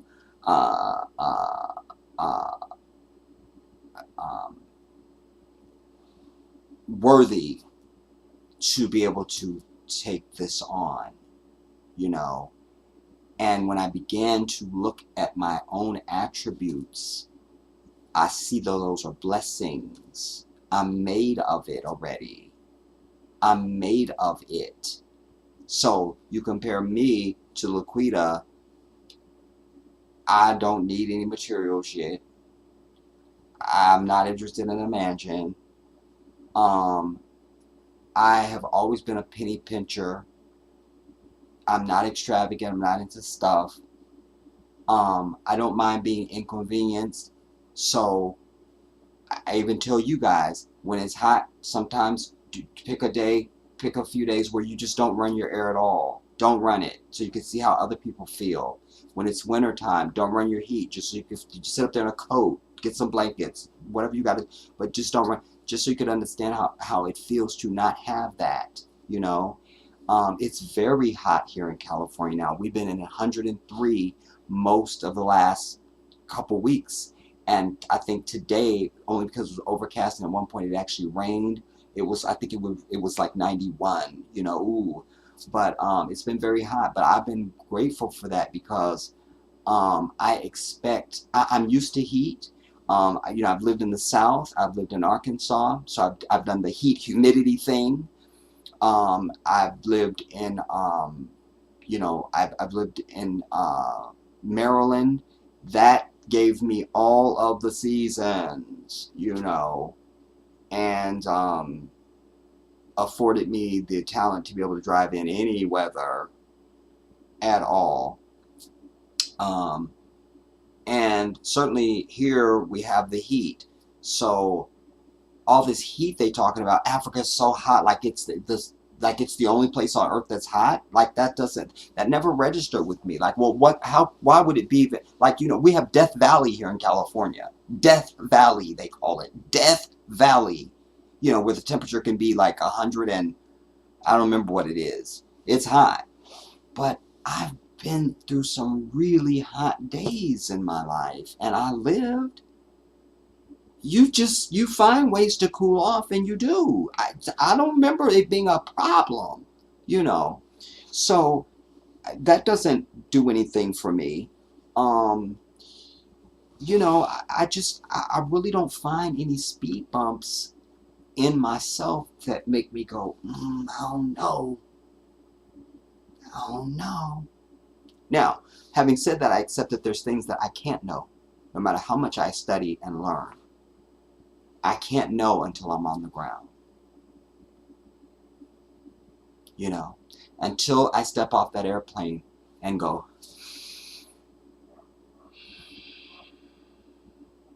I won't know what it is. I won't even know what that feels like. until I do it, you know. I won't know. I won't know.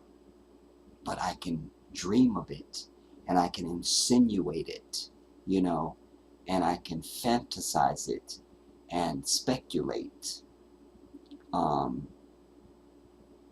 As I say, I'm doing more walking, you know, to get into the habit of walking so that I don't just feel like, you know, I can just drive everywhere. So you know, I don't really see that being a problem all like that. I mean, I'm just not really fine. So if I can just get a decent place to live, and I can understand residency, so I know I'm not going to be thrown out of the country, I'm good. Like, I'm good. I was mentioning the other night in my live, I spoke briefly saying that, you know, like, I'm not going to have my car shipped there. Even when Amina was going over the costs, I told you guys, she was showing, you know, having the car shipped. I'm not having my car shipped. A, that's more money. And B, what I know is once it gets to the port, a lot of people have left very, very expensive cars at the port because the fees and the taxes and shit was just too much. Also, I didn't check it with Gambia yet, but I know in Ghana, if your car is it past a certain year, they won't allow you to ship it there.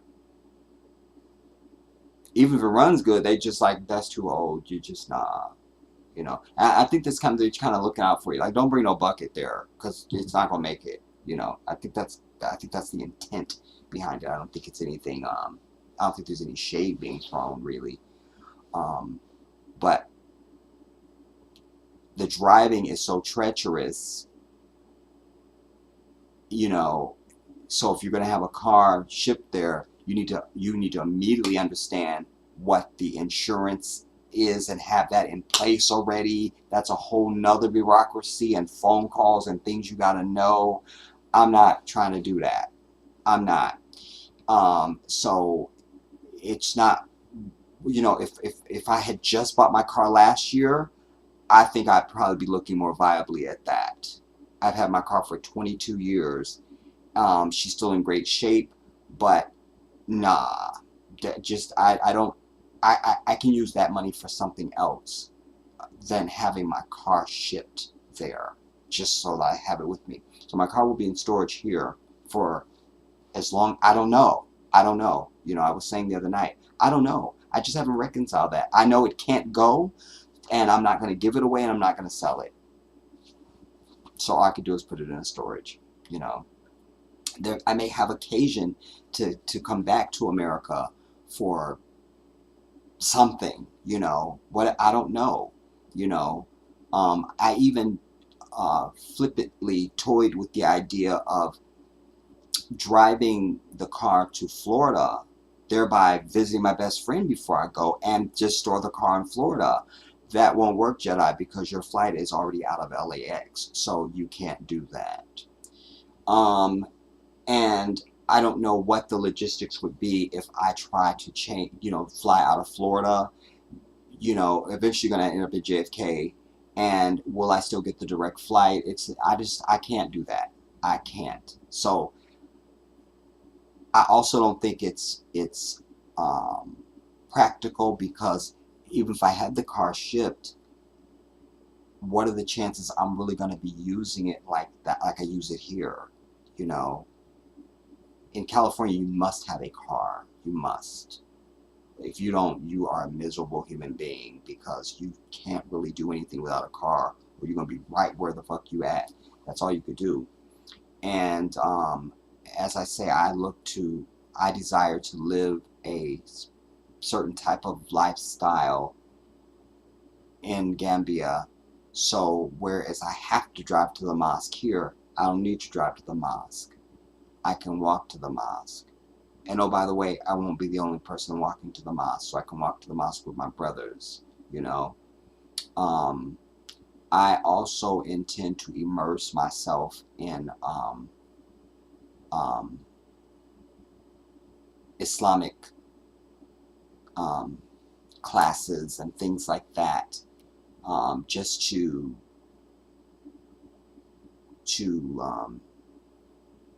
enhance my knowledge, and also to just make that more of a part of the central focus of my life. What happens here in America is you can be Muslim or anything else, quite frankly, and then you still have to face the world doing something else, you know. But you don't ever have to turn that switch off. In Gambia, it's a Muslim country, so it's on all the time. When I walk into a business, they will greet me, Salamu Alaikum, and it won't be like, oh, they said Salamu Alaikum to me. You know, that's what you do. So you don't ever have to turn that off. And if it's the prayer time, everybody knows it's prayer time, so you can just stop where you know, like, just whatever you got to do. I just really can't think of anything, y'all. I really can't. You know, I'm not codependent, so you know, I'm used to being on my own, so I'm good with that. But I don't think that will be the case, because the reason why I'm so by myself so much here is because I don't have any Muslims to cohort and to canoodle with. I just don't have it, you know. I could get it if I wanted to drive like out to San Diego or something like that. That's like 2 hours from me. I can't do that. I drive a well, my car's actually 25 years old. She's 25. And just, you don't do that. And also, it's been very important to me to not incur any great costs before I leave. I can't have that. I don't have AAA, so if I try to drive to Los Angeles or try to go to San Diego or someplace that's really far, I have every confidence my car would make it. But what if it don't? And, I mean, I already had some hose problems last summer. Those were just hoses, though, thank God. You know, and you know, I had to come out of the pocket for more antifreeze than I would ever normally buy. But that's small relative to, you need a new this or a new that. I can't have those types of expenses happening for me. So that's out. And so I just look for that once I'm there. That's when I will be actively looking to make friends, you know, and to cultivate that brotherhood that I so love when it's in place, you know. That brotherhood that you get from your Muslim brothers is just everything. And as I said to you guys too, I'm always living for the afterlife. So for me, it's not just about this life, it's about the end. And it's important for me to cultivate relationships with my Muslim brothers once I'm there and I've decided what mosque I like the most or something like that, or whatever one just is just the best for me, you know, because you have such a pick, you know. There are obviously many mosques here in California, but they're not all right together, you know. There's a beautiful one in San Bernardino. It's very beautiful. I didn't know it was there. I was taking Uncle. I think it was when he had his cataracts. I don't know. I can't remember one of his spells or something. I don't know. But I was like, that's a mosque. I turned around and went back. I'm like, that's a mosque. So I'm just trying to say that whatever mosque that I land on is like, this is the one that's closest to my house. This is the one that's where I go. Then those are the brothers that I will cultivate that relationship with, because it's very important for me that whenever my death has been written, that I have men who loved me and knew me and ate with me and laughed with me and talked with me and shared with me and prayed with me and read Quran with me and all those things. These brothers knew their brother, and that's who's now washing my body, anointing me with oil, and wrapping me as Islam dictates to be put into the grave. I just need that for my soul. You know, we all have heard about, you know, they say, you know, like when a house is haunted or somebody, you know, is murdered, something like that, they would say their soul is still, like their soul is still there haunting people or some shit like that. I feel like I don't believe in that, but there is a barzakh, there is a, that Allah speaks of, this between now and between your death and the hereafter. There's a barzakh. And so, you know, I don't believe in superstitious stuff, but I'm just talking about just me, only me, and knowing me, my rhythm, and how my spirit feels to me. I just feel like I'm going to know. I'm just going to know. Like, these are, I can't. So I have to try and put myself in a position and a location where that can at least be possible, you know, where it will matter that I passed away. It will matter, you know.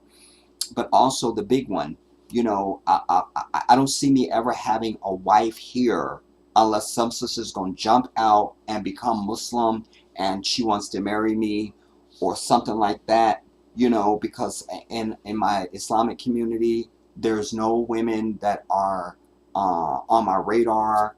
I'm probably on a few of their radars because I've seen them actively checking, but I don't know who they are, who you're related to, this and the third. But most importantly, none of them are sisters, you know. All of the sisters that's in our mosque, I know their husbands. So that's out. And I really want to have a black woman. That's it. That's all I've ever had. That's all I ever want. And, you know, it's important for me to reproduce myself if I'm able to. These Arabs that I spoke about the other night, that I cussed them out on their own channel, you know, they had gone to an orphanage in Gambia. And that's the first time in my life that I thought, what if I adopted a kid, you know? And then I spent probably maybe 30 minutes just kind of visualizing that. What would that mean? Like, how does that, you know? But what it comes to the end is just that I didn't produce that child. You know, not that I'm against adopting, it's just that I didn't produce that child. I want to see me, whether it's a boy or a girl. I want to see me coming up to me saying, Daddy, anything after that. Just to look into the eyes of my seed is something that I desire. And that's just not going to happen here. Unless I'm going to just, you know, if I really was obsessed about it to death, I could have just made some wild moves and made some things happen, but that wouldn't have been fulfilling, you know. It just ain't fulfilling. It's just not. And also to have a child or children, because I feel like when I do it, it's going to be some triplets coming out. But to have children who never knew this place, ever, you know, and also to be around people that are there that have never come here, who don't really know anything about America and have not obsessed on it. They're not watching CNN, they're not watching any of the shows, they've just kind of stayed in their own African bubble. I know that I'll run into some of those people, and that will be interesting too. I think my content will also be more interesting because of the environment. I can get out and move around. I can really show everything. I don't have to really be guarded with anything. And sadly, I've learned they don't like filming, but I think that I can get around that. That can't be everywhere, and it can't be everybody, and alas, people are filming, not to any great degree. You know, the doctor that I showed you guys at the beginning, she was walking through the market, somebody was with her, but they was filming, and she mentioned, you know, people are complaining because they're filming. You know, I don't want to be insulting, you know. And I also intend to give you all drone shots, because I told you a long time ago when I wanted to be able to do that, because I see that in some videos they're able to show that, and I thought, yeah, I want to do that, you know. I don't know if there would be anybody around to bitch about that, you know. But I think anything in context. I think if they know that I'm not. I think when they first meet me, they will know I'm not like the go get views YouTuber dude. I've never been that shit. That ain't changing. You feel me? I'm not on a YouTube schedule. You know, I need to do 2 videos a week. And hi guys, and ooh, make sure you like and subscribe. And before we get started, make sure you subscribe and hit the like. I don't do that shit. I bitch when I'm live because it's just disrespectful to my throne that I'm sitting here and you would disrespect me, a man who preaches black unity, and you can't thumbs up my damn stream. I don't settle for that. But that's the only thing I'm really obsessive about. So I think if I'm explaining to another Gambian to say, brother, I'm doing this because so many of our people are oppressed and are lost in America. They're looking for some place to go and they want to come to the continent. If I can't show them, they can't come. Many of them are fearful. They've been told all sorts of hideous things about Africa. We have to show the truth. We must. We must. We must. And certainly if it's a Muslim, then I can use some other terminologies and things like that. And cite some things from the Prophet Muhammad ﷺ and the Kitab of Allah. You know, I think I can get around that. I'm not. That's not really. I ain't really worried about that. I also think that my presence will offer me up a wife because I'm new. You know, when I first moved to Atlanta, you know, and my buddy Terrell and Mark took me to Freaknik, you know, well, I wasn't really special because everybody comes from all over the place at Freaknik. But when I got to Atlanta, I'm new, so everybody was checking for me, you know. But that happens, you know. When I moved to New York and I started going to high school, I was the new dude. All the popular dudes wanted me at their table. They couldn't say my name, so they called me Red Red Wine. My locker would be filled up with honeys, notes from honeys, just notes. Wallahi, uqsu billahu azim, just notes filled up my locker from sisters trying to holler. Ended up picking a chocolate sister named Barbara. Anyway, but I was new, so I think that will help me with finding a mate. And also, because I'm not dealing with Arabs and people from other fucking countries that don't look like me, my brothers aren't reluctant to tell me they got a niece or they got a sister or they got a auntie or something, you feel me, or a cousin, you know, that would be good for me, you know. So I will have what I should have now. I should have my brothers offering up women for me, helping me, because marriage is half of our deen in Islam. It's half of it. One half of it. Your whole way of life is you are to be married. That's it. So I've not been able to fulfill that. Also, being in Africa as a Muslim, one of the things you're supposed to do in your lifetime, if you are financially and physically able, is you're supposed to make the Hajj to Mecca. I've not made Hajj. My father never made Hajj. So I want to make Hajj for my father and for myself, inshallah. And I will be closer. So already the flight ticket is cheaper already. But not only that, I'm moving to a Muslim country where people will be going on Hajj. And they will be saying to me, brother, are you going on Hajj? We have a group that goes every year. Mashallah, you can come with us, inshallah. Alhamdulillah. Yes, brother, I'm coming to Hajj. I don't have that here. I don't have it. I don't have it. So I just see plus signs, y'all. I accept that there will be something that's gonna confront me. I go, fuck, I didn't know this, you know. But it's gotta be just that one thing, whatever that's gonna be. Because I've really been realistic. I don't live in a fantasy world. I don't tell lies to myself. And I go the extra mile to find bullshit. Or the what if could be type. And I'm just not finding it.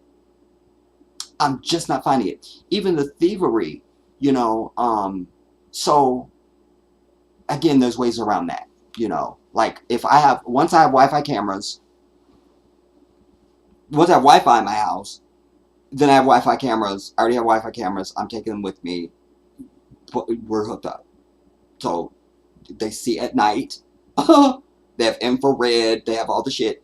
And they're $20 basically at Walmart. So they transmit to any device that you set it on. So I can see it on this phone. I can see my cameras on this phone and on the tablet and on my computer. It's nothing. So I'm not really worried about that. But also, if I have that, if I've made friends, then I'm that type of person. You can be at my house all the time, every day. You can come over. I don't mind. You know, Amos was telling me even quite some time back, earlier on when we met, he was telling me, you know, you are Muslim. He said, I will tell you. He goes, if you go to Africa, he said, you know, he goes, they will come to your house. They will come to your house. They will hang out at your house. They will just take care of you. He said, but you are Muslim. He goes, your brothers will never leave your house. So that's fine. I don't mind that. You feel me? Because I do love that sense of family, community, brotherhood. Like what's mine is yours, and you're not encroaching on me. It's fine, you know.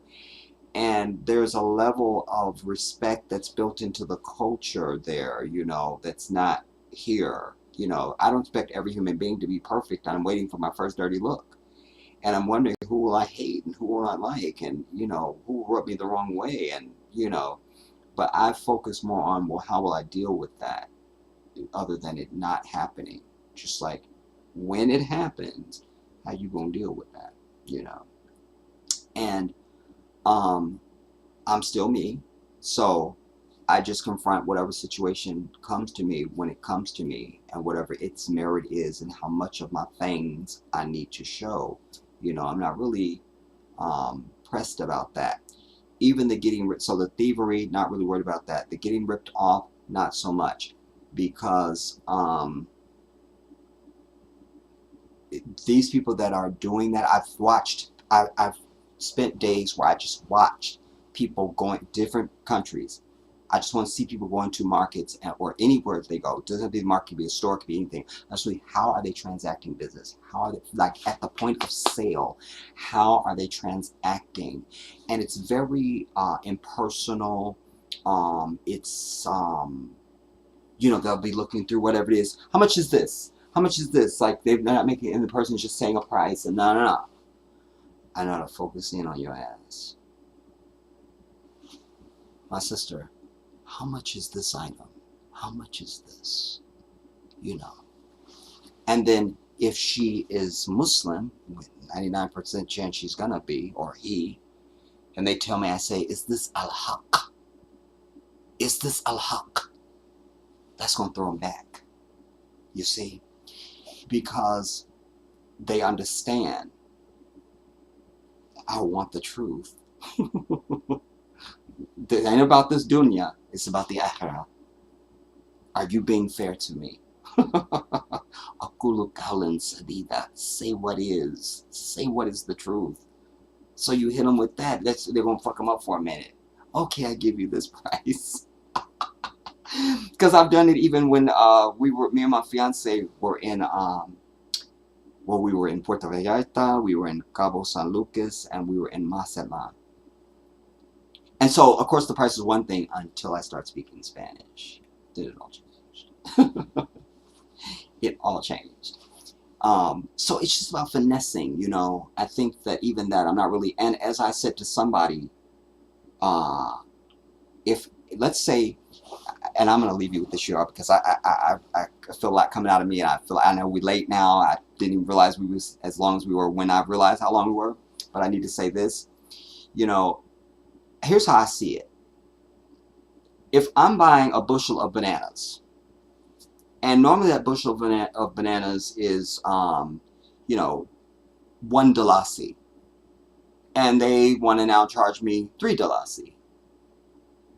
But That $3 is still less than that bushel of bananas in America, and I'm still getting more bananas and a better banana. We both winning. I'm still getting a discount. You're getting more than you would get. I'm getting good bananas. We good. That's how I rationalized it. You see, I'm still getting a discount. And won't I appear as an asshole with even $1 Because I'm not a rich man. They don't know that. But it's not about me being rich. It's about they know that the value of your money is greater than the value of my money. So would I appear as an asshole if I appear to be stingy? Because they're intelligent people. This ain't the first American dollar they've seen. So let us understand. And of course, it'll be the Dalasi because I'll have my money changed over to Dalasi. But I'm just saying, they hear me speak. They know he's American. He has more capacity. So we will charge him more because he can do it. And so I really think I only am going to be bitching if I'm not getting a discount. Like, if that's more than I pay in America, then I'm not getting a discount. So I can't give you the extra. Unless you just need extra, then I'm happy to give you extra. Tell me you need extra here, because I'm quick to give. But I don't see that as like a problem if they're getting a little bit more and I'm getting a discount. I just got more. So they can get more too. We both win. That's how I rationalize it. That's how I rationalize. And then when you think about, I will, by default, should have more to give if I'm able to secure places like just these two that I showed you tonight. And there's more. But and I don't need that big of a spot. So I mean, I can go down from that. You feel me? Like, you know, but I could see a 6-bedroom thing for $500 a month being something viable because I don't know how they are about subleasing. But I could be that dude, be like, yeah, let me get to 500. I go live my bitch ass someplace else for 200, and you pay me 800. Just, you know, whatever. Crack a coin. I'm just trying to say that, you know, if I'm paying less for rent than I'm paying here, then I automatically have more money just to help and give, you know. And if we're really talking about supporting the continent, enhancing the continent, and things like that, then it begins at the point of sale. What are you waiting to do, some big development project when you could have helped the sister at the damn tomato stand out? Help her. You know, she right there. She right there. You could help her right now. You know. And let us put down that these are poor people, because most Africans have been to university and have some degree, you know. Schooling is a must and a known and a demand. You're going to school. You just are. You're going to school, so you're doing it. And so I know that even before I started studying Africa, because you meet Africans here.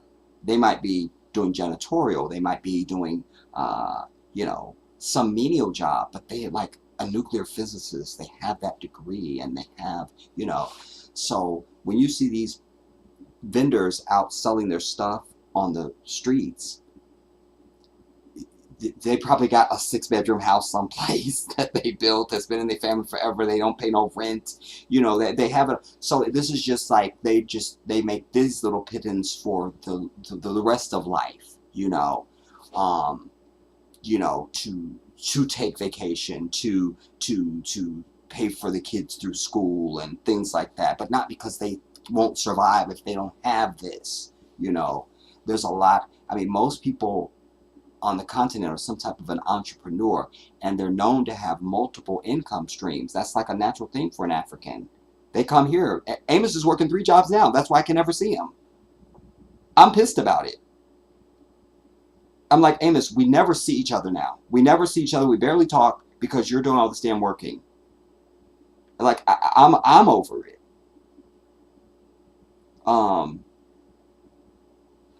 Anjane, for those who don't know, moringa is so nutrient dense. It can purify water. Look it up. Wow. You better go on, Janae, knowing stuff. Because I heard the white heifer start talking about it, but I just was over her because she was getting on nerves. But I will look that up. I'll follow up on that. Because the first time I watched the video and I heard him say it, I was like, I don't know what he said. Whatever. And then, but I decided to isolate it when we just saw it together. And I don't know what that is. You go on to say there are water bills for apartments in the South. You split it evenly with the tenants in the building. Oh yeah, I know about that, and it's added to the rent. Yeah, where did I live? I never paid, but I know of that. Just exactly what you described, where it's like everybody has to. Oh, maybe I saw it on Judge Millian or some shit. I don't know. Like I know that happens. Yeah. I know that. Sweet D, that's amazing to see them balance things on their heads, ain't it though? And them sisters and brothers, quite frankly, but them sisters have some very good posture, because you got to have good posture to do that. You can't be like the Hunchback of Notre Dame with scoliosis, and there you are. That won't work. We can't have that. Anjane, I remember models would have to balance a book on their head to perfect their one-way walk. Africans would totally kill that. LOL. You know, it's interesting you bring that, because when I started out for the House of Versace and I was their #1 model, they said they'd never seen anything like me. Nobody ever saw it. And they said, your posture is so amazing that you don't need to balance the books. You're so amazing. And so, you know, and then I did Ralph Lauren, and I did Marc Jacobs, and I'm an international model, and you've seen my ads, and I don't need to talk about it. Portia Snelling, I grew up with my parents frying whole fish. Preach. I'm seeing headlights.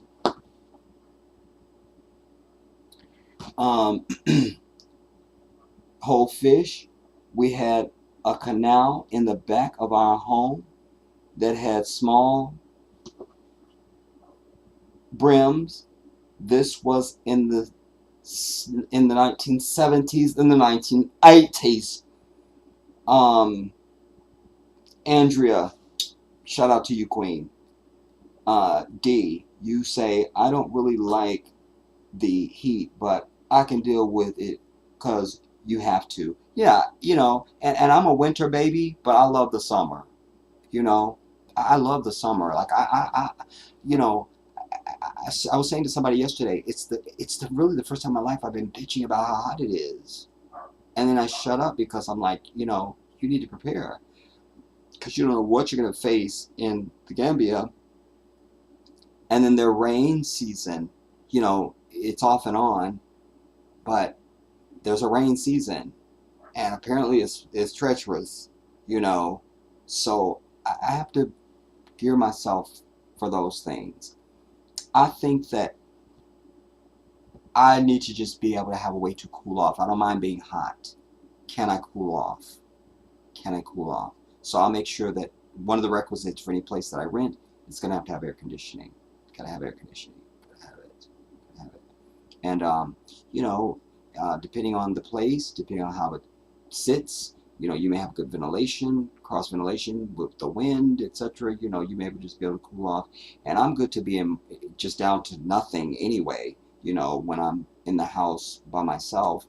So, because I usually wait until I'm personally hot, naked hot, then I'll turn the air on, you know. Because a lot of times, you're sitting up in the house hot, but you got clothes on. Get naked, you feel me? And you got at least another, maybe a couple hours, depending. I don't know. But yeah, as long as I can cool off, I don't mind being hot.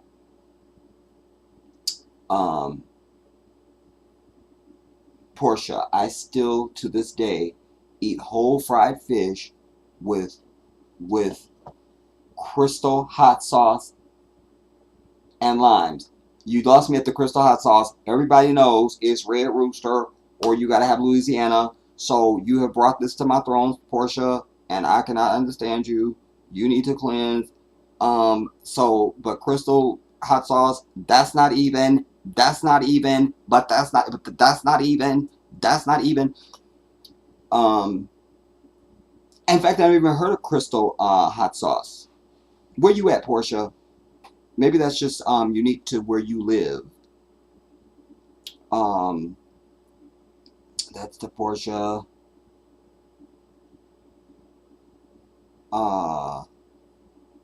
Jedi, have you seen the man who records his walk to the mosque in Gambia almost every other week? You're gonna send me his link? I might even know him and didn't know you do that or something. I don't know. But send me that absolutely, Anjane. Like, you have to do that. Portia, that's Anjane. Well, you say fried. Yes, fried fish is good. My mouth is watering now thinking about. I know. I would love to. And I'm a bomb ass cook, dude. And you can't. Well, I make some really good fish. I ain't gonna say you don't find a better, because I really do fry some good fish. But I'm just saying, or I could bake fish. My dad used to love when I'd steam fish for him even. But like I'm not able to just look forward to eating. You know, like what we gonna eat. You know, and just be like giddy about eating. I don't know the last time I felt that. And I'm a good cook, man. I can cook you. Whatever you name, I can cook that for you. I can cook that for you. You say I had to stop eating fish because they sell us poisoned and fake fish. Fukushima.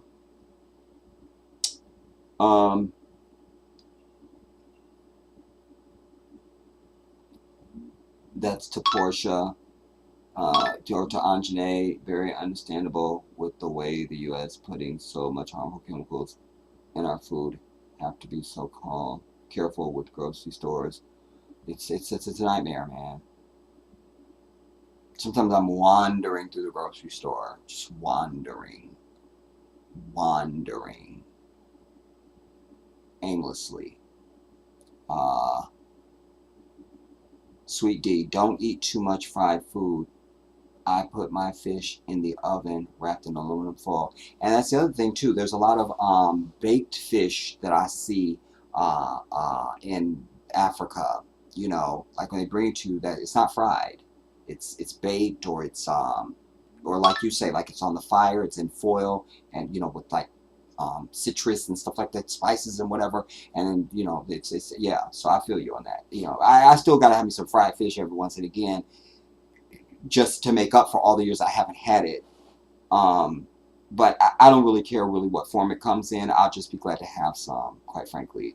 You know, tilapia is real big in Ghana. Portia, you say, Jedi, you are so funny. I will fight you over my crystal hot sauce. Well, I'm gonna take your earrings out. Make sure you got the Vaseline on your face, girl. We're gonna be in the streets. Oh, my crystal hot sauce. I live in Miami, Florida. Well-known hot sauce in South Florida. So, set your ass down.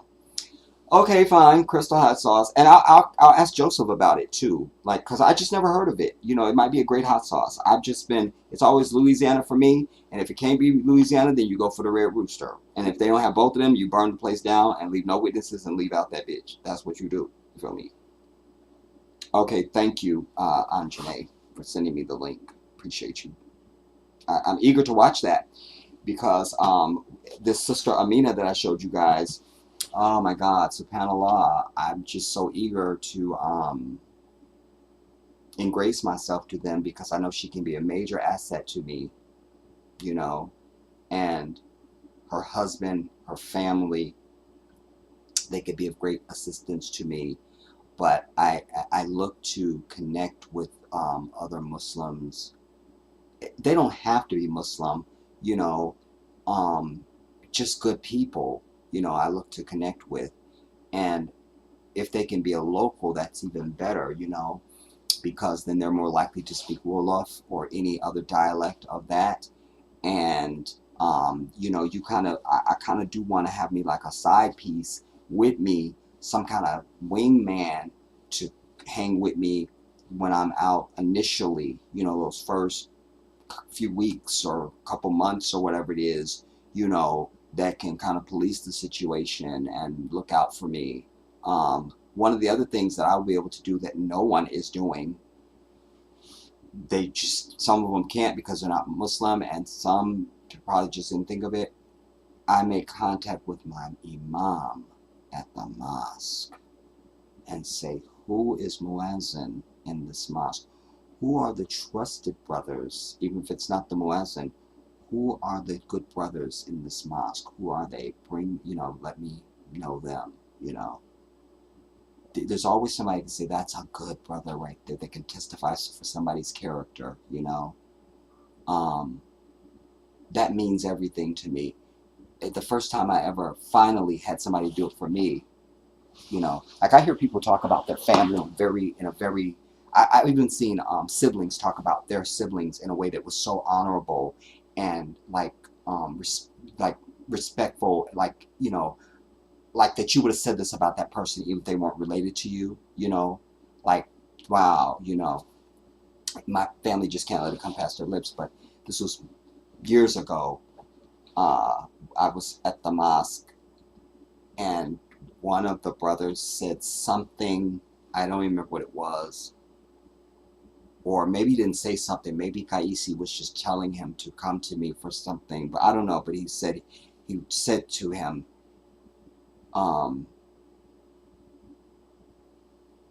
listen to this brother. He said my name, but most of y'all know my damn name on this damn channel. I'm over it. But he said, listen to this brother. This brother, he has a good heart. He has a good heart. Listen to him. I know that already, but it was just so honorable to hear that. Hear someone say that about you out loud. That meant everything to me, you know. So there's always somebody somewhere, no matter where you're at in the earth, that can testify for somebody else's character, you know, at least on some level. And so this shouldn't be any different. I should be able to find some good brothers that can be at my side and to guide me and be able to have in perspective, he's new here, he don't know shit, we're going to look out for him so he doesn't get taken advantage of, and things like that, you know, because I exist and I would do that for somebody. So there's got to be another somebody like me that exists someplace else. Like, I'm over it. I was going to say to you also about this fried food, sweetie. You know, it's not really about fried food so much. It's about what you're frying it in, you know. And then there's deep frying and there's pan frying. And there's a difference between deep fry and pan fry. And then also what type of oil you're using. Like, if you're eating out, that's the worst thing you could do. Any fried food that's from out, that I can't. But frying food the way we grew up, just frying food, like, you pretty much gonna be kind of good for the most part, you know. And fish is so a part of so many dishes, so many African dishes. Fish is so a part of it, you know. Portia, you say Jedi. No, I read that. Sweet D, you say, I ordered a fish dinner and it didn't even taste like fish. Threw that shit out. The other thing about fish is it shouldn't smell fishy. Fresh fish does not smell fishy, does not taste fishy. Fresh fish does not taste or smell fishy. That's what I know for sure about fish. It just don't. Fresh fish. It jumped. That was Portia to D. I agree about the fish. Portia to Sweet D. Righteous Indignation. My favorite is Escovitch fish. Never heard of it. Escovitch fish. People in Caribbean fix it a certain way, and it's absolutely delicious. I'm sure it is. I never heard of it. Wow. Like, what does it taste like even? Righteous. Sweet D. I fry fish. If I fry fish, it's in a pan with olive oil. And that's depending on how big it is too. You feel me? Like, I'm into like deep frying, because when you deep fry the fish, because fish don't take nearly as long as chicken to fry, and it just seals in the juices. You feel me? So when you first start pulling that fish off that bone, just man. When I first came back here to California, the place where I was staying, there was a dude that lived in our apartments. He fished. Somehow we was talking. He told me he fished. I said, "You have to bring me some fish, man." Well, one day he knocked on my door. He had brought me some fish. It was a bag, or he called me and said, "I brought some fish. You come over and get it." Went over. It was a bag. I thanked him, appreciated it. Just put it in the freezer. It was heavy, so I feel like he brought me a few fish back. Appreciate the brother. Maybe a couple days. Maybe the next day, whenever it was, you say it's escovici or vece. Escovici or vece is how it's pronounced, Jedi. It's big in the Caribbean. Anyways, I took this fish down, and I think I took it out the bag, put the plastic in water just so the plastic wouldn't stick. Open up, it was a big ass catfish. Big ass catfish. Big ass catfish. I screamed the hallelujah dance. I'm telling you, I cleaned that damn fish. I cut it into steaks. I thought I'm going to have to share some with the brother, because I can't believe he brought me back such a big catfish. I took one bite and I said, nobody can have any of this.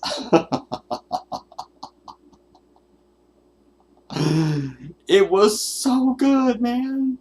I'm looking to have something. The last time it's been a long time since I ate something and it made me cry, that it was so good. I'm waiting for that to happen again. I'm waiting for that. Where something is so good, I literally break into tears. It's so delicious. Like, I can't believe how good this is. It made me cry. Anyways, so that's the end of your comments there. Today is Saturday.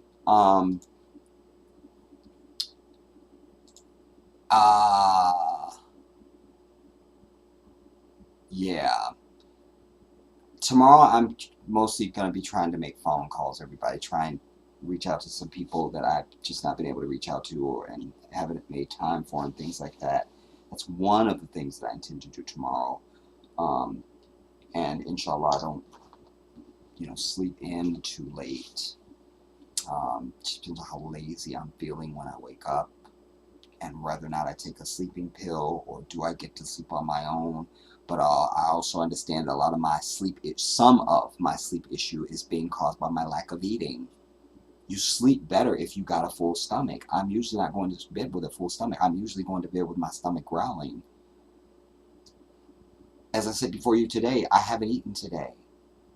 No food has crossed my palate. Like, what am I doing? I'm over me. I'm over me. I'm over me. But I don't know what else. I care about my health, and then also I don't want my health to be anything compromised. Like, I can't, man. I can't. Anyways, I hope if I don't sleep in too late tomorrow is what I was trying to get to say. So, inshallah, we'll be together next week on the other channel, maybe. But I do want to continue here with this line of content on this channel, and you'll see that I'm going to be starting to do more on this channel as we go forward. God, we're at I've been sitting here 5 hours.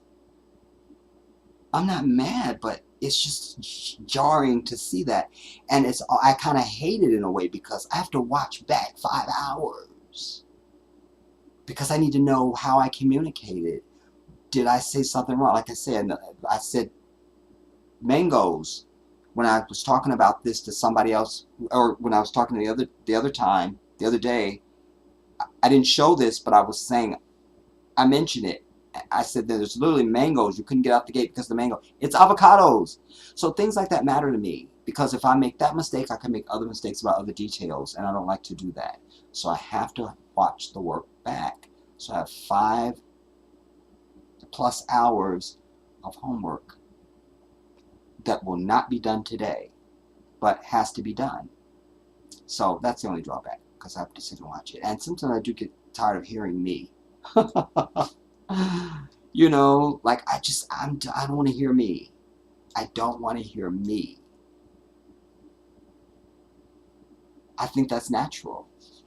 I think it is.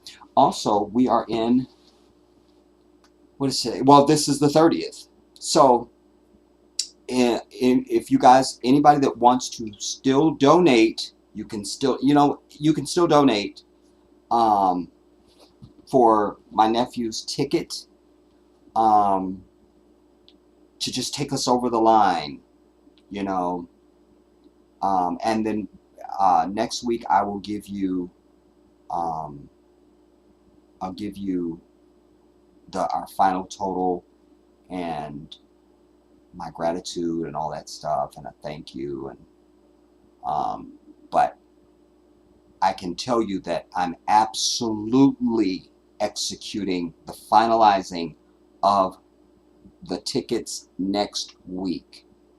100% must happen, because I would have gone on and finalized my ticket, but I guess the universe didn't allow that to happen the last time that I moved it to Ghana, because I didn't know at that time my nephew was going to try to go. So Allahu Akbar wasn't, because I would have been like, oh, I've already finalized it. We can't do yours with mine. We'll just have to see if we can make it work.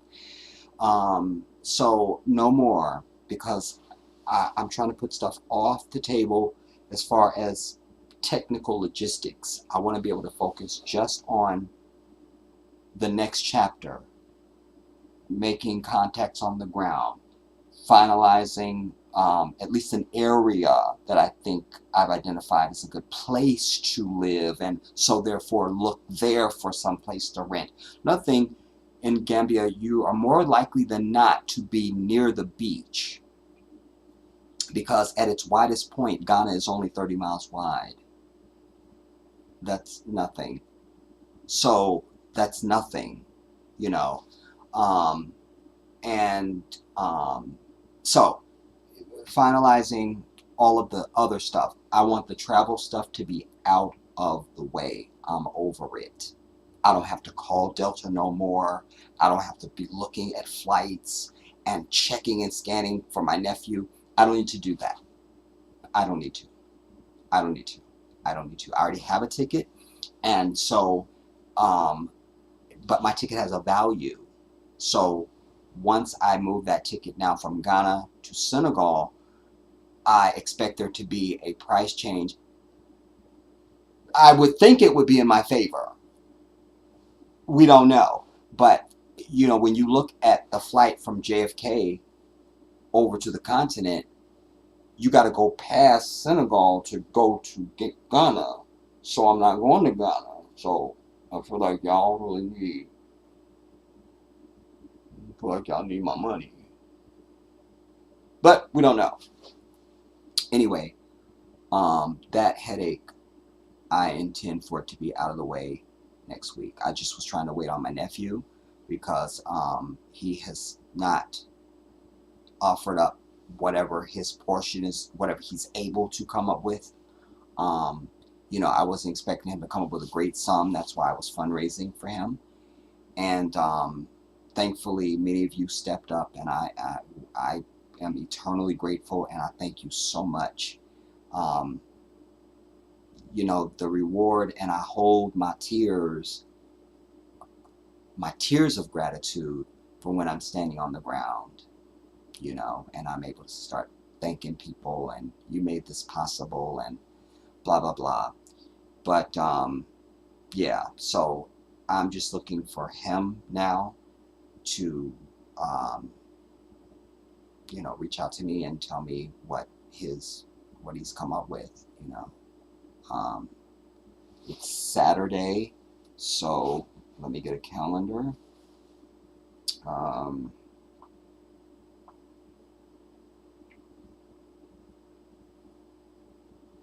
Today is Saturday, July the 30th. So Monday is going to be on the 1st.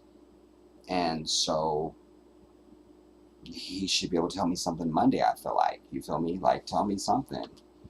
Because I'm going to execute this, you know, and be over it. Be over it. And then I don't have to worry about anything else as far as that. I can then just begin to focus on, as far as logistical travel, just me getting from where I live to LAX, you know, and that look like it's going to be an Uber, because I don't know anyone that can take me, you know, and it is a big ask, because that's over an hour, well over an hour to LAX, and then they have to make that trip back. It's a big ask. I do it. I've done it. One of my Muslim brothers a few years ago was going to Egypt, and I don't know why he didn't say, brother, I need a ride to the airport. Like, somehow I found out that he was going to the airport, and I think he was getting a car. I'm like, you're not getting a car, brother. Like, why would you? What? He goes, I didn't want to ask because my flight doesn't leave until, like, it was like almost midnight or something. I go, I don't care. That's when we would go. And wallahi, I took him to the airport, you know, and of course, me being me, I didn't ask him for no gas, and it was better for him because he slept most of the way to the airport. He was tired. So if he had to get a car, he wouldn't have had that rest. It's a few things. So whatever. It's a big ask, and I'm not going to ask somebody, you know. That will be my final act. Like, I'm out. So look for me next week, everybody. I think I'll start on this channel so I can give you an update. And then whatever's going to be on the other channel next week or whenever, that will just create its own self. This is lo más importante mi vida ahorita. You know, it's the thing that's foremost for me. That's what I'm doing. I thank you guys all who sat with me tonight for over 5 hours. I hope every moment of it was worth it for you. You know, sometimes I go long and then I look at it back and it doesn't feel long. And I thank Allah for that. I'm like, it's long, but it didn't feel long. Thank goodness. You know, at least for me, it didn't feel long. So even though it's over 5 hours, hopefully it won't feel long for you. And hopefully we're beginning to chip away at your block of ice of, even if it's just understanding, that you walk away from tonight going, you know, I see it just a little differently than I did before. Just a little bit. Just a little bit. And I have more other stuff that I'm going to be bringing you over the next weeks and days and forever now, because we're now on the runway. We're on the runway, everybody. We're on the runway. We're on the runway from August to November. Then we lift off. And somebody asked me a while back, said, Jedi, are you gonna, like, I can't believe people are asking me, was I still gonna be doing YouTube? Those were the earlier questions. And I'm like, are you not listening to me? Then it was, you know, are you still gonna live stream? Are you still, whatever, like, I will be live streaming the fuck out of you. You feel me? In fact, I was even, when this sister, when I told you had the leggings that were too tight, I was even thinking then, I'm thinking, wait, they got Wi-Fi in that fucking airport. I'm sure they got Wi-Fi, so I could be just live streaming while I'm waiting. You feel me? I mean, it just everywhere that I can, I'm going to be doing it. And certainly once I land, you know, if there's a Wi-Fi connection when I land, then that would be great. I could live it then. If not, then fine. I'm definitely going to be recording. And then the first moment that I get an opportunity to, and I've already thought, like, probably those first early videos, recorded videos, probably won't have any intro. They won't have anything going on because they'll probably be directly from my device, uploading them to YouTube. Just because right there, you know, type thing. I don't know. yeah, I don't know. I don't know what my, what you call it, I don't know what the signal world will be in. If that's going to be all different now. Here we're just you walk into Starbucks, this is Wi-Fi. I'm right now. This is Wi-Fi. This is Wi-Fi, and I have unlimited high-speed internet on my tablet, and I have internet on my phone. I just have it, and no, you don't. So, and then I have to also secure a SIM card when I get there. You see, to go into the tablet and into both of my phones, really, so that they are usable. I've told you guys you need to download WhatsApp. That's how I'm calling these countries. They have a number on WhatsApp, so I'm able to call them and they answer me in Gambia. And I say, hi, this is me, and so have WhatsApp, because that's how you're going to be able to text me, that's how you're going to be able to send pictures, how you'll be able to send me links and all that kind of stuff. Do this now. Don't wait, And I don't know who waited, because those people are asking me now that I'm there, they're like, Jedi, how do I get it? No, heifer, I already done told you. So go back and watch the video. God damn it. So do it now, so that you'll be able to communicate with me and I can communicate with you. And, just get that out of the way. Why not? So, we're on the runway. And, as I said, this content is something that it dawned on me I don't need to wait until I get there to start showing you stuff and sharing stuff with you, and also sharing my experience with you. What am I receiving? Where's my phone? What am I experiencing? What type of things am I looking at? Those types of things, and begin to sort of wet your palate a little bit now. I don't need to wait. So I want to continue to do stuff like this as well, to educate you, to begin educating you about not only just the Gambia, but the continent itself, as much as I know, but most of it will be on Gambia, obviously, because that's where I'm going. So, to everybody, especially the East Coast, it's 12:23. I love you more. And to everybody who's hung in there with me tonight, I thank you so much. And I will see you next week, inshallah. I love you all. This is the Jedi.